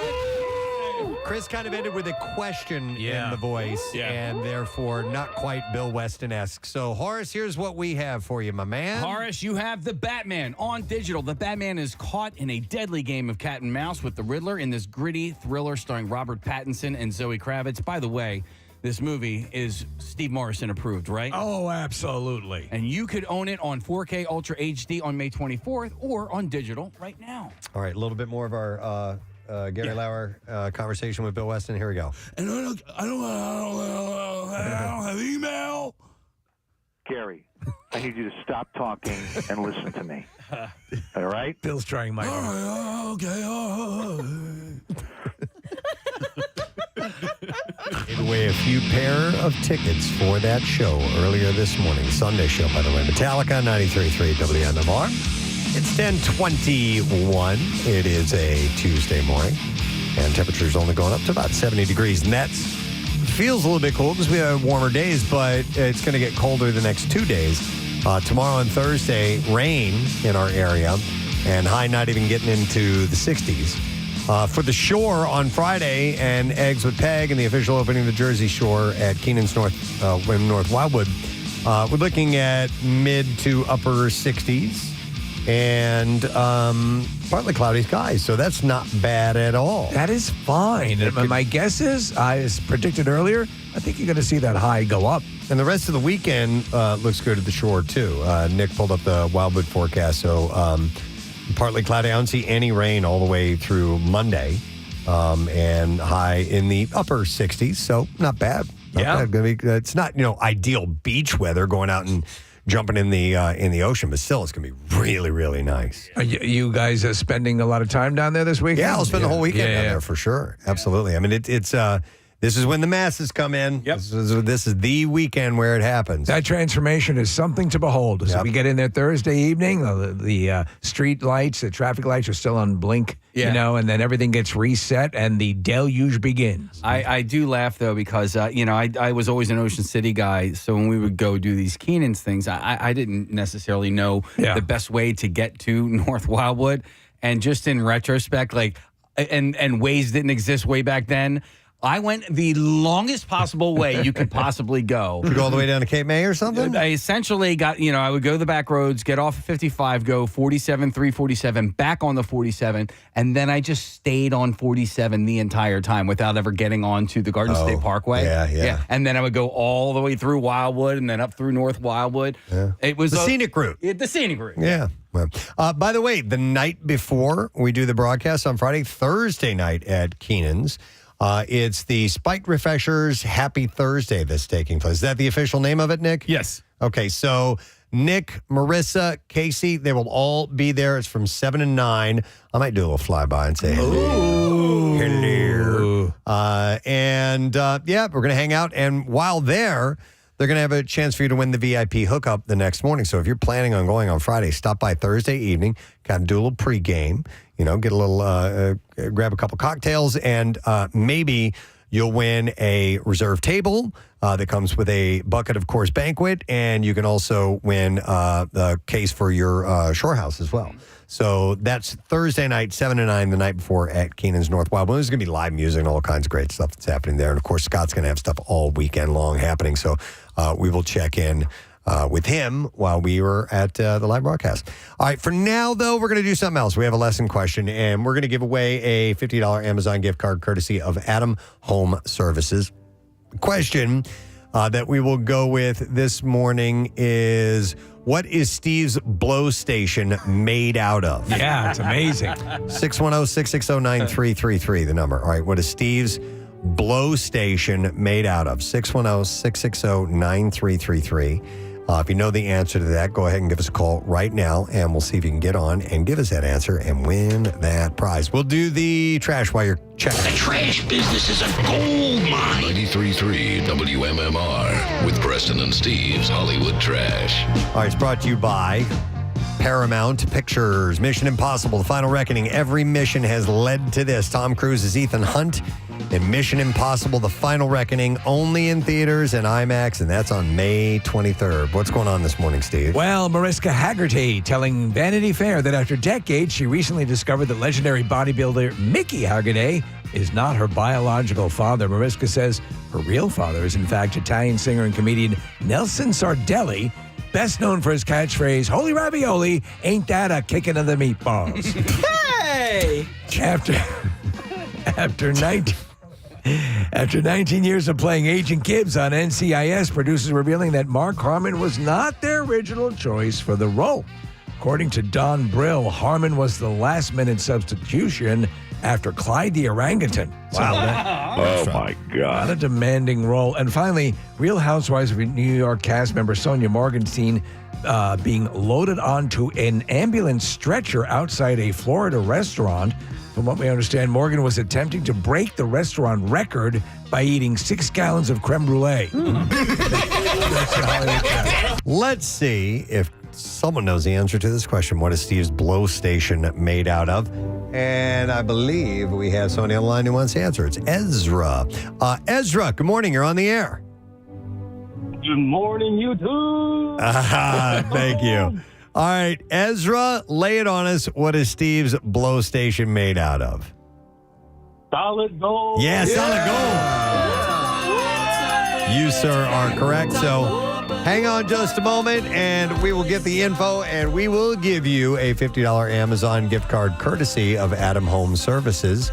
And you can call Adam Home Services today to schedule your $49 AC tune-up, and they'll even waive the dispatch fee for all your AC, heating, plumbing, electrical, or sewer services at the right price. Visit AdamHomeServices.com. Now, Preston and Steve's Music News on 93.3 WMMR. All right, brought to you by 80 Moyer, trusted expert since 1939. 80 Moyer Lumber is your professional source for decks, windows, doors, kitchens, millwork, and more. And you can visit them on the web at admoyer.com. It just has 2 stories for you. Alice in Chains' Jerry Cantrell has announced a new set of U.S. tour dates for his solo album, which is called I Want Blood. And the tour starts August 16th in San Diego. There is a show that's swinging by our general area. By the way, Filter is going to be joining him for all the shows. He will be playing on September 2nd in Allentown at the Archer Music Hall. And the pre-sale for tickets happen, they started 30 minutes ago. And general sales start Thursday at 10 a.m. local time. And this will be the final U.S. leg of Cantrell's tour following earlier 2025 shows that were in North America. But the band itself is on hiatus. Yeah, Sean, the drummer, issued a statement. I meant to get to that yesterday, but said that, the tour's over. Yeah. They had to hang it up. He's like, I would much rather be safe than dead. He's like, I'm going to be fine, but doctor's orders, we're going to adhere to this. Yeah. So they had played, I believe, most of their shows for whatever leg of a tour that they were on, so they didn't have to cancel a ridiculous amount. But nonetheless, he's going to get checked out, and they'll be back at it when he is available. And then just one more story, and that was it. This is hard to believe, but we may get new Soundgarden music with Chris Cornell. I know I'd mentioned this before, but there's been some movements forward on this. Bassist Ben Shepherd hinted at a new album with unreleased songs featuring the late singer, of course, Chris Cornell, who had passed away in 2017. In a tribute post on Saturday, marking 8 years since Cornell's death, Shepherd shared excitement about a track from these recordings. The songs, likely 7 tracks from 2015 to 2017, were tied up in a lawsuit with Cornell's widow, Vicky, until a settlement in 2023. The band, including Kim Thale, Matt Cameron as well, hope to release them soon to honor Cornell and their fans. And Soundgarden, of course, formed in 1984 and will also be inducted into the Rock and Roll Hall of Fame in November. Man, I didn't know they got together in 84. Yeah, that kind of blows my mind. Wow. I thought they were more like, maybe 92. No, not 92 because they were out by then. But late 80s. But late 80s. Yeah. But, okay. All right, and that is what I have for a quick one. Is there something else you want me to mention, Nick? Pearl Jam wrapped up their tour in Pittsburgh, and they did a tribute to Chris Cornell on the day of his, was it his passing or his birthday over the weekend? Anyway, in honor of Chris, and they did Hunger Strike, which is maybe my all-time favorite song by Pearl Jam / Soundgarden / Temple of the Dog. And Eddie did Eddie parts, and the audience did the Chris Cornell parts. No way. It was really cool. That's really I'll awesome. tell you something. You won't stay on your hunger strike if you get a taste of Mr. Sticky's award-winning sticky buns. He's right. Yeah, he's right. Yeah, somebody on a hunger strike would give in. Did you say you're hungry? Yeah. Eddie, and then they launch into the song. He should endorse more products, especially sticky buns. Right. No, I don't mind sticky hands. Oh, my God. I don't I don't mind sticky hands. It sells itself. It does. Well. All right, that's it in music news. We have another break to take. Doing that now. Coming back, wrapping up the show. When we return, stay with us to get that letter of the day for the Word of the Week prize and Tattoo Tuesday. All right, we got to get a winner for that. We'll be right back.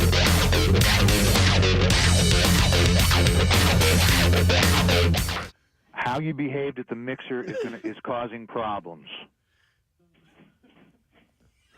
It was reported that you were either inebriated, high, or a combination of both. I was so high and so drunk. I had such a good time, man. Pause. Ready? Here it is. Wait. Is this Casey?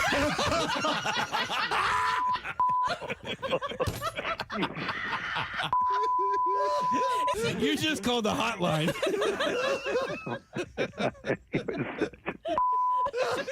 I need your consent. Can we play this on the air? Everything except the asshole part. Yes. Oh, that I want to hear that pause again because Oh, my that God. is That's great. priceless. Hang on, here we go. I was so high and so drunk. I had such a good time, man.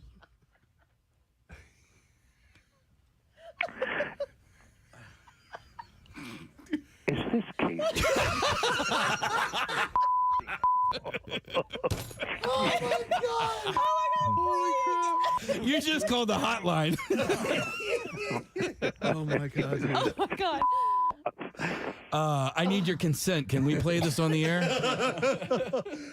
Oh, that is Oh my God. That is absolutely You priceless. know, That is so he's a good. good boss. He's a great boss.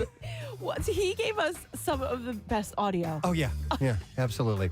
All right, let's get our next callers on the line. We have Justin, who is there. Hey, Justin, good morning.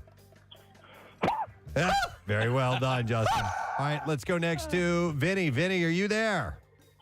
Oh, my family. Yes. My family. All right, we're going to start with Justin. Justin, please give us your best Bill Weston. Despite the inclination, avoid going after low-hanging fruit. All right. And let's see how Vinny can deliver that. Vin, go for it. Despite the inclination, avoid going after low-hanging fruit. Okay. This is close. I'll vote first. That was neck and neck. Yeah. But I think Justin gave it just a little bit more, so I'm going to vote for Justin. Casey? Wow, this is our first dissenting vote here. I'm going to go with Vinny on this one. His voice is a little bit deeper, which I think was a little bit more in line with the Bill Weston impersonation. Steve, what do you think? In the delivery, all right, I'm going to have to give it to delivery because that's what it's about, though Vinny did a good job as well. I'm going to give it to Justin. All right, Kath? Justin was the first guy? Yep. Yeah. Yeah, I feel like Vinny could have, if he gave it a little bit more effort. Yeah, he I coulda would- nailed but it. I'm going to go with Justin. And Nick? Well, I'm going Vinny. All right, but it's a winner, 3-2. Justin! Sorry, Vin. Appreciate it, but we are going to set Justin up with a prize. And Casey, what are we giving him? Justin, you have a pair of tickets to see Dave Chappelle Saturday, May 28th at Hard Rock Live Edis Arena in Atlantic City. Now, tickets for the both Chappelle shows, actually May 28th and 29th, go on sale tomorrow. And all the details you can be found at hardrockhotelatlanticcity.com. You should see the number of texts of people that are just dying of laughter right now, and they're loving the audio of Bill and Casey. They're just absolutely eating it up. All right, let's get some more callers on the line. Who said it best? And I've got Chris. Hey, Chris, are you there? Is it? Well done. All right, Chris, hang on. We've got. I'm going to put him on hold because you can hear me Talking. on a walkie-talkie. Yes. Let's go to Rich. Hey, Rich, are you there? Yeah, good morning. Good morning, Rich. All right, we're going to start with you, Rich. Give us your best in Bill Weston. All right. Of all the foods invented by mankind, none is more inappropriate than soup. Ooh. Well done. All right, let's try Chris now. All right, Chris, let's. Okay, stop. All right, Chris, go for it. Okay. Of all the foods invented by mankind, none is more appropriate than soup. All right. That was pretty close. That was pretty close. Dude. Did Rich say it's got to be me? Rich just goes, it's got to be me. I'm going to vote for Rich. Casey? I actually, you talk about delivery. I thought Chris gave a great delivery. I'm going to go with Chris. All right, Steve? Chris did give a good delivery. I'm going to have to. I'm gonna have to go with Rich though. All right, Yeah. Kathy. Yeah, the walkie-talkie threw me off. I'm going with Rich. And Nick. Rich is our winner. Let me tell you, Thank you, though, everyone's Chris. neck and neck at this point. Appreciate it. Hang on, my man. We are going to set you up with this. A pair of tickets to see Dave Chappelle. Saturday, May 28th at Hard Rock Live Edis Arena in Atlantic City. Tickets for both Chappelle shows go on sale tomorrow. And both shows are May 28th and 29th. And all the details can be found at hardrockhotelatlanticcity.com. Santa's got to go. All right, let's get another pair on the line. We will go to Mike first. Yo, Mike, good morning. Good morning, Ed. Good morning, Mike. All right, we're going to have you play against Cole. Let me get him on the line. Cole, are you there? I am. How you doing? Wonderful. All right, let's begin with Mike. We want to know who said it best in Talk Like Bill Weston. Mike, go for it. Excellent guess. Riveting banter. I give today's show a D. All right, Cole, let's see if you can deliver that line as good or better than Mike. Go for it. Oh, excellent guess. Riveting banter today. I give today's show a D. Okay. So we have Cole and Mike. Mike went first. Kathy, who you want to vote for? Ooh, this is a tough one. I think I'm going to go with Mike. All right, Nick, how about you? Yeah, they were both really good. I think Cole's just kind of petered out at the end a little bit, so I'm going to go with Mike. And Steve, you? For that same reason, I'm going with Mike. And then Casey? For both of those reasons, I'm going to go with Mike. And I go with Mike as well. Thank you, though, Cole. We appreciate it. But Mike gets the prize. What do we have for him? A case of Loverboy. You might recall Loverboy from Bravo's hit reality series, Summer House. Loverboy is a high-quality, low-calorie, zero-sugar sparkling hard tea. And you can enjoy Loverboy at Kellyanne's Bar and Grill, located at 1549 Spring Garden Street in Philly. I hear they make a great patty melt. All right, I think we have 3 more of these that we can get away with. So let's do that right now. We're going to get listener Bill on. Morning, Bill.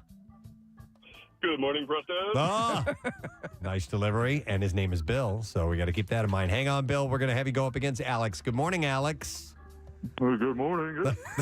Good morning, Ed. All right, you both have a line in front of you. Let's see who delivers it better on Talk Like Bill Weston Day. Alex, we want you to go first. Kathy seems out of sorts today.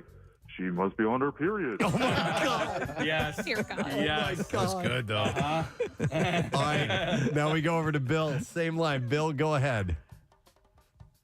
Kathy seems on it. Dang it. Do it again. Start over. That's all right. All right, restart. Today. She must be on her period. All right.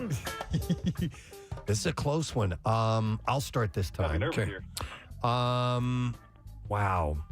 I did like the way Bill went at the beginning, but I think Alex got it a little bit more closer to the mark. So I'm going to give my vote to Alex. Casey? I agree with you, Preston. All right. And Steve? I'm feeling Bill on this one, actually. All right. Yeah, I like Bill too. All right. So, Nick, you're the tiebreaker. Wow. Well, I'm going to go with Bill. Bill! All right. Thank you, Alex. You did a great job, but Bill won the vote, and here's what we have for him. You won the Batman. On digital, the Batman is caught in a deadly game of cat and mouse with the Riddler in this gritty thriller starring Robert Pattinson and Zoe Kravitz. You can own it on 4K Ultra HD on May 24th, but you could own it on digital right now. Here's vengeance.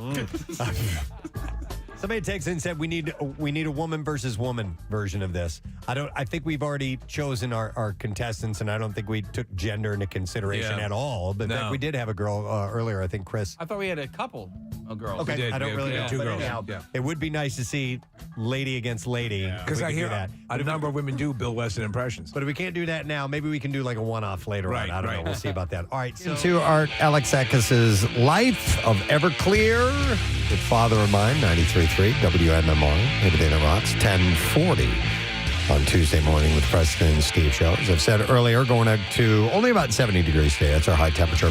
Partly cloudy skies. Looks very pretty out and about. And cooler and wet the next 2 days. I'm thinking about it. Did you tell that I ate my lunch right now? Yes, So I did could, notice that. Yeah. Thinking about skipping out. Because it is going to rain the next couple of days as well. So you got to take it when you can get it. Today has been fun. I would like to thank Mr. Stickies. Ooh-wee. Ooh-wee. For Some of coming that here. real sticky, icky, icky. Ooh, wee. Mr. Sticky's is located at 600 Heritage Drive in Pottstown. You can check out their website at MrStickiesBuns.com. Mr's just MR, MrStickiesBuns.com. And man, it's good stuff. It is excellent. It is addictive. They're not screwing around. Yep. So thanks, guys. We do appreciate that. And that's all because the only guest we had on the program today was you. And we had some good calls and some great stuff to give away. Steve, thanks for the Rizzo Quizzo. No, my pleasure. Putting things together for that.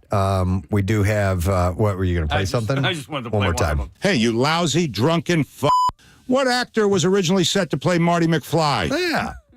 It's just, yes, that's it. All right, and that's all the thank yous that we have for today. Oh, it's Tattoos Day. Oh. Yeah, we got to get a winner for that. So let's do that thing right about now. All right, we'd like to congratulate Mr. Brian Grigo, who hails from Newcastle, Delaware. And Brian gets a $350 gift certificate for Floating World Tattoo and Piercing, 1729 South Street in Philadelphia. You'll want to take a look at their artwork samples because you never know. Next week, you might win this. And you can take a look at floatingworldtattoos.com or check them out on Instagram at Floating World Tattoos as well, because we will definitely do it again next week. Pierre Robert is alive and well and in our studio. Here we are. Yeah. And that's where we'll be. All day long. All day long. Nice, man. You rock. You doing good? Are you going to say something, Nick? I was, but you do your stuff, and then I want to tell Preston something. Okay. My stuff is done. All right, then. Wow. What you got, Nick? So, coolest teacher. Today it's Upper Marion High School, and I just got an email that apparently today is an in-service day. So, if you're a student, you might be waking up now instead of earlier this morning. Okay. Yeah. It doesn't mean the school's over, but we just pick them by random every year, and we picked Upper Marion on a day where the teachers are at work, but the students are not. Okay. Students are going to school today. So, is it because it's election day? that's exactly what it is. I didn't even think about that. Yeah, a bunch of schools are polling places. Actually, my son is volunteering at a polling place today, which I'm proud of him for doing that. But yeah, Upper Marion is a voting place, and so Upper Marion High School. So it's an in-service day for the students, but you can still vote and pick your coolest teacher. You just might not have gone into school, or you didn't if you're a student gone into school this morning. Do we make them the default school for tomorrow as well? No, I think we just go ahead and Just do this. go ahead, Yep, all right. most definitely. We want to fit in as many schools as we can, and it's a short time period. So Upper Marion High School in King of Prussia, all you have to do is text the word teacher to 610-660-9333. We'll send you the voting link, and then you can vote. We had Mike McEwen from Collingswood High School on. He was great, and he was very excited to win that award. So all good stuff. All right, shall we do the letter of the day, Pierre? Yes. All right, here we go. Preston and Steve on 93.3 WMMR. Now, the Daily Letter. All right, the Preston and Steve Show is brought to you today by the letter H as in Havana. Oh, Havana. We are going to give away a Rivers Casino overnight prize pack, including a $100 gift card to the new Sapore restaurant and one night stay for two at the River Suites at the Battery. And you must be at least 21 years of age to enter to win. So we'll give that away on Friday, which is inching closer and closer.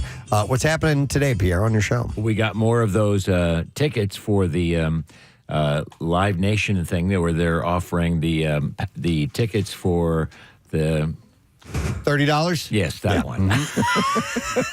I was going to say the tickets for the price. But I didn't know. The tickets for the price. I didn't know what price it was. We got there. But yeah, thank you for helping me. Certainly. That's why you're It's what here. we do here, man. We help each other out. That's right. Someone's got to help me. It may as well be you poor bastard.